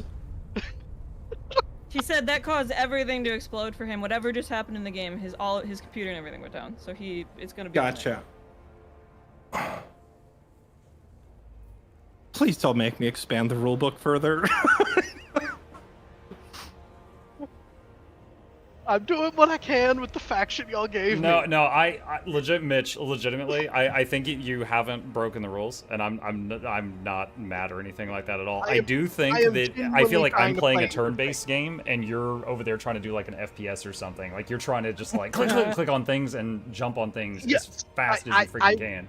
I will absolutely admit that I was trying to speed through this turn before you guys got to realize where all I spawned armies. And well, like you also spawned an army at my capital last turn and started running at some cultist person toward my capital, and I quickly went over and grabbed a unit and ran it down there, and then you changed directions and got another base. And I know that technically you wouldn't have had to say anything if you hit my capital and that unit didn't get there in time, but it was just like... Again, I was just like, oh my god, I wish this was like truly turn-based and not all of us at the same time. Holy shit. Yeah, time to put a lord in every city. Yeah, I just started recruiting lords in all my cities as soon as I can't afford it. My economy is in the negative now because he destroyed so many towns. But yeah, it is what it is. If somebody could tell me a perfect solution, I would use it. But like, Mitch wants element of surprise in a turn-based game where you should have to wait your turn. It's very hard to do that, and there's not really an ideal solution. So all I can say is try not to be salty and deal with it as it comes. All right, win or lose, we're here to have fun. Yep. Don't get bent out of shape. I'm not trying to screw people over. I just genuinely don't know. You just admitted you were, but that's okay. I'm fine with it. No, I'm trying to fight to the best of my faction, but like, given that if I have to wait with you just said I'm trying to click faster than they can react.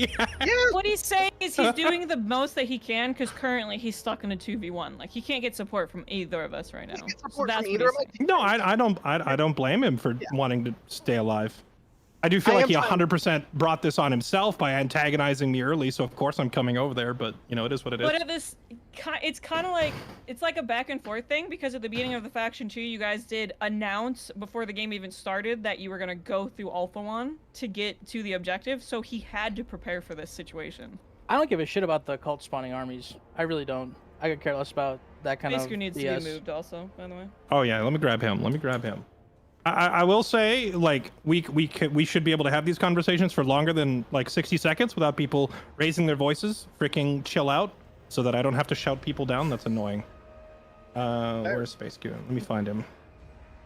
Okay. Bomb just There is we go. like I throwing think it's gasoline really anytime there's a dumb. fire chat. The Muk had to spend $8,000 and didn't get to keep his income to recruit regiments of renown for the next turn, and it really has snowballed into a not so good situation on Oath of One. Thank you, Your Honor. All right, I'll enter it into evidence. What happened happened. That's it. I don't know what else to tell you. There's not. I can't wave a magic wand and make this game suddenly balanced for simultaneous turns. There's just no way to do it.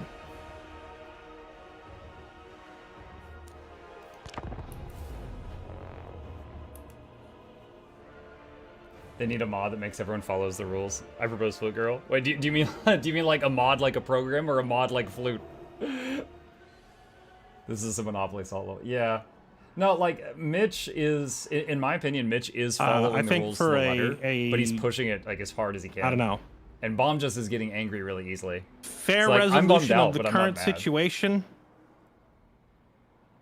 I'm honestly not entirely sure. I would say, given that we were going out of our way to be polite to you in previous turns, interrupting us mid-conversation to try and snipe my army mid-convo is pretty rude, and you should at the very least just let me leave. That would be the fair resolution to me. I will let you leave and back out, and I won't seduce you. And then from there on, we just take it as it comes, and everybody like try to take a deep breath and understand that it's like this game is not balanced around this mode, so there is going to be growing pains and weird moments. But, All right. Yeah, I mean, if y'all want to call a ceasefire, I'm happy to. Once I get Lothern back, just stop all aggressions, and I'll pull armies out of Lustria. You already burnt my cities, sir. Yeah, mine too. At this point, my economy is negative every turn. If I don't keep destroying things, I will lose my stuff. You have already, yeah. Okay, yep, cool. So he's out. All right. You want to actually play it, or you want to auto? Okay. A garrison of troops at 10% health. No, I'm good. I don't see any world where there's a point in playing that one out. If it was single player, I would do it on like ×5 speed and just focus fire down one unit and then leave. But, Try to build the towers and try to focus down a unit. yeah.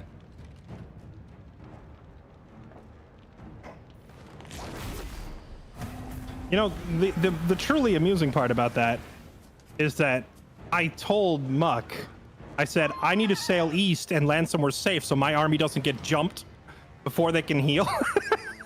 And then Muck turns around and leaves me to die. I was in the middle of telling you what I planned to do, and then whoop, whoop, whoop, whoop, friggin' Zoidberg over there just like crab walks in.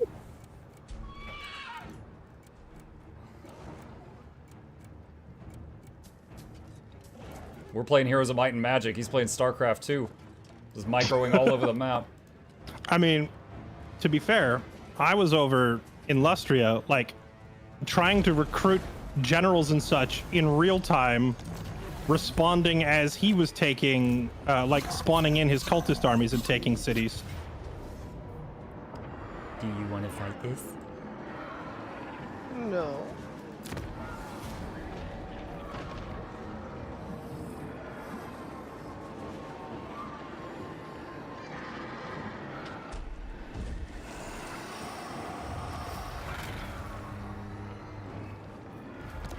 Now, I want to say, I know I'm the new guy, or one of the new people. Shout out to Lexi. I don't know who said Slaanesh is an easy target, but this is, like, every single fight I guarantee to lose something is really annoying. The idea was supposed to be that Slaanesh has a difficult start. Not that they're necessarily a super weak faction.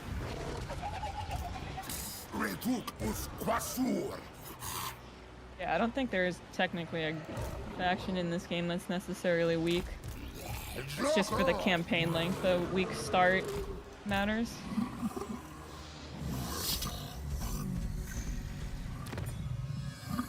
That's the thing, is we're trying to balance a game that is revolved around everything being OP. It's just not possible. Oh, hey. Fuck is that retreat? You actually pushed him to the other side where he was supposed to be. Thank you. What the hell is that? You saved me. Let's go. Since when can you retreat Total twice retreat.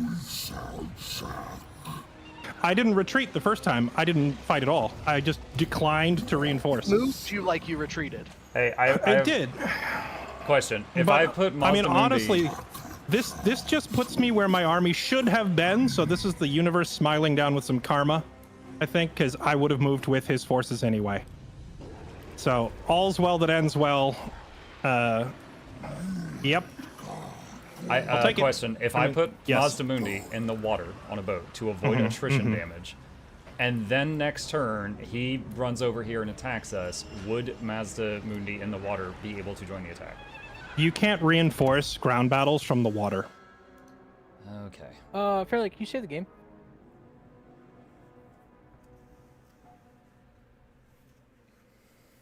I don't want a unfortunate crash to put your army back on the other side of that bay. That was pretty funny that the cosmic intervention put my army where it was supposed to be.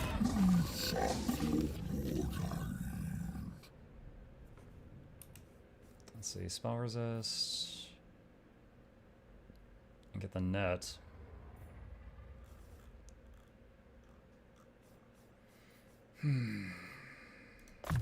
Alright, we'll get the net for catching Slaanesh.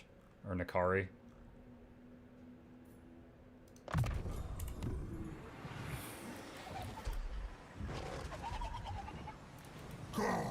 Actually, you know what? If I put him in the water, and then if Nakai wants to attack this down next turn, he'd have to announce it because I have someone in the count. So I would have time to get him out of the water. If he's in the water and Kari could not announce attacking him in the water by sailing out of Lothar. Oh my goodness! I tell people, hey, just have fair fights. Well, I feel like you tell people is a strong phrase because there's only like people would imply plural. It's fine. I'm sorry. People would imply plural, not a singular individual. You freaking shut it! Just start yelling again. Right. No, I'm saying there's so many different use cases in this game for weird things happening that it's like completely impossible for me to plan for all of them.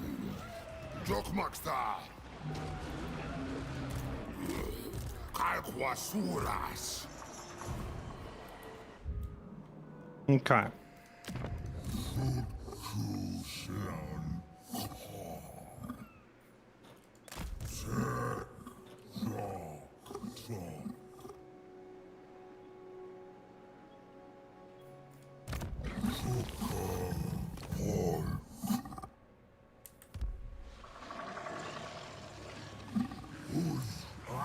Monk and Noxxi do a salty montage this whole endeavor? Oh, dude. No, not touching that. Just trying to figure out how to handle this, man. Like, if I whip up another Lord with a few troops and have it running around, I don't know if I can deal with all of this before I run out of money. Lightning striking people outside of cities as long as I'm not pulling the city in. Ruling? Sounds fair, honestly. Lightning strike is a skill in the game. Yep, fair game. Do I need to announce it?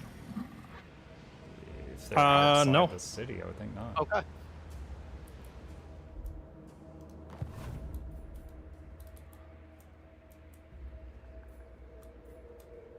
Fairlight purely out of curiosity, not that we would have changed anything. Did you know when I got my faction, you got your faction, that I was going to be sending AI dinosaurs at you the entire game? Or It's not you sending.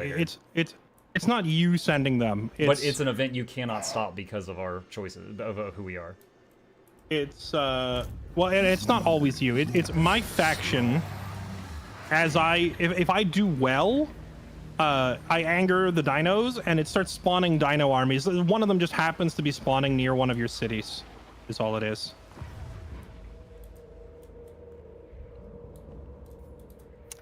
Don't forget, guys, if you see him moving towards your armies, you can do some. I would try and hit a little dodge maneuver, try and break his ankles. You know what I mean?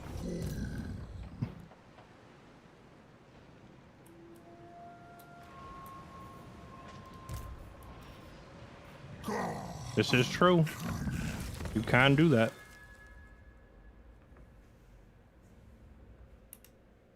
Also, if you're fast enough, you could, as soon as Inkari crosses the land bridge. His call told me hang on a second, because I feel like hold on, Mitch, are you doing any more fighting this turn, or are you like done with movement before we split channels? I mean, I'm not. I mean, okay, so are y'all gonna be able to keep going this turn? Are you asking? No, like, maybe. When you say y'all, do you mean still Husker awake. and Jerial? Yes. I'm done moving for the turn. Because that changes my response to your question in turn. Okay. I'm not sure I understand what you're getting at. Fairlight, Y'all I are think he's asking going to if lightning I'm- strike either your army by Angerial or Mazdamundi by Angerial, and he's asking if we're done moving. Oh, I see. It's the same question that y'all are asking me. I will return. Well, okay, I guess what I'm really trying to say is I wanted to go talk to my team. I'm just making sure that you're not going to jump in and attack I will while we're not. having a conversation. At the very least, wait till we get back so I can go have a strategy talk with my team, okay? Yeah. Y'all go have a strategy talk. I won't do any weird shenanigans or jumping people in the meantime. I will be right back. Yeah.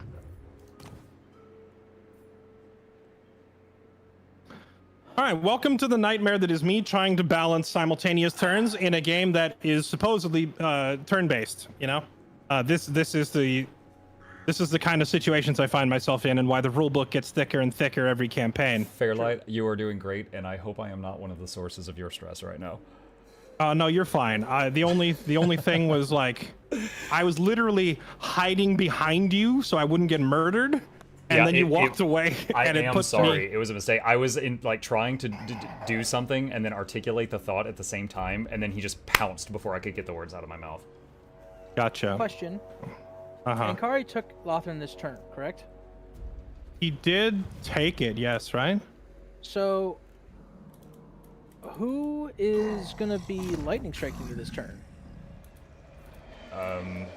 I mean, he may have more armies over here in ambush stance or something that we can't see. He might, but I kind of doubt it. I feel like we would... hold on, I'm gonna ping something. Look at the water just north of us. There was a moment that there was a boat there earlier, Fairlight. Okay. Was it Enkari that led the attack? I want to say it was. I think so, because I remember. Oh, I remember being he started recruiting units. If he's recruiting units, I would assume that means he's done moving. But also, I'm like 90% sure it was Enkari that attacked. So if Enkari used his movement to take the city, then he can't march any further, because occupying the city takes all of his movement. Also, that's secondary army doesn't have a siege attacker, so you're right. Yeah, so I don't know who or what he's talking about with lightning strike. None of his armies would be able to actually take us. So, what's up? The following turn, Inkari he's probably gonna do some simultaneous bullshit.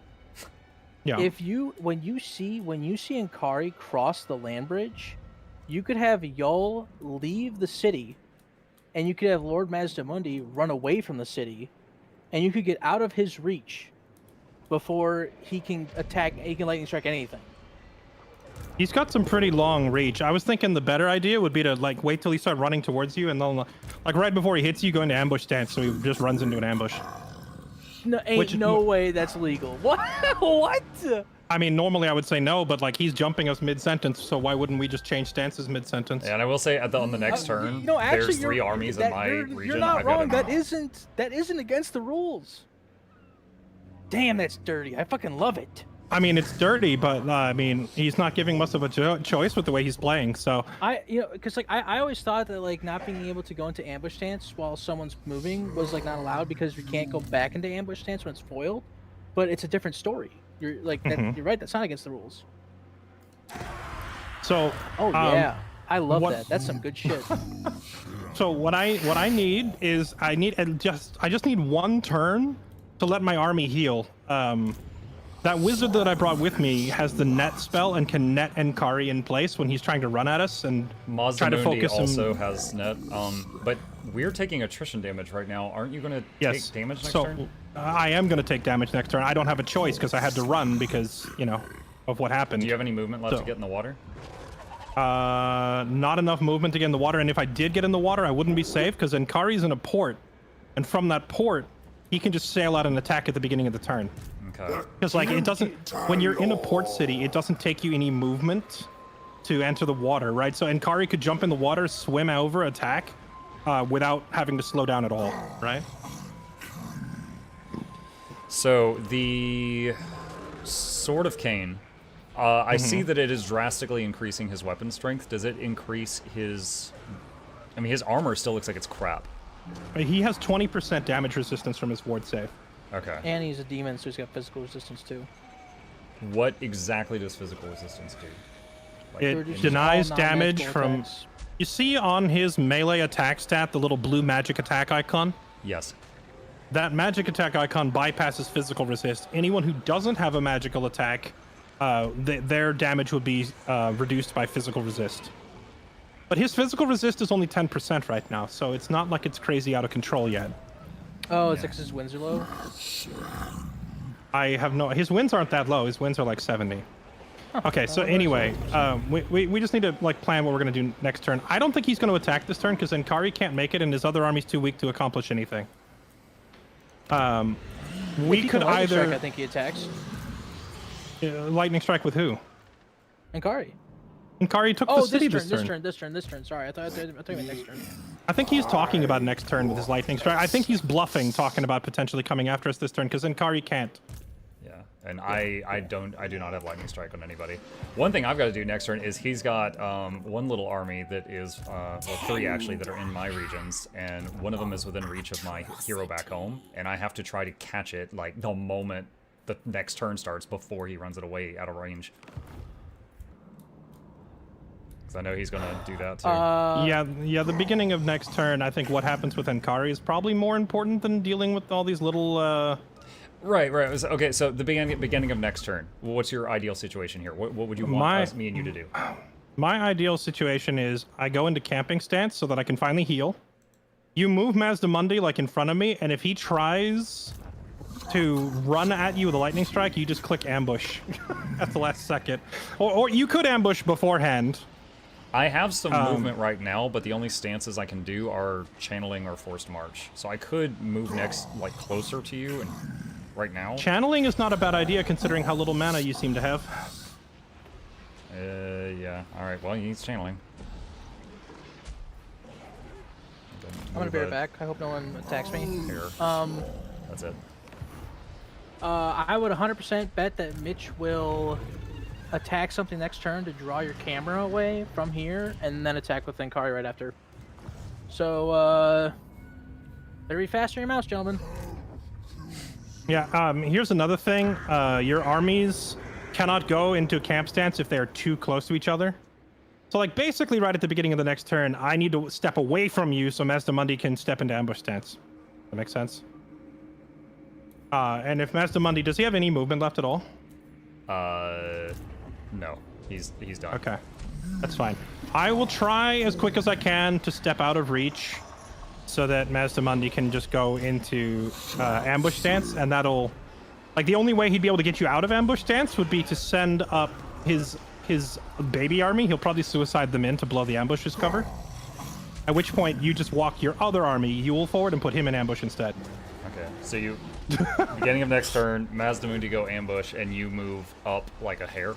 Yeah, I'm gonna move out of the way so I'm not blocking you. You just go into ambush. And then if he does send the little decoy army to spoil your ambush, then as soon as it's done, you pull Mazdamundi back, and you put the other guy in ambush right next to the city.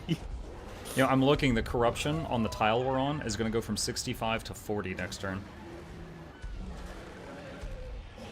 I beg your pardon? The corruption we're on is going to go down to 40 next turn. Is that below the threshold for damage? Hopefully the attrition will stop soon. The frogs do clean as they go. Yes. Well, also that army I have over there is purging like 15 corruption itself, Because the Lord and both of the heroes that are with him all have the ancillary for -3 corruption apiece. All right, well, we have a plan. We good? Yes, I will go back into the other channel, make sure that they are done. I will be right back.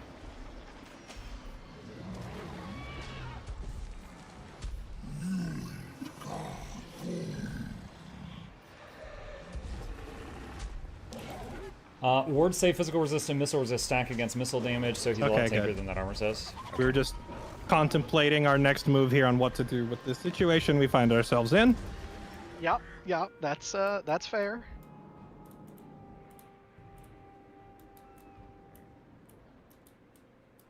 But yeah, if you're gonna go ahead and launch the lightning strike, then just go for it. I think we're just gonna sit here and take it. I'm not. Okay.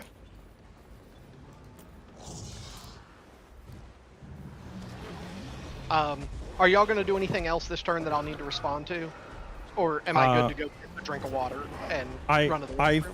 I think for me personally, I'm done. I'm not going to attack you. I might still be moving units around, but shouldn't need any interaction from you. I'm not attacking you, Mitch. Will you be ambushing things on Ulthuan that I need to watch for you going hidden? Because that's basically where my camera's fixed right now. That's the only thing on the map that I have to watch. I don't think we even can if we wanted to, because I think we're all out of movement. Also, you have 2 teammates who can watch it. I'm out of movement if that's what you're asking. No, we don't have vision on that, so we can't. Oh, okay, right. Never mind. We are not on either but anybody's stream, and they cannot see it. Gotcha. Fair enough. Yeah, well, I mean, we like those armies do not have enough movement to go into ambush, so you're good. Okay. Cool.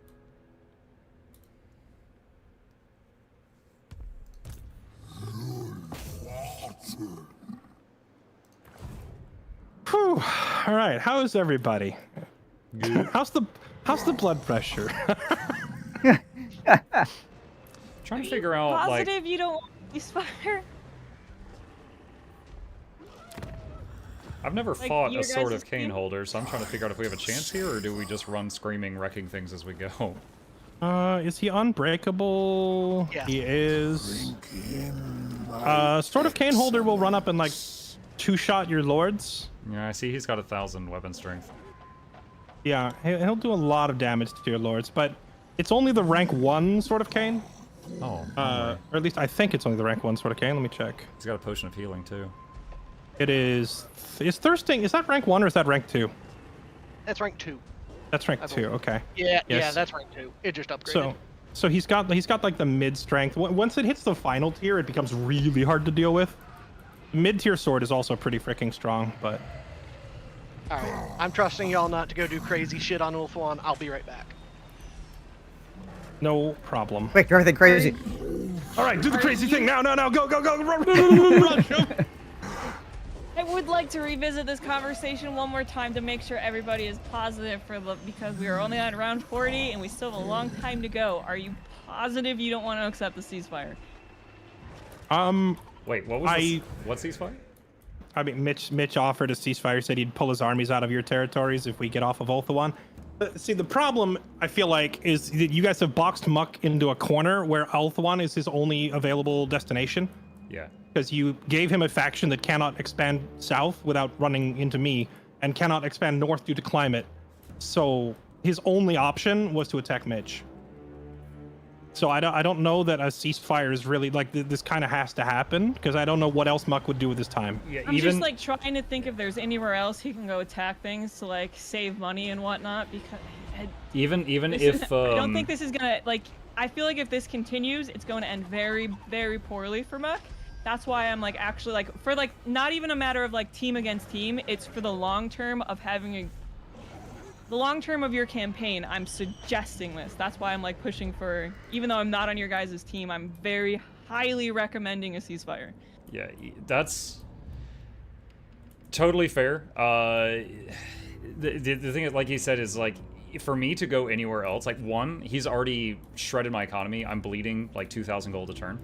And even if I just, like, packed up and left this area and went somewhere else, I would lose all my armies before I got hit another landmass. Yeah, at this point, I have to keep attacking things every turn, or I'm out.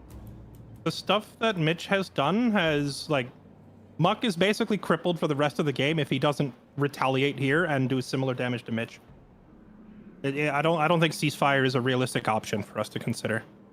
I don't think doing damage to Mitch is as realistic as you guys think it is.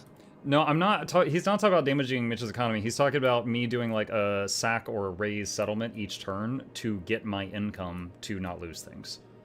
I'm also talking about damaging Mitch's economy. I don't know where Lexi gets this idea that his economy is. I don't know where you get the idea that his economy is immortal, but if we burn down half of Ulthuan, it's 100% going to affect him. Yeah, I will say I recognize that this might lead to me dying before the whole turn 50 thing, but I also feel like if I went somewhere else, it would be turn 50 before I landed somewhere else. Yeah. You're right. Yeah. I mean, I can pay you for a ceasefire and just have y'all leave completely and everybody calls it a truce. Because of the current direction, I don't see it. I don't see a campaign where Mukluk makes it tomorrow.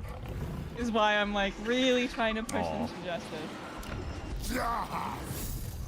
I mean that may or may not be the case, but for his first PvP campaign, I mean it's total war. If I get knocked out early, I accept that. Unless you guys are just like really against that. Yeah, I mean like if he dies, he dies. We need a Ivan Drago in there to announce it as it happens. There was just a lot of weird things that happened due to our choices that we didn't foresee. Like, I learned about climate this game.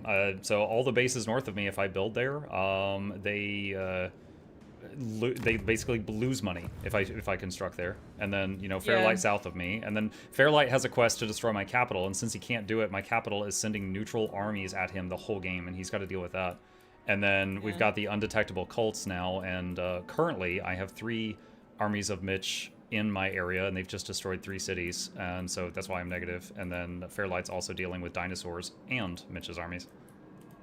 And to be fair, before, I didn't even think that the climate thing would be an issue because all of the other campaigns we've used the climate mod, and I didn't know that we were removing the climate mod until right when we made the lobby. No, it's totally fine. I didn't even know it existed. I knew it was going to mess up your guys' quest, but I didn't know that because this was the first time we haven't used the climate mod.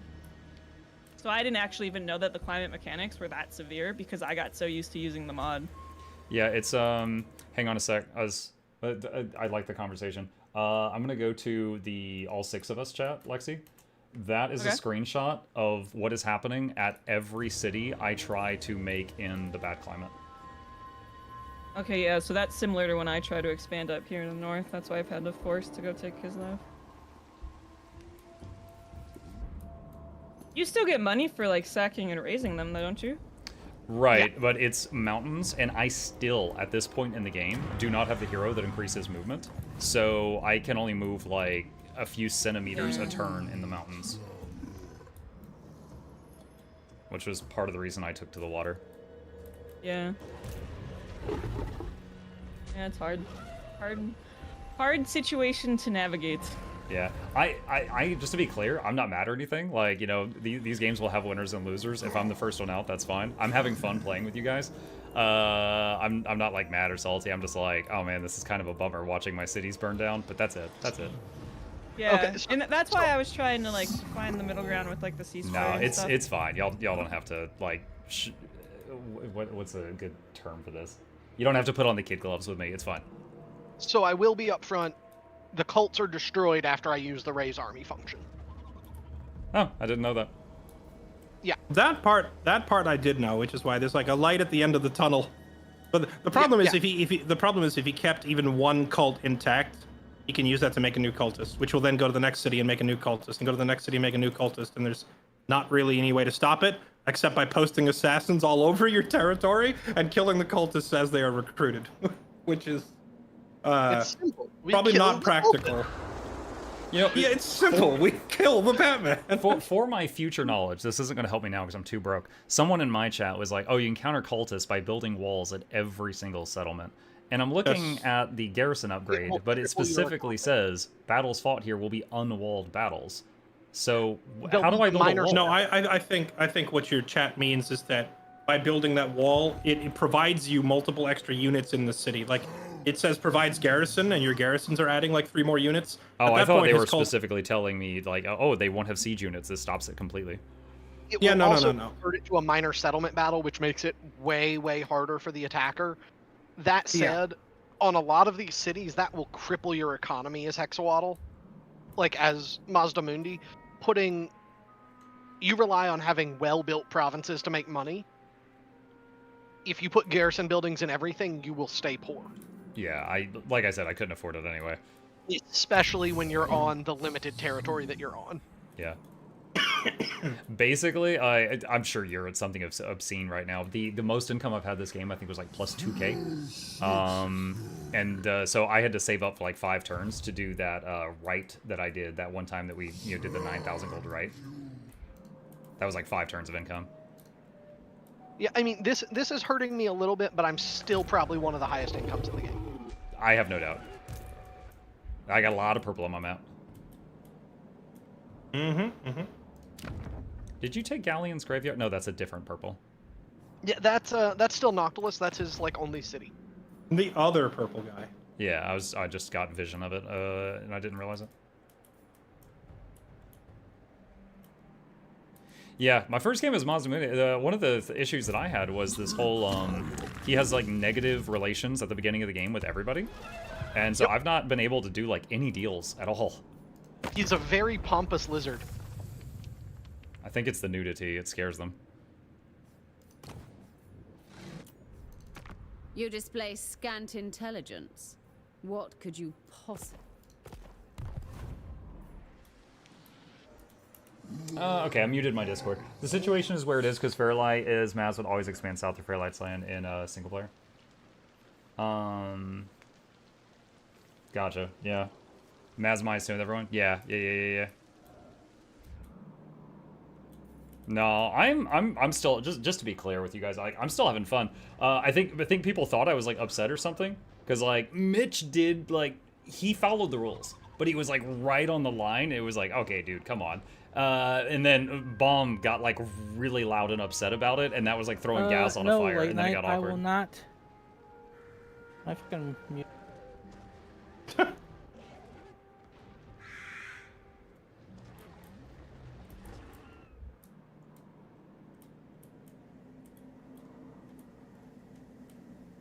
So, next turn, my plan, chat, is this guy get her. Then might have to go deal with this. And then... Actually, you know what? I am going to... What is the cheapest upkeep lord? Skink Chief, right? Yeah, okay. Captain of Scouts. Alright. Alright, so... Oh, nice. I never did that, apparently. Okay, so on the next turn, this guy is going to take her out and then go for that. This guy is going to go here to try to rebuild this. This one, I can't deal with this one. Either it will bleed to death and destroy more stuff, hopefully not, or Fairlight will deal with it. I'm not sure which. Skink Chief is the worst lord choice for lizards. I got it because it was cheap. I just need a lord. He does get a Stegodon later on, just like in the general sense. Like all the lord, well, except for the crocodile-looking guys, all the lords get like big dinosaurs. That's pretty cool. You could make an army of heroes with just big dinosaurs that he couldn't buy off if you had the money and the buildings.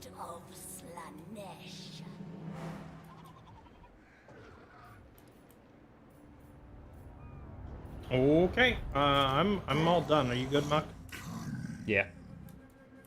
Okay. I was staring in desperation at the diplomacy screen at the no one who will talk to me. You shouldn't have threatened everybody, maybe. No, that was you? way later on.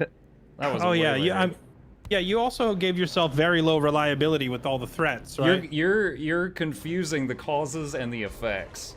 The threats was an effect.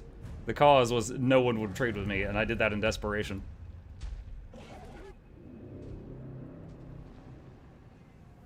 Alright, chat, Trade with me, or else. Oh, great, the Skaven are taking this opportunity to hit me. There goes another base. If you have a city outside of Hexawaddle still, I would trade that to the Skaven for a peace treaty.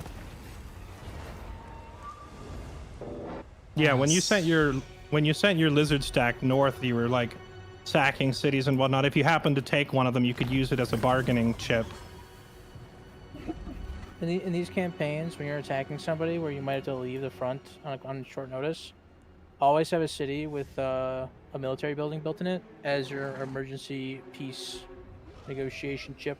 Real quick, Fairlight, I am not able to do the thing you requested of me because You probably of game just- mechanics. Probably an issue with other It's a things line of too sight close. issue. Yes, that's because of other things that are too close, not because of like player cameras. Correct. I'm just letting you know. I wouldn't let me do it. No, I don't think- actually, now it will. I don't It think wouldn't you a second understand ago. what I'm. Yeah, I don't think you understand what I'm saying. Okay. I guess I don't, but it gave me a reason, and then now it's working. It's working. Oh, he just abandoned all his cities over here on the inside of Ulthuan. He just torched it. Wait, what? Oh, yeah, he did. Mitch just torched all of his cities. Yep.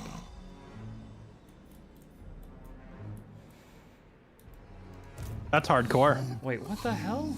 Oh my god. No, I gave the... God. My guy back home, I gave him an order to go for your hero. I knew that army of yours was going to try to run out of range of him at the start of the next turn. So I gave him an order thinking it was like queued up and it would happen at the start of the next turn. And it didn't. He just stood there and you ran out of range, and now I've still got 3 They of you happen running at around. the end of the turn. Yeah. So at the very beginning of the turn, there was like a what you call it, a dilemma, like a story prompt popping up, which prevents anybody else from moving. You can tell by the little orange gear in the top right corner. No, that had an impact over here. Yeah, so whatever kind of movement you're trying to do right at the beginning of the turn, you gotta wait until the dilemma is finished before you can actually do much with it.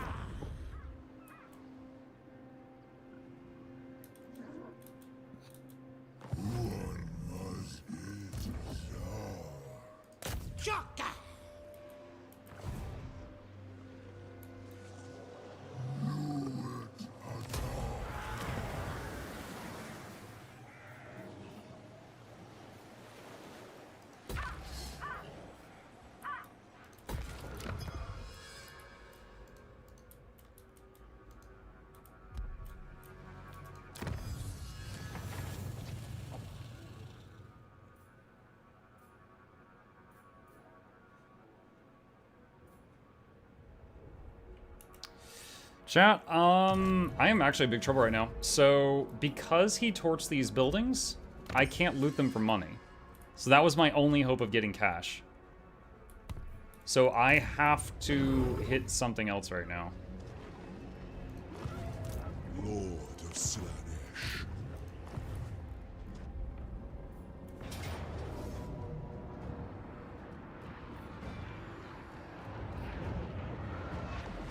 I have to fight this out. I mean, I give up. You can have it. I can't auto-resolve and not lose a shitload of units. Okay. So, It is wild that it's saying you lose units in this. What? I lose every single Marauder. Yeah, is it Bro, against the- what? Man. I'll is it just against the rules vote to for play vote auto resolve. Let's go. You're back. The real play. Is there a way to see the level of his hero? Oh, it's 10. I can see it there. Never mind. You can see levels of lords. I don't think you can see levels of heroes. Yeah, I misspoke. I meant the Lord. Yeah, yeah. Maybe it's because of their current health that auto resolve is insane though. That it says Yeah. use Oh all no, that. Slanesh auto-resolve is kind of terrible. It's quite like Slash auto resolve is terrible. That's part of the reason that the faction was selected to be one of the quote weak factions. They really are carried by the seduction mechanic. You have to steal units to like make your armies relevant. Yep. Mhm. And there are some very specific ways you can get off the ground and roll. So, it Chad, this early is going to on, be, what, 5 or 6 bases lost in, like, But- 2 turns? but, yeah, I mean, I somehow don't think I'm going to lose 9 units of Marauders this fight. I also don't think you're going to lose 9 It's units just of Marauders. feeling I feel that like I'm have. getting kicked while I'm down right now. You're like, hey, I'm going to take this base, and I'm just like, wow, this is 7 bases in 2 turns, fine. And you're like, and you have to watch. Don't be up in my shit. Like, this is some sick and twisted stuff. You asked for this, sir. We And, asked you to leave so he would stop. I Sick can't, and honestly, twisted I stuff. might be truly out of the game now because he was honestly smart enough to torch those buildings. There's not stuff I can loot now, so I'm at negative 3k per turn now. So in like 2 or 3 turns, I think I'm out. You have like shit army somewhere you can disband? I might have to, but he's got 3 armies in my base. So if I disband that army, I can't fight off what he's doing.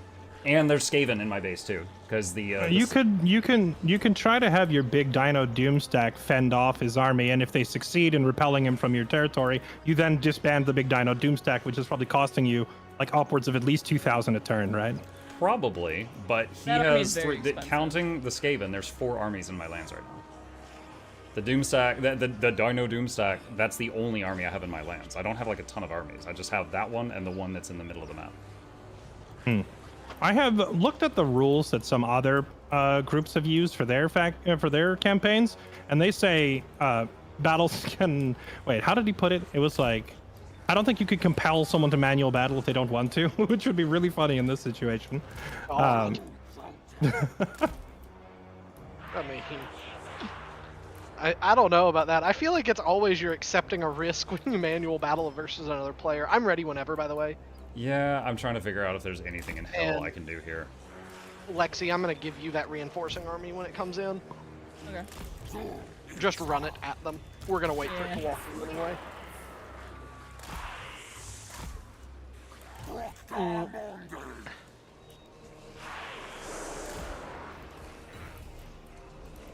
If you want to do max speed, I don't mind. Yeah, and then space, just be careful and watch those. I don't want anything getting caught out here. Yeah, I gotcha. I figured. I just figured if we're speeding up, I just wanted to. I will run them slowly backward into the enemy. Do the Slaneshi special. You approach us with your back turn and then bend over. This is it's a unique ancient warfare technique specific to Slanesh. The It's their Jedi favorite would move. not tell you about that. The thing is, it gets their heart rate going so fast that they just die of heart attacks when we do it.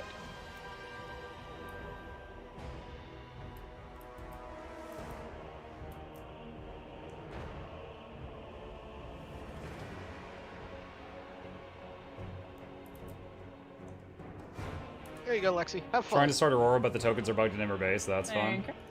I heard people talking about that a while back. Those are still bugged. Oh, fuck. Where are they at though? Marco. I'm gonna turn it back to regular speed, because... I'm just gonna tell you, because I'm very uninvested in this battle, I'm corner camping. Which corner? High ground. Well, both are high grounds to us. It doesn't The mean they're right highest corner. ground corner. The higher There is one highest ground corner. the higher ground. Where all the weed is being smoked. Gotcha.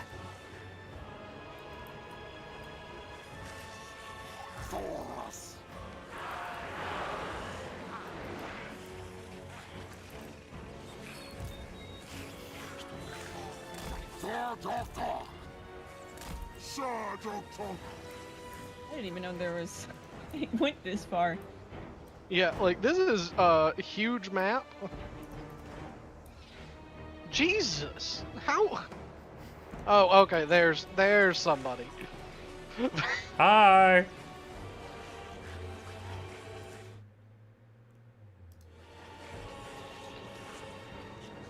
Alright, y'all kind of see where they're at over here?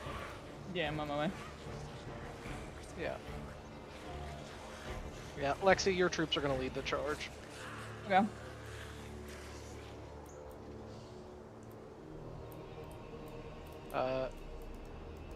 Yeah, I'll speed it back up here.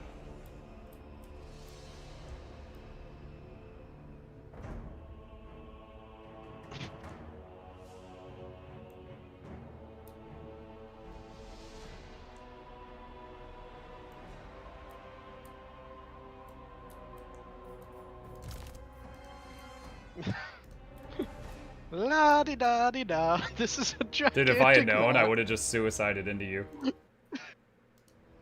You don't need to charge him without everybody there. He's right in those trees, I think. Yeah, care. Pull back a little. Or let him clump up on you. Dive into him. Dive into him, are you sure? Sure, why the hell not?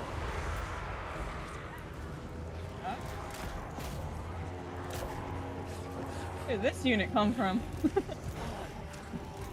It's mommy and daddy made a special hug.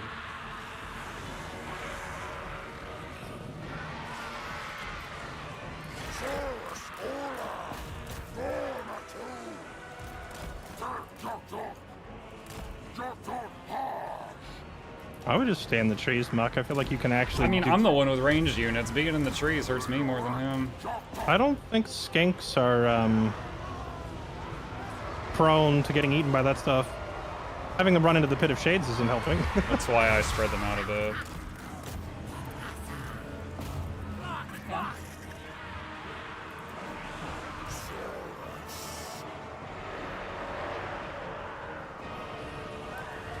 Yeah, I don't see any traits on the skinks that make them not have their shots hit trees.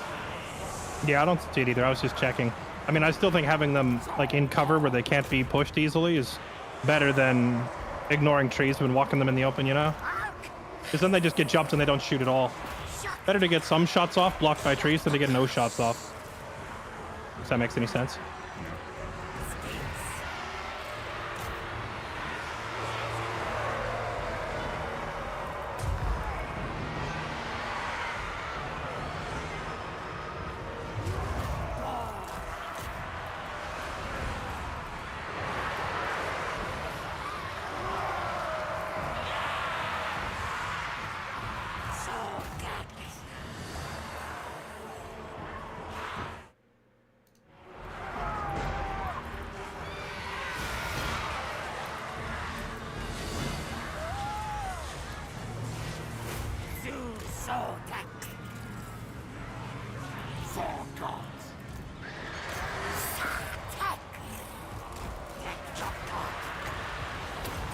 Try to cut these guys off, Chad.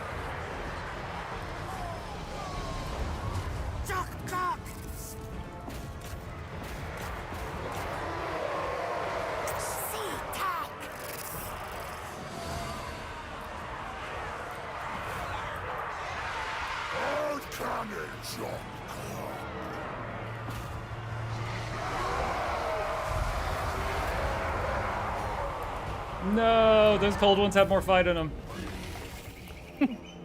I don't think they did. They were freshly summoned. They had so much fight. I was trying to see if I could take out that one demonette stack that was at 1 HP. I was running them so far away. No, I knew you were. I knew you were faster. I was just hoping you'd slip. You didn't.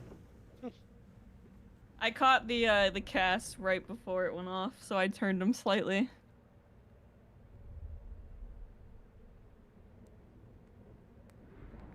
I paid 9,000 gold for those cold ones. I'm gonna use them.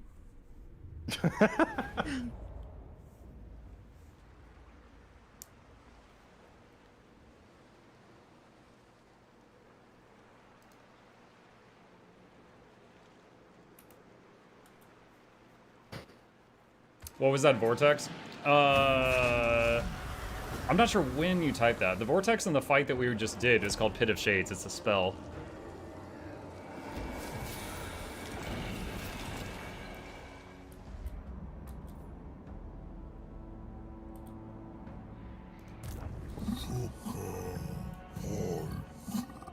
Can I reach that? No, I can't. Not this turn.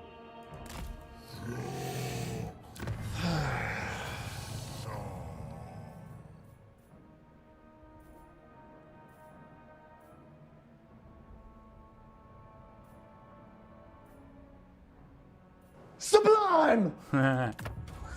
Hey, Vandal.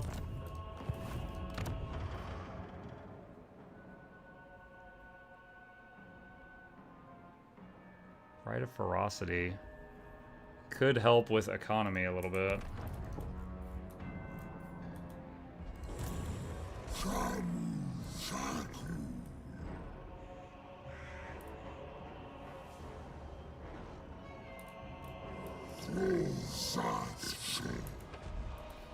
Hey, Fairlight, would you mind moving our team in another channel for a minute?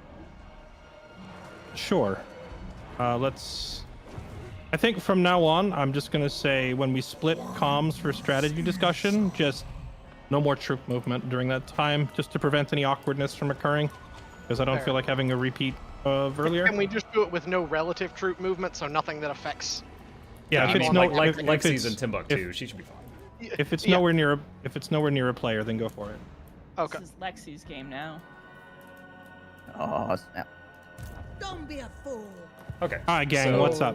I'm currently, with that last battle, I am at negative 2,500 per turn. Okay. I can disband an army, and I'm still in the game, right? I can absolutely do that. However, my armies are the 2 by Fairlight and the Dino army at home. That's it. That's all I got.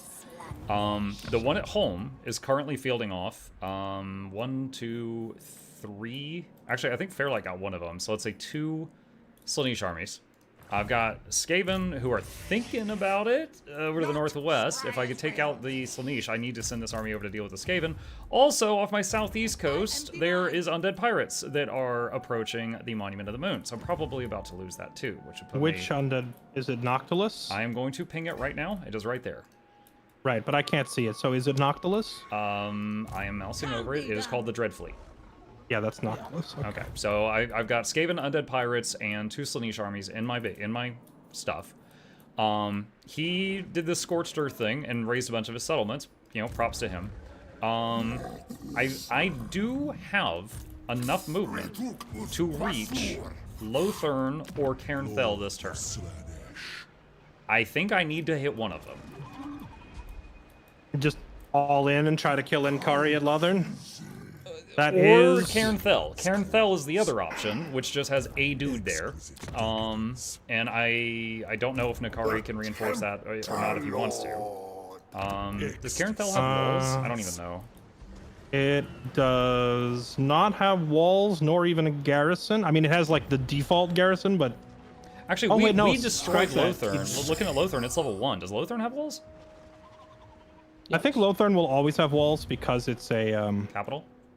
Yeah, because it's a capital city. But yeah, I mean, honestly, we could try to 3v1 Inkari this turn. That is an option.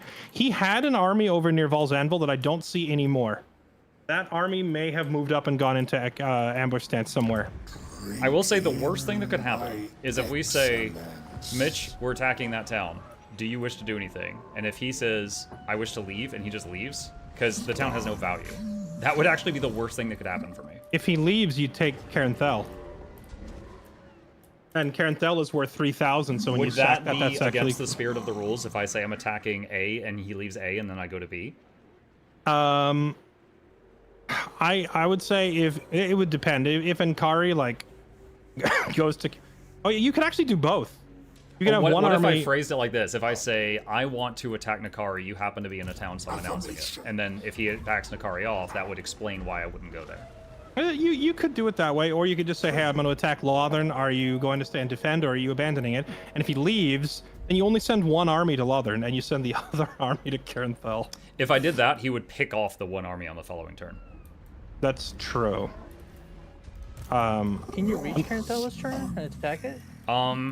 Look at my stream. I think so.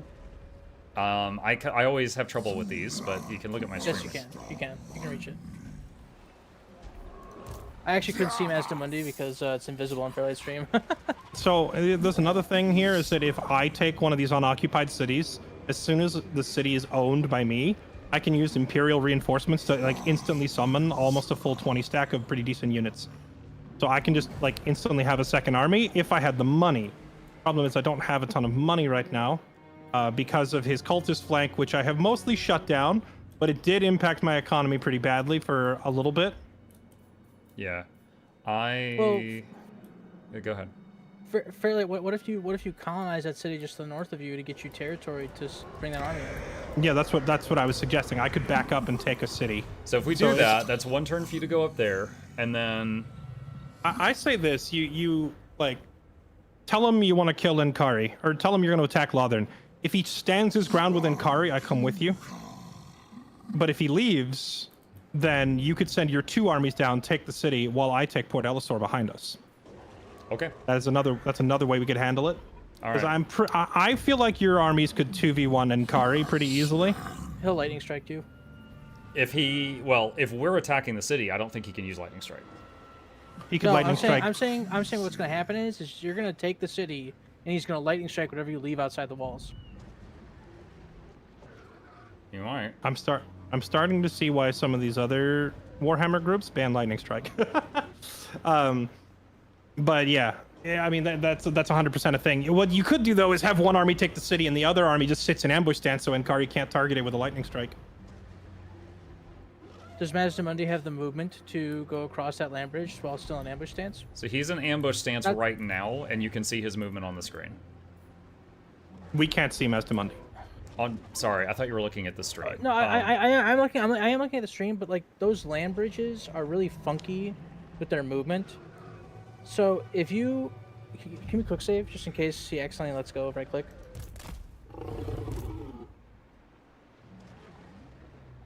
All right, I'm holding right click. Do you see it? Yeah. So if you hold right click over by Lothern, is it green across?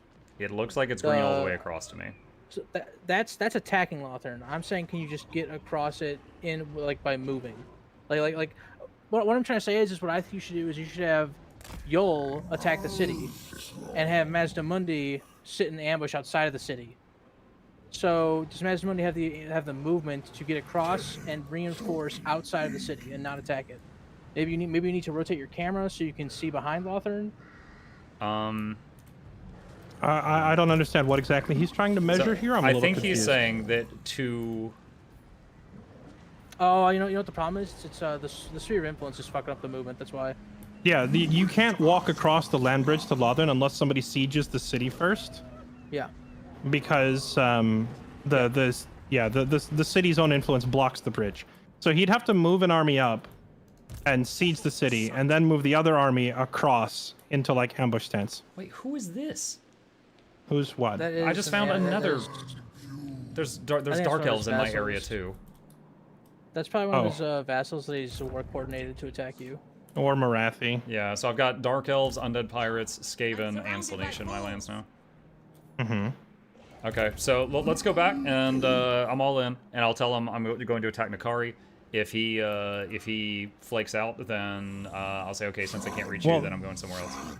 Okay, if he backs Nkari away, you also need to watch how far he walks away, because if he walks far enough away that he doesn't use up all of his movement, he might just walk back and attack you the second you take the city and try to lightning strike you. Okay. All right, let's try it. Although if he does, I would say if you see Nkari running at you, just immediately toggle to ambush stance. But that's what I'm worried is they wanted the movement to do that. That's what I'm scared of. Let him run into the ambush. Yeah, I don't know how much movement So at the beginning has. of our turn, when I said the plan failed, I had tried to go ambush stance, and it says you can't do that while you are in vision of an enemy. Right, and as I was trying to explain, that was actually the city of Angerial that was blocking you, not an actual enemy. It will always say inside of an enemy if someone is inside your little red circle, like touching you. Okay. All right. You want to move us back? So you want to do the go big or go home, or do you want me to take the city behind us and try to rouse reinforcements? I would rather go out in a awesome battle than just like bleed to death over 5-10 turns. That makes sense to me. Okay, I'm down. All right. I mean, honestly, if we lose it, and the whole campaign turns into a 3v2, I don't know how Bomb just feels, but like, I wouldn't mind just throwing in the towel. Like, if you get KO'd completely out of the campaign, then I'd say we just raise the white flag.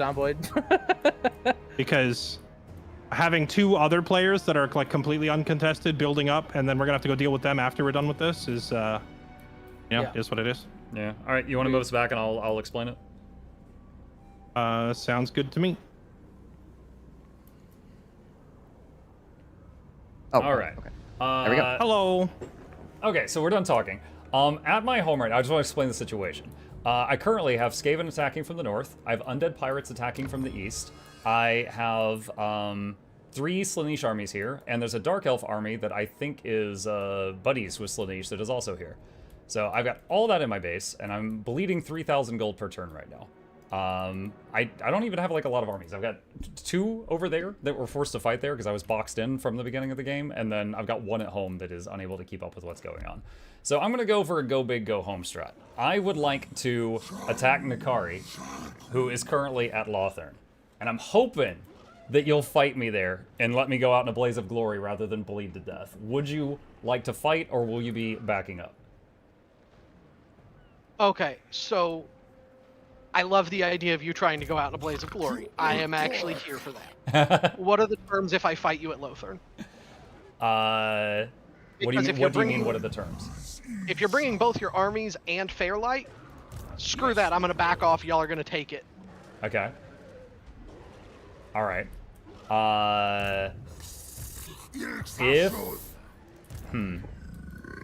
Well, if you're going to back off, and I know Lothern is no value, so I'm not going to be able to extend my time in the game by hitting Lothern if you're not there, because we just took the money from it a second ago.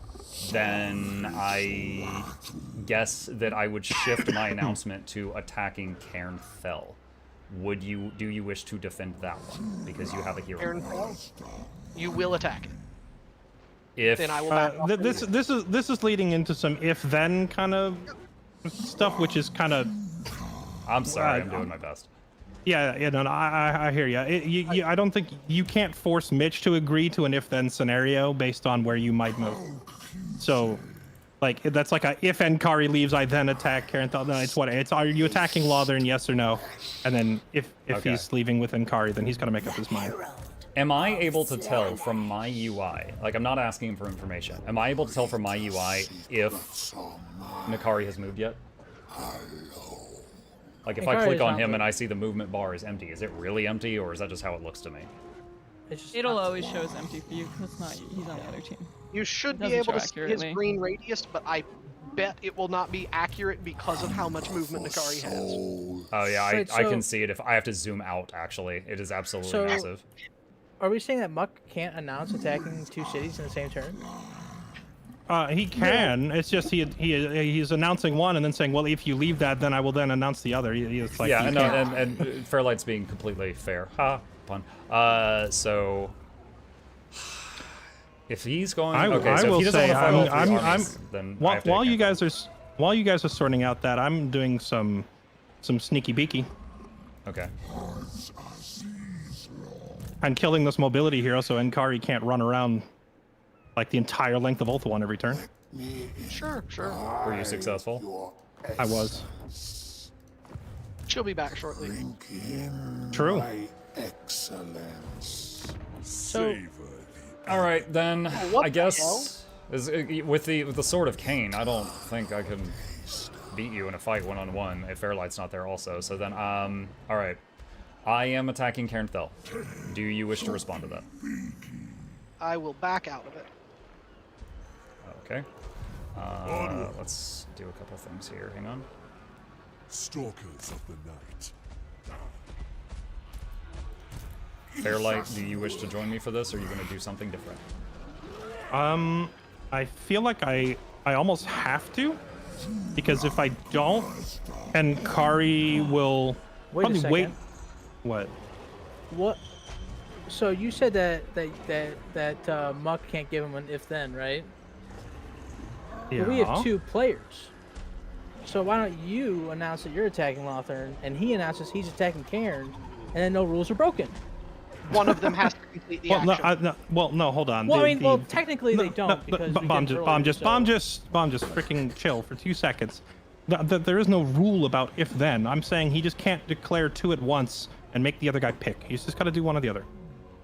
You know, and that's fine. You can't try to see the future. Just let them sort it. They've got it handled. I can attack Cairnthel this turn too myself if I wanted to. So if you wanted to try and do like all the lizards try to take out Nkari while I go hit Cairnthel, I could. But I don't see the benefit to me taking Cairnthel. I feel like I need to stay close to you to support you against Nkari. Yeah, I'm just worried about you getting caught because of us getting separated. So I am going to attack it with Yul Bekvas in a second. Do you want to be there to like leave some XP and stuff? Sure, I can do that. Okay, so you move first, and then I'll move last. Hold on, let me check my stances. Is that close enough? Because like in the entire time that I've been here, I have yet to have a single turn to heal. I desperately need my army to recover. And since we've been like aggressively doing things every turn, my guy has yet to like actually heal up. If you, I don't even know if you'd be able to. If you click on Nakai, you can see his movement. It does not reach Port Ellistor. Maybe you could run there and take it and then rest. Yeah, I could. I mean that was already my plan before, was to take Port Ellistor. Although I can't now, actually. I spent money on something. What did I spend money on? I'd have to go like cancel a building somewhere to get some money back, but can you in camp stance and just move out of this range? You're close to the edge. Yeah, I could do that too. I have a lot of options. I could just camp and go anywhere. So heads up for Mukluk counseling that the edge is limited by his circle of influence blocking the entire map there. This is true, but I also have a pretty good gauge of how far Inkari can move by looking towards Tower of Lyzine or looking towards Val's Anvil and seeing exactly how far your movement extends in that direction. So I have a general idea that I'm sitting right on the outer edge of it as we speak. Yeah. No, that was more just so that Mukluk knows in the future that if a zone of influence from an army blocks a path, it will show that as the limit of my movement, even if I could move past it. Oh, okay. Well, so Fairlight, should I wait on you before I hit Karen? Because I'm ready to do it. I'm ready to do whatever. I'm just like I'm sitting here trying to figure like what's the benefit of you taking Carenthal other than like I guess the gold because your armies are starving. I'm just trying to add a turn to how long I'm in this game. Okay.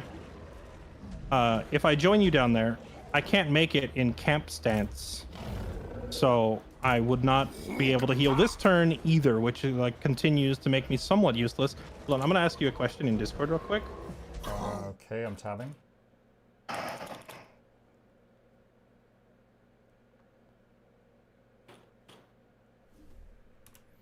Yeah, guys, these Warhammer streams, we're going until 1 a.m. They wanted to do 2. I got them to go down to 1.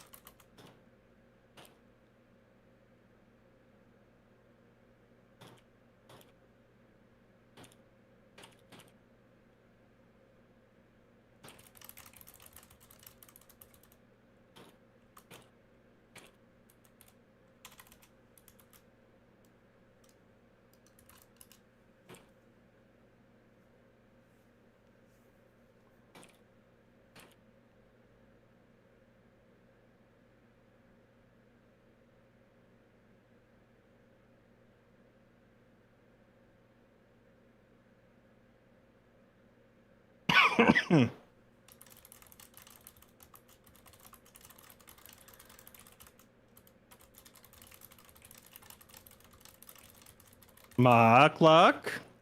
I'm typing. Yeah.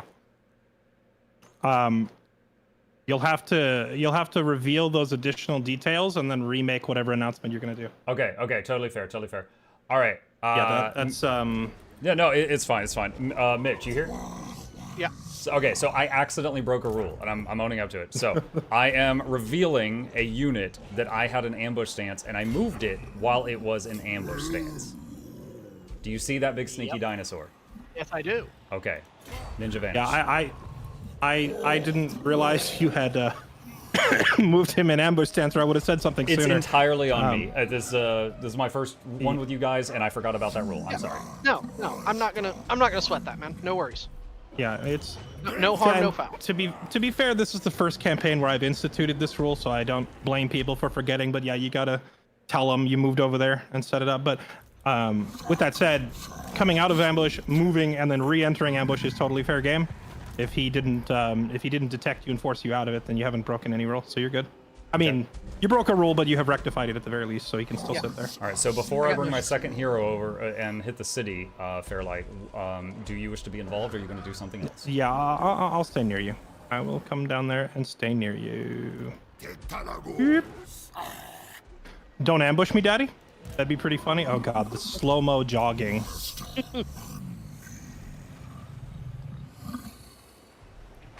Ambushed. Night,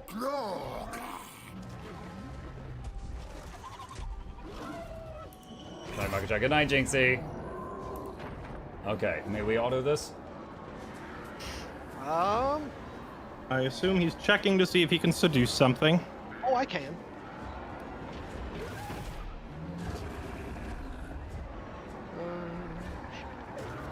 You know, when it comes to autos, the seduction mechanic, it feels like I'm just fighting someone with death touch. Like every battle, something will die. Yeah. Yeah, Does, pretty much. does it even roll the dice to see if they route and then come back home? No. No, Not yeah, the problem is because it's a settlement battle. If you were fighting out in the open, you could manual it and chase your unit off the field so they would live. But since it's a settlement battle, all the occupants die at the end of the fight.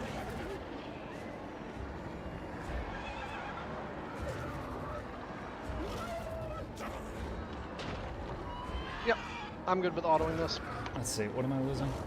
Blessed skink skirmish. Oh, okay. Dude, that's 3 times you take those skinks. Yep. Does not like the skinky boys. The blessed ones are annoying, and for my value, they're pretty good. Okay.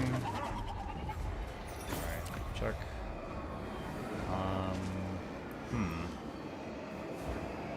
If I sack it, I don't. I have to sack it. I don't know if I have enough movement to sack it and then occupy it, but I'm going to try. Money!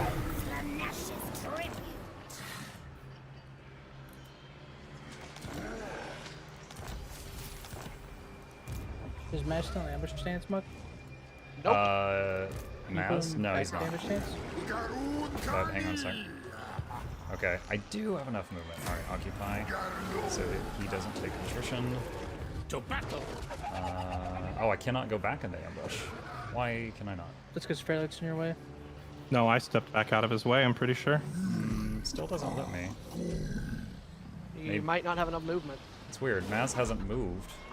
So If the you battle come drains out you? of it, you can't necessarily always go back into No, it. no, Mash has just move like a teensy bit like south while making sure you're inside the radius of Carenthal. Now I can. Yep. Now I can loudly announce to my enemies that I'm ambushing. Okay,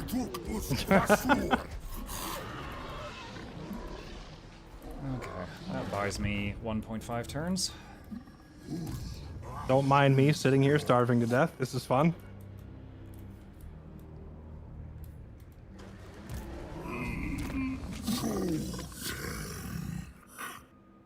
If I force him out of ambush stance, he cannot go back into it, correct? You can't use a cheese lord to do it. Why the hell not? No, well, no, I talked about that potentially going in the rulebook, but we never came to an agreement on it.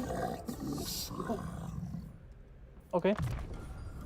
We never came to an we never came to we never came to an agreement on it. So I wouldn't say. Yeah, no, I mean if you run an army in and trigger the ambush, then by all means.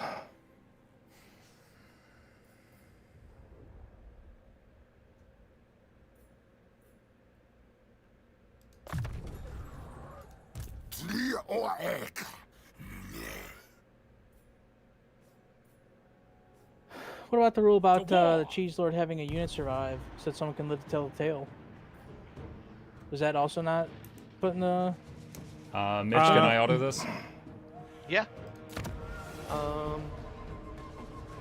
This is the sending solo lords into counter ambushes is the exact same thing that I was trying to deal with before, but I kept getting pushback from people who saying, well, then the army could just go straight back into ambush and sit there forever, and so like I don't know what you. Well, I just feel like not being able to move it in camp stance is irrelevant if you can use cheese lords anyway. I have a question, and I don't think we have a rule against this, so this is truly just a question, not an accusation or anything like that. Should, if we are agreeing on auto battle, like when I agreed to the auto battle, there was not a seduce thing there. I clicked the auto battle button, then he seduced something and hit auto battle, and then a unit was deleted. I thought I wasn't. Well, actually, you Fairlight, you lost a cannon there. I thought we weren't losing. He took my cannon. So that cannon appeared over there after I hit auto battle and I was locked in. Yeah, you know, honestly, I'm kind of over it. I'm starting to lose my patience with this. Like, can you guys just fight? Do you have to like, Mitch, you're playing the game like someone has drawn a line on the ground and said you can't step over this line, so you put your toes right up to it, you reach over, you slap the other person in the face, and then you sit there smugly grinning at them. And I'm honestly just like, I'm losing my motivation to keep playing this campaign if you guys are going to keep playing this way. Like seducing the unit after we agreed to auto right there was just straight scummy. And I did not try and seduce it after we had agreed to auto. That was not in my head. My head was I was always going to seduce a unit. I had to pick which one. I think seducing anything at all when you send in a cheese lord to stop an ambush is insane. Like he sent in a cheese lord to pop the ambush so he can lightning strike you and kill the unit for free. I don't want to have to play referee every turn. I would like it if you guys could just play the game, but I don't know. I feel like I'm getting stressed out to the point now where I just like might need to take the rest of the night off because this is frying my brain. Getting hit with, can I exploit this? Can I cheese this? Can I split this hair? Can I skirt this rule every single turn for the past 6 hours? Is like, I just want to play some fun Warhammer, and it feels like I can't do that with this group.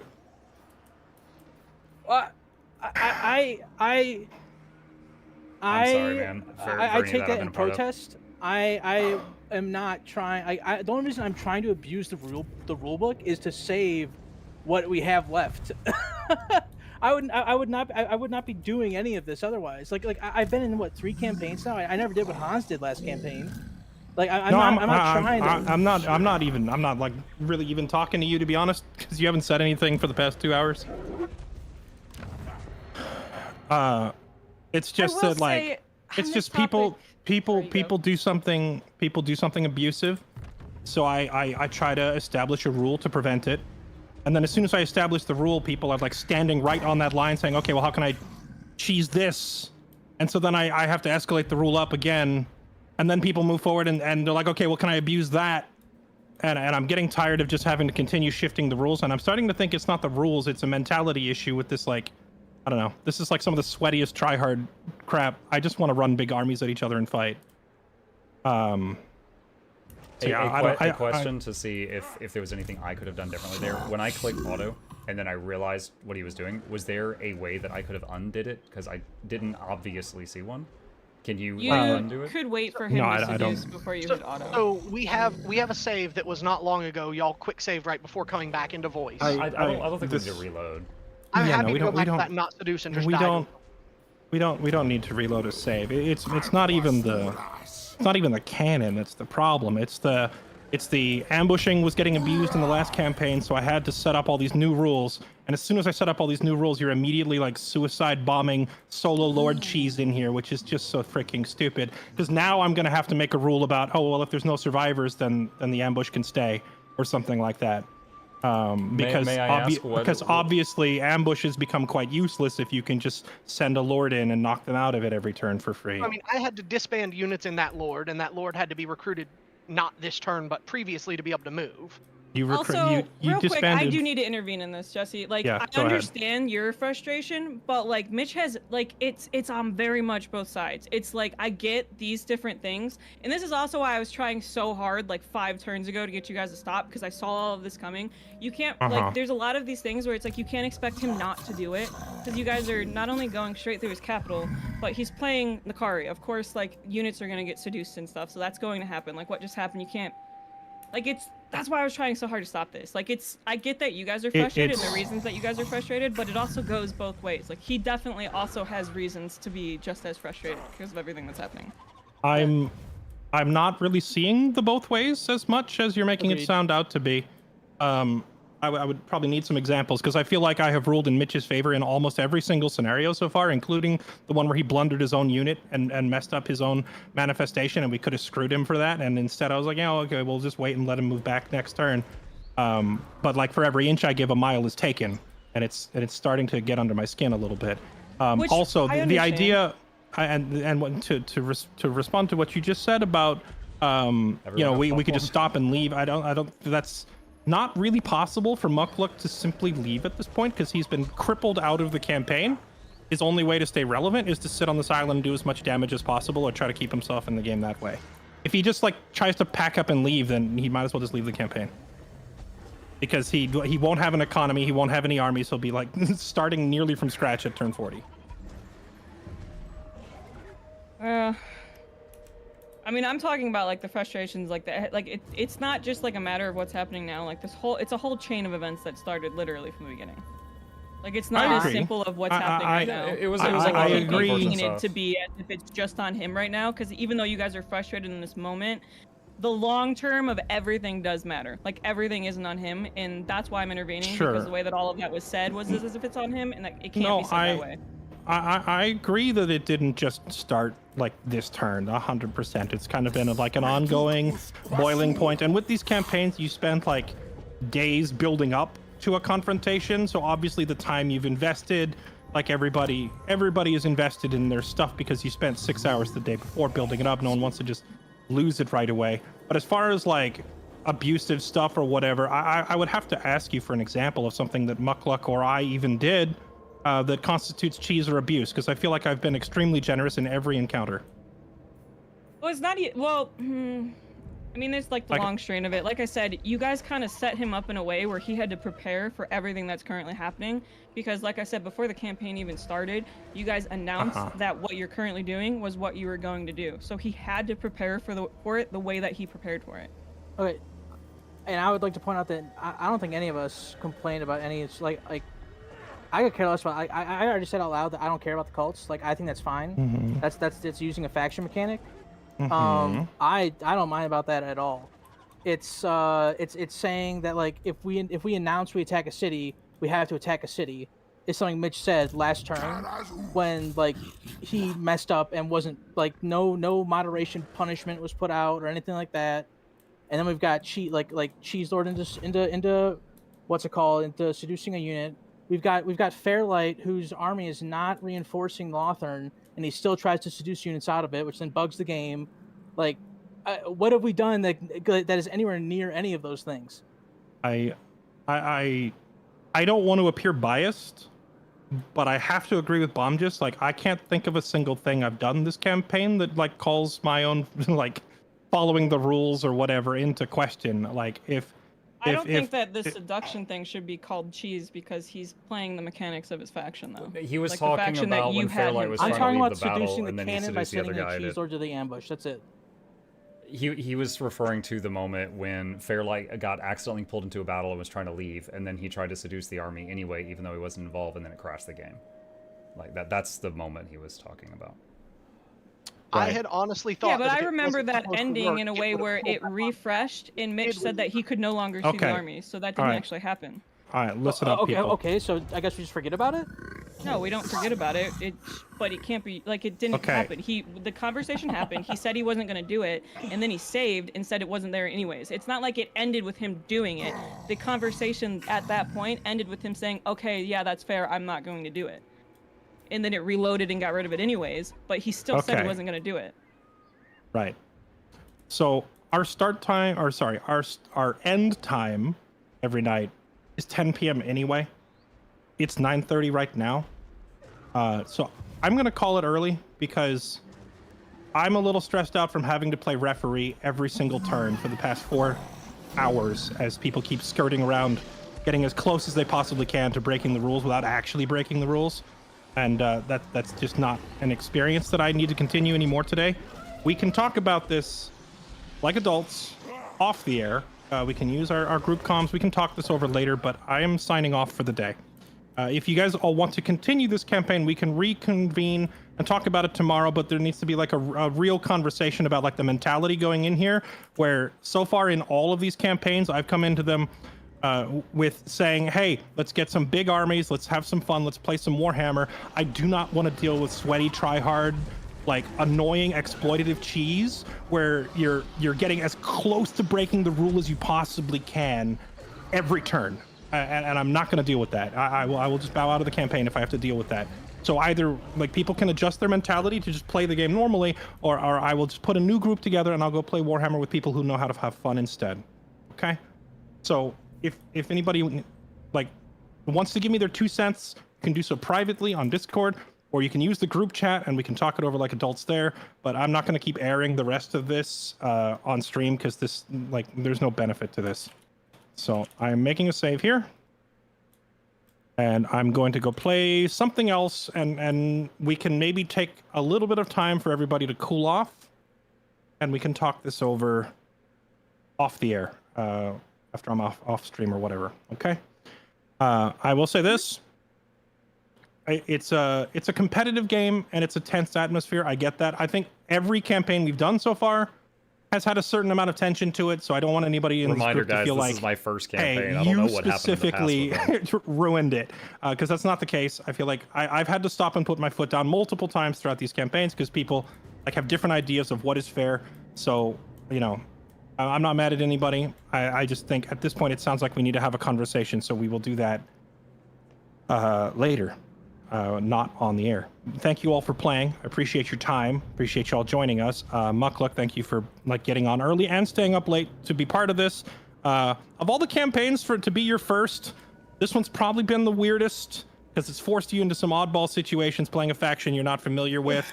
I apologize that you got like kind of a rough entry to this when a lot of the previous campaigns have gone fairly smoothly.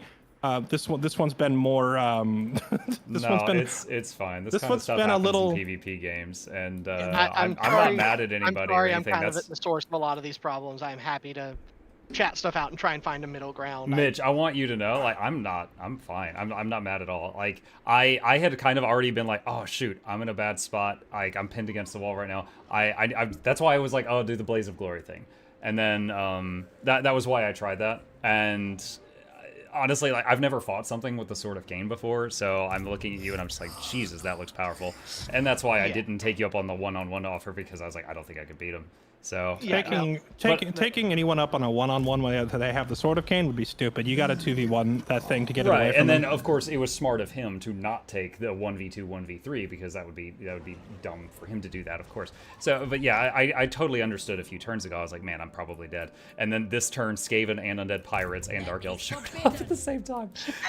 So it's just like my starting area, which was already very squished by frozen climate and fairlight, is just Swiss cheese right now. Yeah. But yeah, I'm not mad at anyone. There was a few moments where you did that toe the line thing, but you know, I get it. It's a PvP game. I hope there's no hard feelings. I'll back it up on this stuff. I will. I get that is towing the line maybe more than I thought in my head. Now that it's put that way, that was not really my intention. It's just trying to. I feel like I'm in a 2v1 and I have to try and use my faction to the best of. You're right, because the others are far away. Like, I got forced into you, and then Fairlight backed me up, and then you were forced to defend yourself as best as you could. I feel like where that is towing the line, and I'll just back off of that. I'm not gonna argue that one. I get that. That's. You know what? Maybe to try to dissolve this tense atmosphere, kind of hopefully I could drag a funny story out of you guys. What made you guys make the rule where you have to like leave ambush, re-enter ambush? Who abused that? What happened? So for starters, that was already how the mechanic worked in Warhammer 2, which I never played. Okay. Right, which you never played. The devs added the ability to move in ambush stance mainly for convenience, so you could just click ambush and choose your new destination and slide around, because since you're moving on your own turn, it doesn't matter. No one else can step into your ambush. Like the AI is not going to step into your ambush on your turn because they're not moving ever, right? Right. So it doesn't matter. But as soon as you get into simultaneous turns, it becomes really awkward because you could move an army around in ambush and just put them right next to the enemy. So I had to change it in the last campaign because we had a player who was basically moving all of his armies in ambush all the time. Like Skaven or Beastmen or something? No. Just he was playing Empire, but he was like moving all of his armies in ambush at all times. And then even when they would get detected, he was trying to put them straight back into ambush right away. And I had to point out, hey, the rules say you got to wait at least one turn. And while him being in ambush all the time as he moved around doesn't necessarily break the game or ruin the game, it definitely stalled it out because no one could move anywhere without fear of stepping in an ambush. And the only response we had was to put all of our armies into ambush stance and slide around. So we just had two factions of invisible armies sliding around the map. And I said, this is actually stupid. So we're going back to Warhammer 2 style, where you got to pack up, move to your destination, and set up the ambush as it should be. Gotcha, that makes sense. The biggest difference that makes balance-wise is that in a single-player game and in Warhammer 2, the AI doesn't, quote, see you move, right? Right. So if you move an army to a spot and then go into ambush, the AI acts as though they never saw it. Against players, if they actively watch you move to a spot and then go in ambush, they know. So, like, you know, it's a little bit different. But this was the best solution I could find. Now, as soon as I put this rule into place, people asked, well, what if we just run a dummy lord in and let that blow the ambush? And I said, well, if you sent one person into the jungle, they walk into an ambush, they die. Should that force the enemy out of ambush stance? Because they just killed some clown who ran in alone. Why would they not just stay in their ambush? But then when I said that, people said, okay, so they can sit there in ambush, kill your first army, stay there in ambush, kill your second army, stay there in ambush, just keep killing your army. And so, like, as much as I have tried to adapt this rule, I have never been able to make everybody happy, because every solution that I've suggested, someone has voiced some sort of complaint with it. I don't envy you. I get it. There's just so many factors in this game that trying to stop every single one that people finds annoying, it's impossible. Yeah, that, and I have learned that a lot of the other Warhammer lobby streamers also ban Lightning Strike entirely. Yeah, I could see that, because if you combine Lightning Strike with Sword of Cain, is there anything anybody can do? It's not about the sword. The sword's not the problem. It's more so like one of the counters to Lightning Strike, for example, would be going into ambush stance. So if you go into ambush stance, then he uses a dummy lord to deny your ambush. It becomes this like back and forth, just all this stupid crap where it's like, can you guys just not just move your two armies forward and fight each other, man? Like, I just want to see some Warhammer battles, not a game of 5D interdimensional chess from the future where you're trying to bait your opponent into stepping somewhere stupid. Which has been my philosophy on all of these campaigns so far. But I understand where Mitch is coming from, that he's really having to sweat his ass off and abuse every little thing that he can because he's getting 1v2'd. The reason he's getting 1v2'd is because they put you on Mazdamundi on purpose. So, you know, I feel compelled to help my teammates. So it's not like there's one guilty party here. I'm not holding any one person strictly responsible. That's all I was saying. It felt like it was turning into a dog pile on Mitch, and I didn't want that to be the end of the conversation. I don't want to dogpile Mitch, but I also don't have any examples of Muck abusing or cheesing the rules. It really seems to be quite one-sided. That is fair. I know that I am scraping at stuff and trying to pull anything together to survive because y'all have 3 armies over here. I will say, in like the campaign before this, where I was up against Lexi and Hans and Gibby, that when I ended up with like my back against the wall and I felt like I would really have to do some abusive, cheesy silliness to survive here, I just took the L and ended the campaign. So there's a certain point where a level of self-restraint is necessary, but I'm not going to tell somebody else they have to quit. I would just say, like, don't let winning the campaign be more important to me than just having fun and fair play. Like, if it's ruining other people's experiences, then obviously something's got to give, right? Yeah. Okay, that's enough for me. If you guys want to have any further conversation, you can hit me up in Discord. I'm gonna leave this call because I've had enough of this talk for once, and my audience probably wants to watch something that isn't just nerds arguing. So you guys can hit me up after. All right? I'll catch y'all later. All right, take care. Later, man. Yeah. I feel like the seduction stuff was the biggest problem there, and I'm happy to back off of that. I get where that's causing problems. Hey, once again, I like, this was my first game. I am having fun. I just felt like I'm having fun. I don't mind having to sweat it to survive here. I don't want to be ruining everybody's fun. Slanesh does not have armies that can beat lizards, apparently. Like, also, the example that he gave as he was leaving wasn't them. necessarily fair, because when he gave up, it was definitely at the end of the game. You giving up is you giving up your entire capital island, so that's not necessarily a fair. Yeah, I wasn't. This is because this is my first one. I have no idea what happened in y'all's past games, so I was just kind of like smiling and nodding for that. Yeah, I don't have anywhere to fall back because to my east is Bretonia. I literally am not allowed to set foot to my east.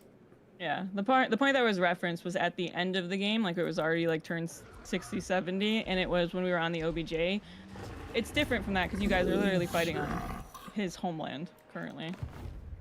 So it's not as simple as the objective. It's if Mitch doesn't do what he's doing, then he's also out of the game. That's what this is currently is the fight for who's out of the game. Yeah, I mean, my economy is cut by over 30% from all this so far. I have gone from making like 8K, I think at my peak. I am now going to be losing money next turn. I was 2K at my peak, and I'm negative 3K now. Yeah, like. Yeah, I mean, it was a bunch of stuff. Like, you know, you guys, you picked the lizard guy for me, and I was like, oh, I kind of know lizards. Yeah, I'm happy to do that because I kind of know that, you know. And then I didn't know about climate. I didn't know that I'd be pinched between the frozen wasteland and Fairlight. And then at the beginning of the game, I didn't know what the sea route was, so I guess I could have gone west and wrapped around the world. I didn't know I could do that.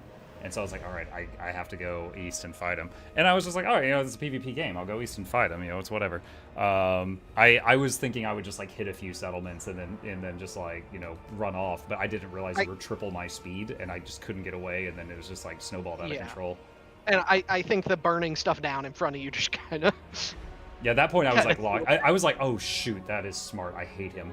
You know, that was clever. I didn't think about that as an option. And then I was like, okay, I'm all in now. I have to.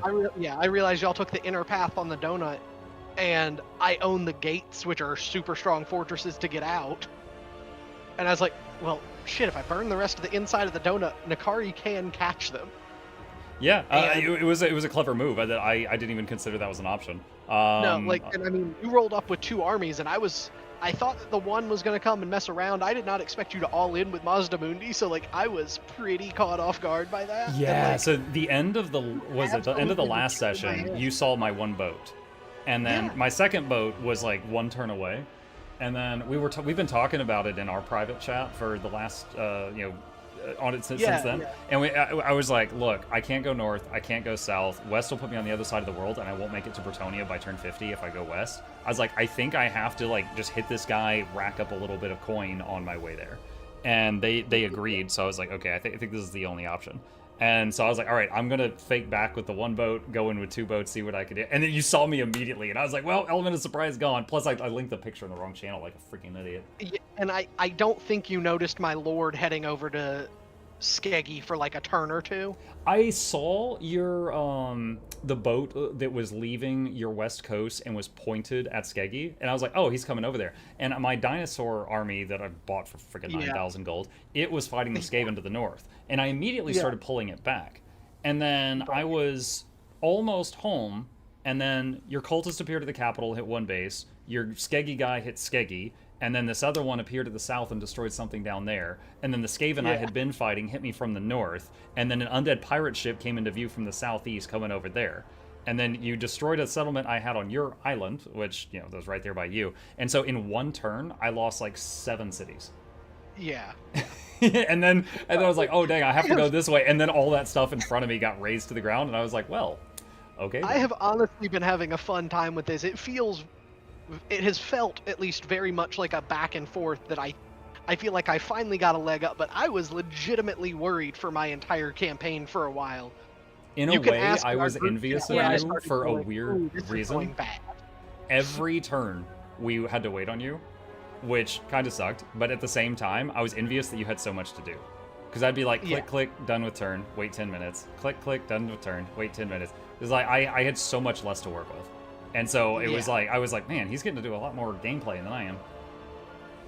Y'all really got in the head with that beginning conversation, saying you guys were gonna go through him to get to the objective. Funny enough, what is the name of that freaking island? Ulthion or something? Ulthuan. Yeah. So when they mentioned that, I didn't know what Ulthuan was, so that went in one ear and out the other. So like you guys locked onto that, and I just nodded because I didn't know what they were talking about.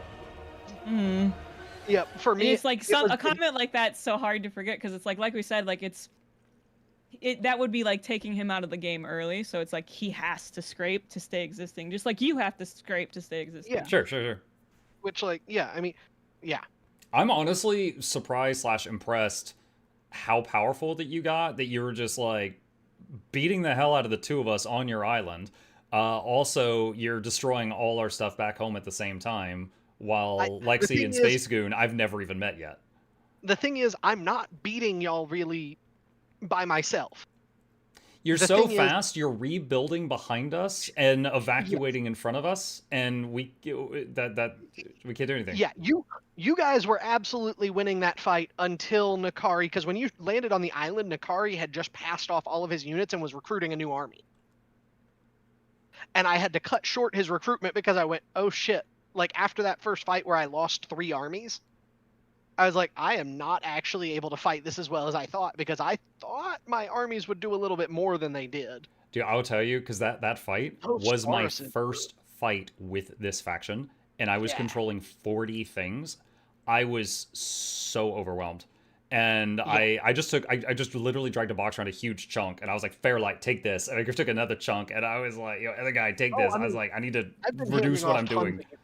In every battle. That's not, like, I hand off tons of units in every battle. You can ask Lexi in space. Like, I've been handing off a lot of the fast flanking units. Random thing that bothered me, I found out. If you try to cast a heal spell by clicking on you click heal, and then you click the portrait of the thing you want to heal at the bottom, if the portrait you click on is of troop that you gave to Fairlight, it won't work.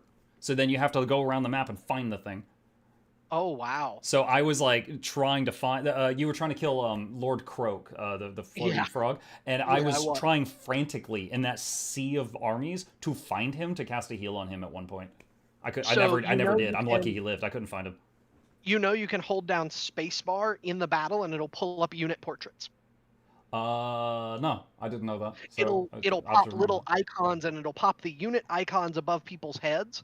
And for lords, it will pop up separate icons from the units themselves, so you can kind of try to quick find individual unique units. I didn't know that one. I'll try to remember that. But yeah, it was just like, I can't heal him. It just keeps deselecting, in the middle of the thing. I will say, purely, like, again, respect to your skill. You were holding off 2 of us. Just in the general sense, I hope I don't have to fight against a Slaanesh again anytime soon, because it is not fun. Every battle guaranteed losing something, even if you're just sending the smallest crap at me. I'm like, oh yeah, I lost another regiment of renown again. I get that, and I actually get where that's a problem, and I'm happy to just, as of tomorrow, if I'm auto-resolving an obvious loss like that, I won't seduce anything. I get that that's a problem. I could see that, and I'm not gonna fight that. I think that's one I'll throw out tomorrow. Yeah, but like I could see this. That was not. I've been enjoying having to sweat this hard just to stay alive, because against your armies, I was like, okay, I think I can do this. This is going to be rough. They're big lizards, and then Fairlight rolls up in an army, and it's like, well, shit. Yeah, that was something we talked about yesterday. Is he's like, all right, if you feel that you're forced to fight him, I think I can get a boat of guys up there like 3 turns later. And I was like, all right, well, let's try it. Let's see what happens. Yeah, and it went from now I just have to fight some big-ass lizards that are really tanky compared to what my guys can do. And now they have cannons and grenade launchers. Yeah, dude, there's been so many moments that it's been like a rude awakening. At one point, I realized he's playing a different faction. At one point, he told me he had 15 heroes. I was like, dude, I got 2. I can't afford another hero building. That's very much, like he was saying, that Lord specifically is playing a different game. That dude's here to play D&D. I will say, it was like one thought that entered my head, because you know how like most of the heroes for the lizards, they get like a dinosaur mount eventually. Yeah. Was in my mind every time I got one of those, I'm like, he can't take that one. Like, I've been afraid. Well, one, I've been broke, but I've been afraid to recruit like the best stuff I possibly could, because I was just like, oh, he's just gonna take it. So one thing that I don't know, because I think Bomb just was trying to give you some tips and stuff early. One thing that I have done as Mazda Mundi in particular that makes that start way more successful, your second lord that you recruit, so you get Mazda to start, go with a skink chief afterwards, because you can sustain an entire army of skinks for like less than 3k as a 20 stack. And with the skink lord in particular, they actually start to get pretty scary buffs. Yeah, I haven't tried that. I typically, and maybe this is a mistake, I'm new. Typically, I'm just like, oh man, the skinks are so frail. I try to like, grow out of them as soon as I can to at least the Sauruses. So like we actually, or I don't know. I had considered kind of what lords I might get thrown on, and I tried to work out starts for all of them. And I actually worked out a Mazda Mundi start that by about turn 10, I had secured, or 10 or 12, I had secured like all 4 provinces that are there. And the thing is, you can get an entire skink stack up and going by about like turn 5, and it can go take out all of Skeggy for you. Yeah, I would have to check the VOD to see what turn I got Skeggy on. I'm not sure when I did. I It know can at do the that, beginning and- I was surprised to see I had 2 enemies at the beginning, which I don't think I'd ever seen before, but I went like left first and fought like a Slaanesh, Yeah, which was how and I got then- the yeah. anti-Slaanesh trait, and then I And then went you get right that after city, went and to then you go Skeggy. down. Yeah. I figured it out, and when I did it, I had the skink army go right and Mazda Mundi go south. And that way I was conquering in 2 places at once. Some of what I think you'll see is, especially with the PvP campaigns, it is kind of who can snowball. Who can get a fast start enough first. Which is probably not the best place to play something for the first time. That's Yeah. why it's rough. Like, I'm that's what definitely in the same boat as you with that. Like yeah. mine hasn't been going as great. Yeah. I mean, yeah, it's like this is my first time playing Slaanesh past turn 15 or 20. You're doing very good at it. I played that intro for probably 3 hours 2.5 hours probably on Wednesday, trying to hammer out how in the world do I get this faction off the ground, because that Slaanesh start is kind of miserable, like, honestly. And if you just seduce the other people on the island, you don't end up with enough money to really conquer. And so it's one of those that in these sorts of things, practicing the first 10 or 15 turns is enough to actually set you up for the entire campaign. But yeah, no, I've been really enjoying this. I'm kind of glad you decided to go for the attack and push me to see if I can scrape by to survive. No, it's like I said. I mean, it's a PvP game. I'd rather go out in PvP rather than bleed out and slowly delete troops until I have nothing left. Yeah. So I was like, Yeah, I'll just go fight and see what happens. Yeah, and I don't think I expressed it well, but I was actually going to give you like the 2v2 at Lothern. I had a second army that I could bring in, and I was going to say, bring your 2, I'll bring my 2, and we'll 2v2 it to go out in a blaze of glory if you want, because that would be kind of throwing either of our campaigns on it. Yeah, I don't want to say what yet, but like I brought a few. I picked a few things on my lords and heroes and stuff. Just like this might help me with the Sword of Cain Slaanesh guy. Like a few things I specifically picked in the hopes that it will help with you. I have no idea if it will or not. Yeah, but we'll see what happens. Yeah, but yeah, I mean it'll be interesting to see what happens from here. Yeah, I don't know what you would need to survive and not have to keep fighting it. Like, part of me wants to let you just walk out so that we can fight in Bretonnia in 15 turns or whatever. The thing is like right now I have 5 armies at home and I'm negative 3k per turn right now. Yeah. So if I walk out, it would take me how many turns to get my army out of there and across the ocean to some other place? You basically only have one of my armies there anymore. The little cult armies are all taking attrition, and I disbanded all but the one that's up by that city. Leaves the Dark Elves, that leaves the Skaven, and that leaves the Undead Pirates. So if I make counting you, the Dark Elves turn around. I thought the Dark Elves were not controlled by you. They're my vassal. I don't have the full influence subjugation on them, but they are my vassal. Okay. Instead of sexy seducing them, I kicked their ass and said, yeah, and then because you didn't like sack or occupy settlements, you raised most of them. So it's like 3 point something K gold for the lizards to rebuild a city. Yeah. So I can afford to rebuild one city if I take myself down to 1 turn left in the game. Otherwise, I've got 3 turns left in the game, unless I find another way to get gold. Yeah, that was kind of like my last ditch effort. I was just like, It worked. Like, I felt like I was playing StarCraft 2 and Zerglings just backdoored me. Yeah. Yeah, if he didn't do what he did, you guys definitely would have pushed through and gotten him out of the game. Oh, yeah. No, I'm saying that he got me. I admit that.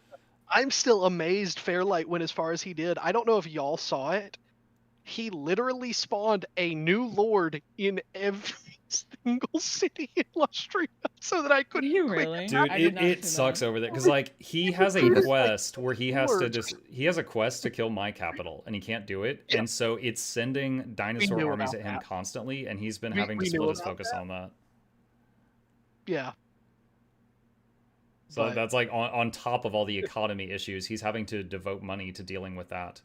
Yeah, and more than just I raised some cities, because none of his individual cities that I got a hold of were profitable. But the breaking the province bonuses really does hurt. I'm gonna bounce here though. You guys, Yeah, if we don't continue playing, I do appreciate everybody going through this campaign. And Mukluk, you have fantastic mental. That's been great. So good luck. I've been a streamer for a while, and that's like having a lot of children, so I'm used to it. That's fair. That's fair. All right. Well, you guys have a good night. See ya. Dude, like this has been great. Good night, everybody. Yeah, I'm gonna hop out too. Y'all have a good night. All right, Yeah, you as well. I think we'll be able to find a common ground tomorrow and keep going with it. So, All right, until then. yep, see ya. Okay. Dang, chat. Drama.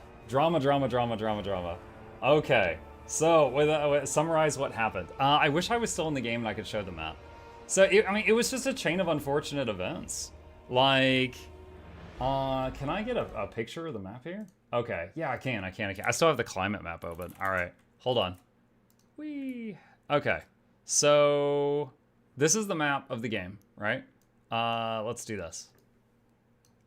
Okay, so I started here.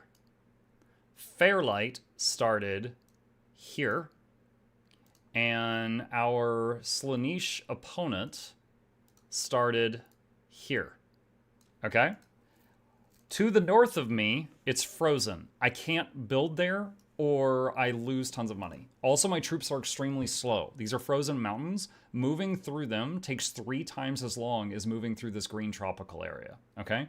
So I can't go down because Fairlight has all this. I can't go north because it's frozen mountains. So my only option was, there is a thing I didn't know about over here on the left called a sea path or something, and if you take that, you appear on the other side.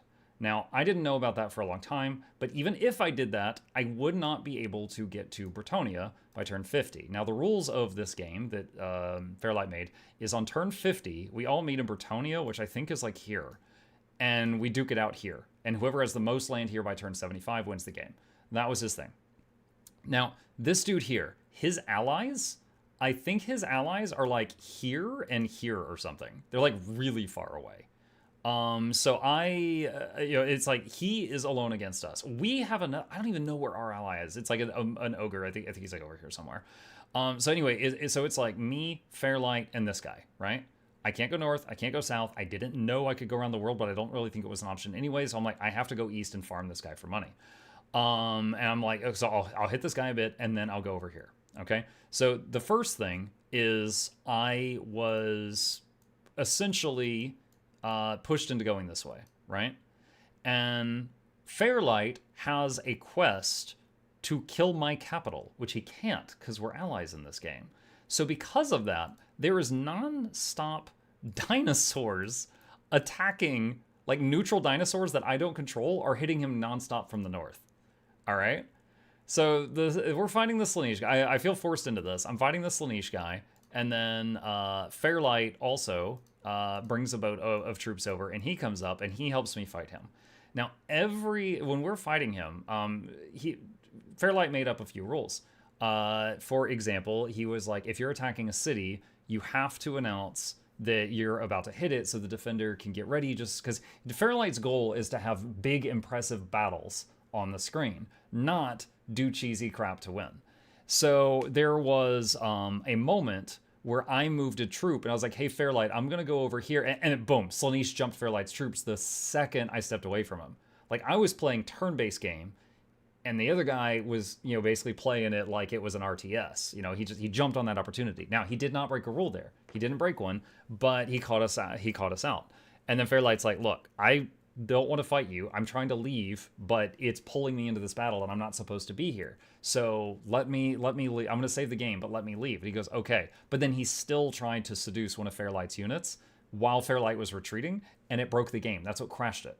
So he was following the rules of the game, but it was one of those, like, he wasn't following the spirit of the rules. So that is part of what got Fairlight in a bit of a bad mood.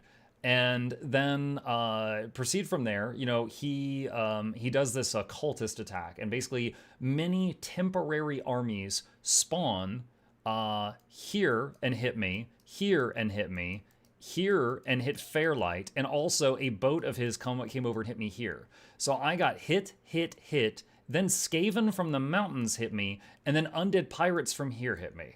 So I got hit by like 6 different things all at once. And I'm like, okay, I have no money, and your troops cost money every turn. So I'm like, I have to keep getting money or I'm out of the game. So I was like, all right, I'm going to hit this, I'm going to hit this. And then, smartly, Slaanesh guy, he burned all of this. So there was nothing I could like emergency farm. So I was like, oh wow, that was smart, and I hate it. So my towns are dying. And he's like, well, what if I give you a truce and I pull my troops out? I'm like, it's too late.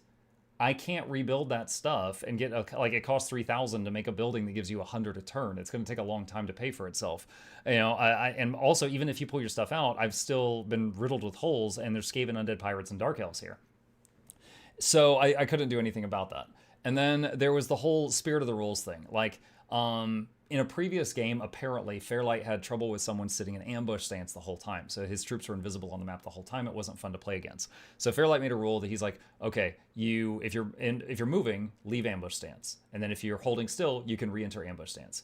So I had a troop that I was like, hey, Slaanesh, I moved and forgot to leave ambush stance. So I'm officially telling you of my mistake. I have a guy here in ambush stance. And he goes, okay. And he sent over one dude, triggered the ambush, which then popped up the thing, and then he used seduce and seduced one of my troops and made me kill one of my own troops. And then also at that same time he said, do you want to auto battle? And I said yes, and I clicked auto battle, and then I wasn't allowed to hit anything, and then he seduced one of Fairlight's cannons and deleted it. So again, Fairlight lost a cannon. Annoying a little bit, but he waited till maybe not intentionally, but I approve ending this on auto battle. Then he added another factor and then punched it in, and then we lost something. So again, it was he followed the rules that the game laid out, but the spirit of the rules, absolutely not.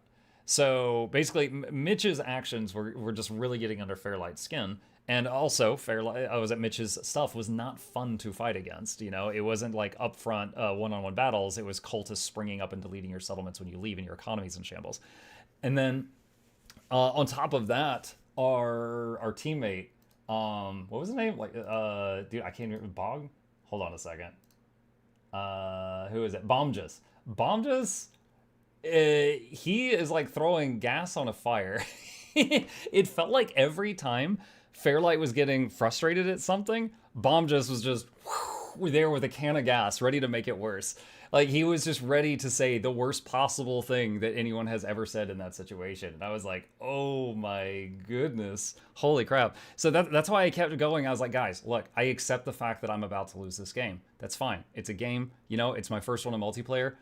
It doesn't hurt me. Like, it's a bummer, yeah, but that's it. You know, I'm not mad, I'm not salty. Mitch, I hate you for beating me, but, you know, I respect your skill, because Mitch is currently beating me and Fairlight both, and we've never seen his teammates. But the problem is just some of the stuff he did was pretty scummy. Every single time even if we encounter one of his units, he uses the seduction thing to delete one of our things. So it's scary to buy any good units because he just keeps deleting them. And then Bomb just, you know, saying the worst thing socially possible every single time is just frustrating things. So that's basically it. I don't know if they knew. Like, a lot of people say that this guy is a bad hero, and I gotta say, I don't feel like it's a bad hero, but I felt like I've been put in a bad situation. If it wasn't for the fact that Fairlight was this guy, I could have expanded south. And these guys thrive in what looks like the green area on this map.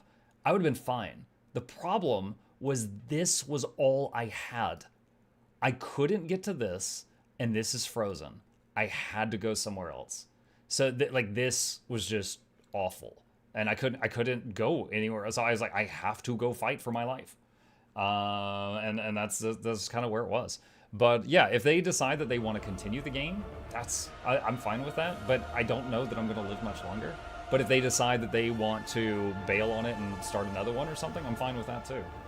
My wife always plays Lizardmen, and she always starts with South, yeah. Yeah, I mean, you kind of have to. So they've got this climate thing, and if you build in the frozen stuff, they just, it's like buildings are twice as expensive and take twice as long to build, and you get half income. It's atrocious. Like, and then also, you know, I had a lot of enemies up there too. You might have to disband some stuff to get cheaper armies somehow. I agree. That's the thing is, I've got 2 armies there, and I've got 1 army here at home who currently has 6 opponents. I can't disband that army because he's got 6 opponents. So what's the alternative? Disband one of my super good armies over here. I can? I might as well be out of the game if I have to do that, though. What should have happened is Fairlight go north and you go south. Although that could be possible, we would both spend multiple turns passing over each other's territory. So there would be many, like at the beginning of the game, there would be like, let's say 5+ turns where we're just walking through each other's territory and losing time, and the enemy would be farming up during that time. Like, it'd be better if we just had different heroes. Marcus also needs to kill lizards for stuff. Yeah, that was the other thing, is if Marcus doesn't kill me or my character, then lizards keep attacking, or dinosaurs keep attacking him the whole game. So yeah, I mean, it was a cool thing. I learned a lot, and it was really nice when playing this, being able to like ask them questions and stuff, like, oh hey, how does this work? Does Winds of Magic, is it shared across armies? You know, stuff like that. I've gotten a lot of questions answered that I couldn't ask anybody before now. But I totally get why Fairlight's frustrated. Like, basically, from the sounds of it, in every game he's tried to host, there's been someone who has done something super freaking annoying, so they ban it, and then someone else basically tries to do 99% of that thing without doing that thing. Just wanted to toss you a follow, not trying to stream snipe. Nah, you're good, Mitch. We had some people that tuned into the stream late, and all they heard was the drama, and I was trying to explain to them what happened and what led up to it. Yeah, hey, thanks for the follow. I appreciate that. To be honest, it might be a legit rule added to not pick Nemesis factions to be on the same team. I didn't even, you know, I've never heard the term Nemesis faction, but that makes sense to me immediately. I totally understand what you're talking about. But yeah, right now, like, even if Mitch stops hitting me, I've got 1 army at home, 2 armies here. I've got Skaven hitting me, Undead Pirates hitting me. If he control, like, I lost 7 settlements, I think. So, and each one takes like 3,000 gold to build, and then it starts giving you like 200 a turn. So I'm going to be out of money in 3 turns if I don't make more. Alternatively, if I disband an army, I can't disband the one at home because it has so much here it needs to fight. And even then, I'm going to lose stuff because I'm getting hit on multiple fronts. And if I disband one of the ones over here, I think I'll just die to Slaanesh immediately. You know, I honestly think I'm out of this game. I'll keep playing it. I'm having fun. I'm learning, but I think I'm dead. I think I'm gone.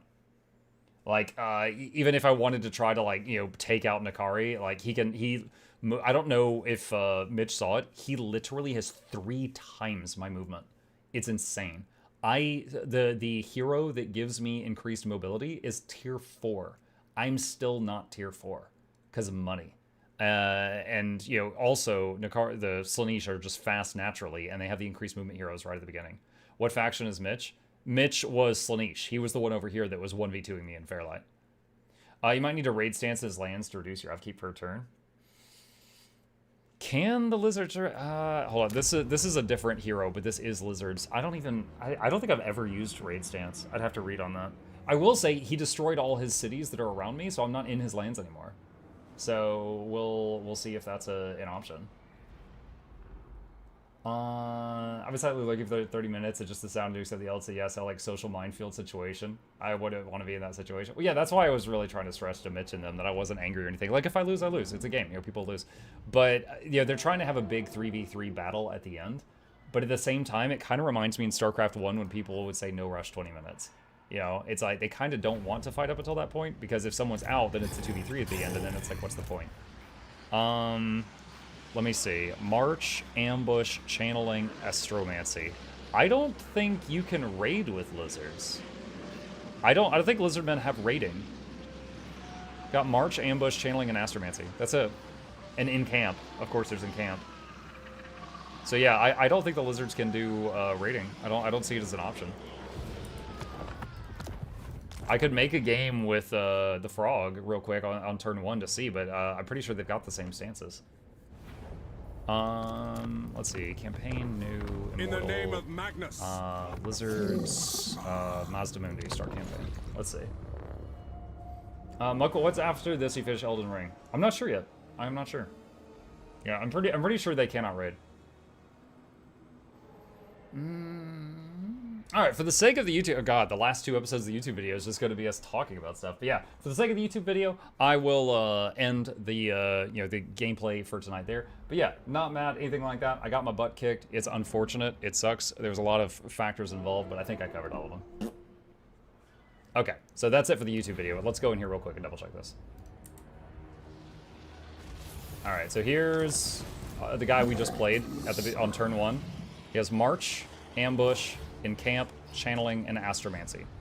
He does not have raiding. He cannot go into raid stance to get money. He cannot do that. Nope, nope, nope, nope, nope. 99% of factions have most stances. The Wood Elves have one called World Roots, where they like go into the ground and come up somewhere else, and it's cool. What else?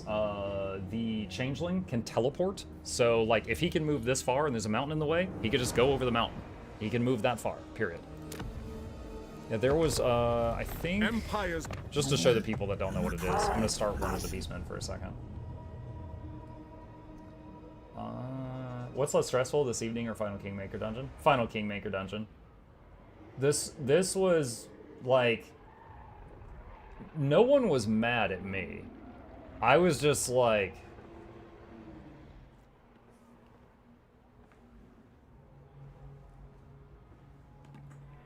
That's it. I was just doing that.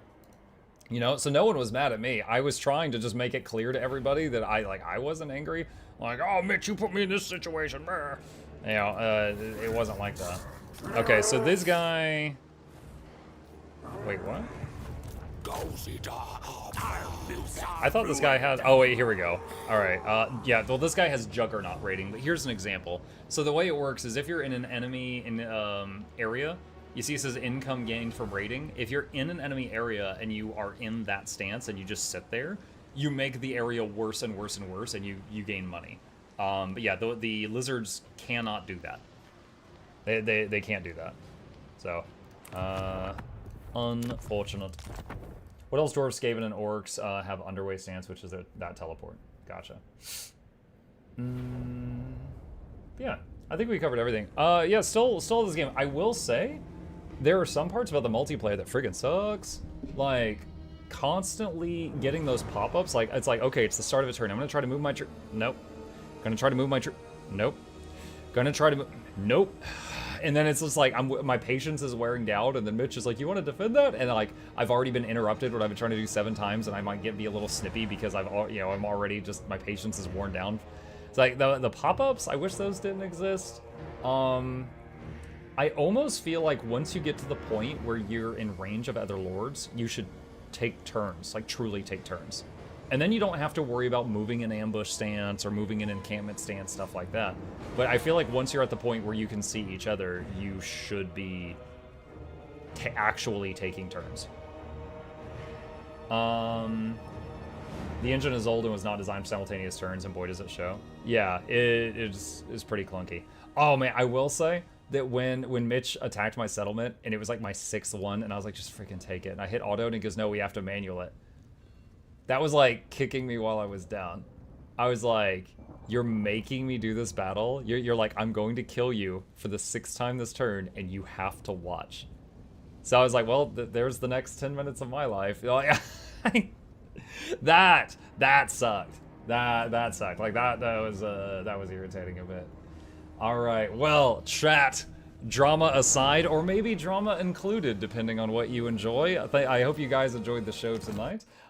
We don't yet know what we're doing tomorrow. I guess once Fairlight chills, we'll probably have a talk in the Discord and see what people want to do. But I'm completely open to continuing this or starting a new campaign. We'll see how it goes. But With that, we are going to wrap things up here for tonight. It is past 1 a.m. Thank you guys so much for joining me. Couple plugs on the way out. If you happen to be new to my channel, my name is Mukluk. I stream every single evening and every weekday morning. I'm going to be back tomorrow morning. I'm at the final boss of the Elden Ring DLC. I have seen him down to 20% health. I'm going to try to get just a little bit better and finish this guy off. I might watch a video of someone doing a no-hit run on it and try to like memorize the dodge timings.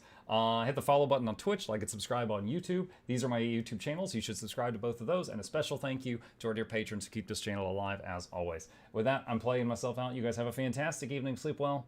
I'll see you tomorrow.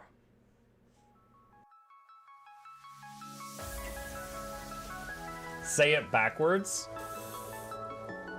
Edge the need only you'll but see to take, please. Week every giveaways, beakers, the touch don't speakers, the up crank way the on is entertainment, stay the enjoy. You hope we lab the two viewer, dear you welcomes third the Snuffles Van Chauncey, sir, and fourth the Esquire Reginald Bartholomew Douglas Mukluk.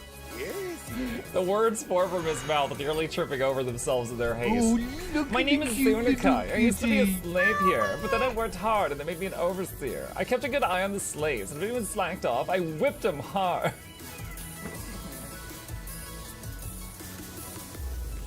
Don't clip it. Oh, I'm crying. Oh, hi.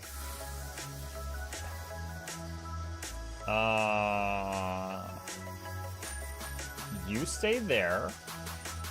I'm going that way. Deal.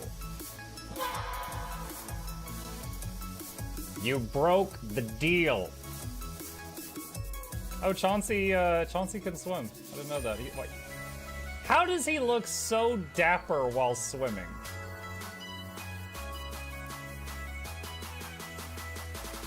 I've never seen a cat look that dapper while swimming. Like, look, his chest is out. He's just like, yeah. Have you attempted Oxygen Not Included? I played it on stream, and one very memorable memory is anyone who was at the stream, I was letting them name one of my replicants after them. And I said, Joe Niels, which one do you want to be you? And one of them had like explosive bowel syndrome or something, and he donated $50 and he was drunk and he made the British guy said, I want a character, make me the poop one. I don't know if anyone on Twitch has ever spent $50 to say make me the poop one, but that day Joe did, and it burned into my mind. The flashlight that we picked up earlier is in hand now. Oh, that's us. Oh, yo, I was getting...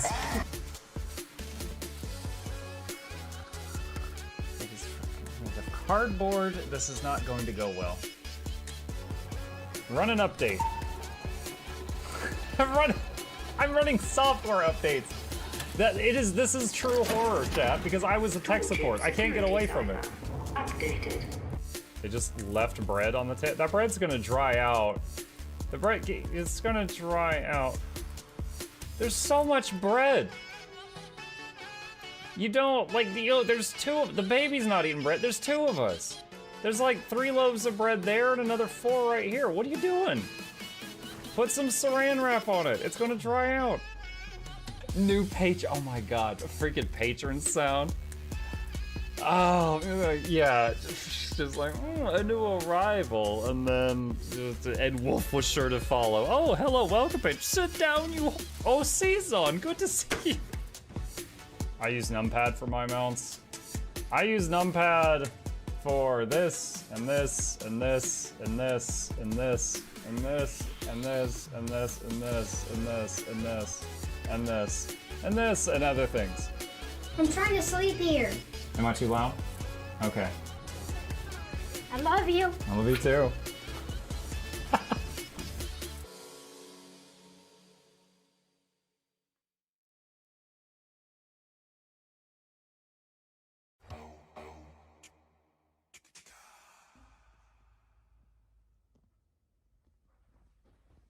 You're still here? It's over. Go home. Go.